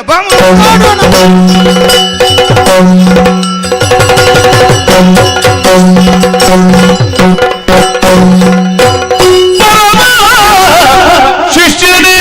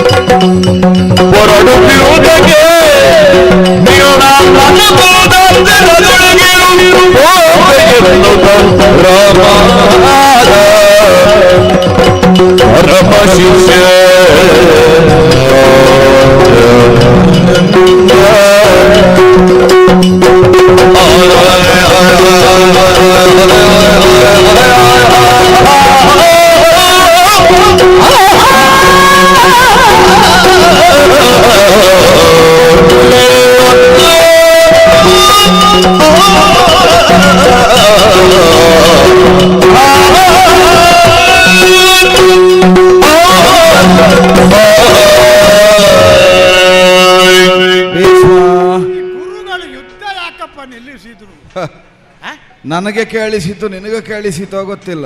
ನನಗೆ ನಿಮ್ಮ ಸ್ವರ ಕೇಳಿಸ್ತದೆ, ನಿಮಗೆ ಬೇರೆ ಸ್ವರ ಕೇಳಿಸಿದೆ. ಸ್ವರದಿಂದಲೇ ಬಂದ ಸ್ವರವ ನಭೋವಾಣಿ ಕೇಳಿಸಿದೆ. ಚಿನುಮಯಾತ್ಮಕ ಕೇಳು, ನಿನಗೆ ಸೋಲುವನಲ್ಲ ಭೀಷ್ಮ. ಆದ್ದರಿಂದಲೇ ಮಾಧುರ್ಯವಾದ ಸ್ವರದಿಂದ ನಿನ್ನಲ್ಲಿ ಆಡುವುದಕ್ಕೆ ತೊಡಗಿದೆ. ಪರಮ ಶಿಷ್ಯ ನೀನು, ನಿನ್ನನ್ನು ಒಪ್ಪಿಕೊಂಡಿದ್ದೇನೆ. ಬರುವ ಪೂರ್ವದಲ್ಲೇ ಶೈಕ್ಯಾವತಾದ್ಯರಲ್ಲಿ ನಾ ಕೇಳಿದ ಪ್ರಶ್ನೆ ಬರುವುದಕ್ಕೆ ಆದೀತು, ಎಷ್ಟೊತ್ತಿಗೆ ಮುಗಿದೀತು ಅಂತ. ಯಾಕೆ ಭೀಷ್ಮನಲ್ಲಿ ಅಲ್ವಾ, ನೀನು ಅಷ್ಟು ಸುಲಭಕ್ಕೆಲ್ಲ ಮುಗಿಸುವವಲ್ಲ ಅಂತ. ಬಂದ ಮೇಲೆ ಮುಗಿಸಬೇಕಾದ ಹಾಗೆ ಮುಗಿಬೇಕಲ್ಲ, ಒಟ್ಟು ಮುಗಿಸ್ಲಿಕ್ಕೆ ಬರ್ತದೆ. ಆದ್ದರಿಂದಲೇ ಈಗ ಜಾಗದಲ್ಲಿ ಬೇರೆಯವರಿದ್ರೆ ಮುಗಿಸಬಹುದಿತ್ತು. ಆದ್ದರಿಂದಲೇ ಪ್ರಾಂಜಲ ಮನಸ್ಸಿನಿಂದ ಆಡುತ್ತಾ ಇದ್ದೇನೆ. ಸ್ವಲ್ಪ ದೀರ್ಘವಾದರೂ ಬಹಳ ಚಂದ ಆಗಿದೆ, ಬಹಳ ಸೊಗಸಾಗಿಯೇ ಕೈವರ್ತಿಸಿದ್ದಿ ಈ ಪ್ರಕರಣದಲ್ಲಿ. ನೀನು ಧನ್ಯನಾದೆ. ನೀ ದೋಷಿ ಅಲ್ಲವೇ ಅಲ್ಲ. ಪ್ರಪಂಚದಲ್ಲಿ ಒಂದು ನ್ಯಾಯ ಉಂಟು ಭೀಷ್ಮ. ಯಾವುದು ಗುರುದೇವ? ಬಹಳ ಕೀರ್ತಿಯನ್ನು ಸಾಧನೆಯನ್ನು ಸಾಧಿಸಿ ಪ್ರಸಿದ್ಧಿಯನ್ನು ಪಡೆದವ ಬಹಳ ಜಾಗ್ರತೆಯಾಗಿರಬೇಕು. ಅವನ ಬಗೆಗೆ ಅಪಪ್ರಚಾರ ಹುಟ್ಟುತ್ತದೆ ಅಂತ. ಬಹಳ ಬೇಗ. ಆದರೆ ಅದು ಪರಮ ಸತ್ಯ ಅಲ್ಲ. ಪರಮ ಸತ್ಯ ಯಾವುದು? ಒಬ್ಬ ಸಾಧಿಸಿದ ಕೀರ್ತಿವಂತನಾದ ಪ್ರಸಿದ್ಧನಾದವನ ಕುರಿತಾಗಿ ಅಪಪ್ರಚಾರಗಳನ್ನು ಹುಟ್ಟಿಸುವುದೇ ಕಾಯಿಕವಾಗಿ ಇರ್ತದೆ. ಆದ್ದರಿಂದ ನಾವು ಜಾಗ್ರತೆಯಾಗಿರಬೇಕು ಅಂತಲ್ಲ. ಅದಕ್ಕೆ ಪ್ರತಿಕ್ರಿಯಿಸದೆ ಇರುವುದೇ ಒಂದು ಪ್ರತಿಭಟನೆ. ಸುಲಭದ ದಾರಿ ಯಾವುದು ಅಂತ ಪ್ರಶ್ನಿಸಿದ್ರೆ ಅಪಪ್ರಚಾರಕ್ಕೋ ವದಂತಿಗಳಿಗೋ ಕಿವಿಯಾಗದೆ ಧರ್ಮಪಥದಿಂದ ವಿಮುಖರಾಗದೆ ಅದರಲ್ಲಿ ಸಾಗಿದ್ರೆ ಅಪಪ್ರಚಾರವನ್ನು ಮಾಡುತ್ತಾ ಇರುವವರು ತಾವಾಗಿ ಪತನ ಹೊಂದಿ ಹೋಗುತ್ತಾರೆ. ಮೊದಲು ಸರಿ ಇಲ್ಲ ಅಂತ ಹೇಳ್ತಾರೆ, ಆಮೇಲೆ ಒಂದು ಕಲ್ಲು ಬಿಸಾಡ್ತಾರೆ, ಆಮೇಲೆ ಎಂತದ್ದೋ ಉಂಟು ಅಂತ ಹತ್ತಿರ ಬರ್ತಾರೆ, ಆಮೇಲೆ ಸತ್ಯ ಉಂಟು ಅಂತ ಬರ್ತಾರೆ, ಕೊನೆಗೆ ಒಂದು ಆಲಿಂಗಿಸಿಕೊಳ್ತಾರೆ. 2 ವರ್ಷ ಬೇಕು. ಹೌದಾ? ಎಷ್ಟೇ ಕಾಲ ಕಳೆಯಲಿ ಅಚಲವಾಗಿ ಉಳಿಯುವುದು ಧರ್ಮ ಮಾತ್ರ. ನಿನ್ನಲ್ಲಿ ಧರ್ಮ ಸ್ಥಾಯಿಯಾಗಿ ಉಳಿದಿದೆ. ಅಂಬಾ ಪ್ರಕರಣದಲ್ಲಿ ಅಂಬೆಯ ಅಳಲನ್ನಾಲಿಸಿ ಇಲ್ಲಿಯವರೆಗೆ ಸಾಗಿ ಬಂದೆ. ಬಹು ಬಗೆಯಿಂದ ಪ್ರಶ್ನಿಸಿದೆ. ಶಸ್ತ್ರದಿಂದಲೇ ನಿನ್ನನ್ನು ಚಿಕಿತ್ಸಕ ದೃಷ್ಟಿಯಿಂದ ಚಿಕಿತ್ಸೆ ಕೊಡ್ತೇನೆ ಅಂತ ಹೊರಟ್ರೆ ಶಸ್ತ್ರದಲ್ಲಿಯೂ ನೀ ಮೇಲ್ಮೆಯನ್ನು ಸಾಧಿಸಿದೆ. ಈಗ ಸ್ಪಷ್ಟವಾಗಿ ಆಡುತ್ತಾ ಇದ್ದೇನೆ, ಅಂಬಾ ಪ್ರಕರಣದಲ್ಲಿ ನೀ ನಿರ್ದೋಷಿ, ಈ ಪ್ರಕರಣದಲ್ಲಿ ಅಂಬೆಯೇ ದೋಷಿ. ಆತ್ಮವಂಚನೆಯನ್ನು ಮಾಡಿಕೊಂಡಿದ್ದಾಳೆ. ಬಹು ವಿಧದಿಂದ ತನ್ನ ಅನ್ಯಾನುರಕ್ತತೆಯನ್ನು ಭಿನ್ನವಿಸಬಹುದಾದ ಸಾಧ್ಯತೆಗಳಿದ್ರೂ ಭಿನ್ನವಿಸದೆ ಹಸ್ತಿನಾವತಿಯನ್ನು ಸೇರಿದ ಅವಳ ಆತ್ಮವಂಚನೆ. ಏಕಲವ್ಯನಂತ ದಸ್ಯುವನ್ನು ತಂದು ಹೌದಾ ಹೊಡೆಸುವ ಪ್ರಯತ್ನ ಮಾಡ್ತಾಳೆ. ಏಕಲವ್ಯನನ್ನು ಬಿಡು ಭೀಷ್ಮ. ನನ್ನಲ್ಲಿ ಆದ್ರೂ ಅವಳು ಯಾಚಿಸಿದ್ದೇನು ಗೊತ್ತಾ? ಭೀಷ್ಮನ ಕೈ ಹಿಡಿದು ನನಗೊಂದು ಮಾಂಗಲ್ಯವನ್ನು ಕೊಡಿಸಬೇಕು ಅಂತಲ್ಲ, ಜಹಿ ಭೀಷ್ಮಂ, ಭೀಷ್ಮನನ್ನು ಕೊಲ್ಲು ಅಂತಲೇ ಕೇಳಿಕೊಂಡದ್ದು. ಭೀಷ್ಮನನ್ನು ಕೊಲ್ಲುತ್ತೇನೆ ಅಂತ ಹೊರಡುತ್ತಾಳೆ ಅಂತ ಆದರೆ ದೇವವ್ರತನೆಂದು ಮಾನಿತನಾದ ಭೀಷ್ಮ ಧರ್ಮಾತ್ಮನಾಗಿ ಅವನ ಕೊಲೆಗೆ ಕಾರಣವಾಗುವಂತಹ ಅವಳನ್ನು ಮಾನಿಸುವುದಕ್ಕಿಲ್ಲ. ಹೆಣ್ಣೆಂಬ ಕಾರಣದಿಂದಲೇ ಮನ್ನಣೆಯಲ್ಲ. ಆದರೆ ಒಂದು ಎಚ್ಚರಿಕೆಯನ್ನು ಆಡುತ್ತಾ ಇದ್ದೇನೆ, ಇನ್ನು ಮುಂದೆ ಅಂಬಾ ಪ್ರಕರಣದಲ್ಲಿ ನಿನ್ನನ್ನು ಯಾರಾದರೂ ಪ್ರಶ್ನಿಸಿದರೆ ಮಹೇಂದ್ರಾಚಲದಲ್ಲಿರುವ ಆಚಾರ್ಯರನ್ನು ಪ್ರಶ್ನಿಸುವಂತ ನೀ ಇದರಿಂದ ವಿಮುಖನಾಗಬಹುದು. ಆದರೆ ಎಚ್ಚರಿಕೆ ಏನು ಅಂತ ಕೇಳಿದರೆ, ಅಂಬಾ ಎಂಬ ವಾಸನೆ ನಿನ್ನ ಬದುಕನ್ನು ಬಿಡುವುದಿಲ್ಲ. ನೀ ಬಯಸಿಯೋ ಬಯಸದೆಯೋ ಪ್ರಮಾದದಿಂದಾದರೂ ಪ್ರಮದೆಯ ಪ್ರಕರಣ ನಿನ್ನ ಬೆನ್ನನ್ನಂಟಿದೆ. ನಿನ್ನ ಉಸಿರಿರುವಲ್ಲಿಯವರೆಗೆ ಅಂಬಾ ಪ್ರಕರಣ ನಿನ್ನನ್ನು ಅನುಸರಿಸಿ ಬರ್ತದೆ. ಆಚಾರ್ಯ ವಯೋ ನಿವೃತ್ತಿ ಸಾಕು. ಇವರು ಉಪಕುಲಪತಿಗಳು, ಹೌದು, ಬಿಡುಗಡೆ ಮಾಡುವಂತ ಒಂದು ಕ್ರಮ. ನಮಗೊಂದು ಅವಕಾಶ ಉಂಟು, ಸ್ವಇಚ್ಛಾ. ಹೌದು, ನೀವೇ ಹೊಂದುವುದು. ನಾನೇ ಸ್ವಇಚ್ಛಾ ನಿವೃತ್ತಿ ಹೊಂದಬೇಕಾದ ಸಂಧಿಕಾಲದಲ್ಲಿ ಅಂಬಾ ಪ್ರಕರಣ ಒಂದು ಹೇತು ಆದರೆ ನಿಮ್ಮ ನಾಮವನ್ನು ಪುನಶ್ಚರಣೆ ಮಾಡುತ್ತಾ ಹಾಯಾಗಿ ಮುಳ್ಳಿನ ಮೇಲಾದರೂ ಮಲಗುತ್ತೇನೆ. ನಿನ್ನ ಇಚ್ಛೆಯಂತೆ ನೀ ಬಯಸಿದಲ್ಲಿಗೆ ನಿನ್ನ ಮುಂದಿನ ಕಾರ್ಯಕ್ರಮಕ್ಕೆ ಹೋಗು. ನಾ ಬಂದಲ್ಲಿ ಜಯ ಜಯ ಜಯ ಜಯ ಜಯ ಸರ್ವಮಂಗಲ ಮಾಂಗಲ್ಯೇ ಶಿವೇ ಸರ್ವಾರ್ಥ ಸಾಧಿಕೆ ಶರಣ್ಯೇ ತ್ರ್ಯಂಬಕೆ ದೇವಿ ನಾರಾಯಣಿ ನಮೋಸ್ತುತೇ. ಕರದುಳು ಅನುಜದಿ ಬಂದರಾಗ ಹೊರಬಗೆ ರಜಭೂಷಣನ ಕುಮಾರಕ ಜವದನ ಚರಣ ಕಮಲಗೆ ಆರತಿ ಎಲ್ಲಿರೆ ಆರತಿ ಬೆಳಗಿರೆ ಗಜವಂತದ ಬಗೆ ಗಣ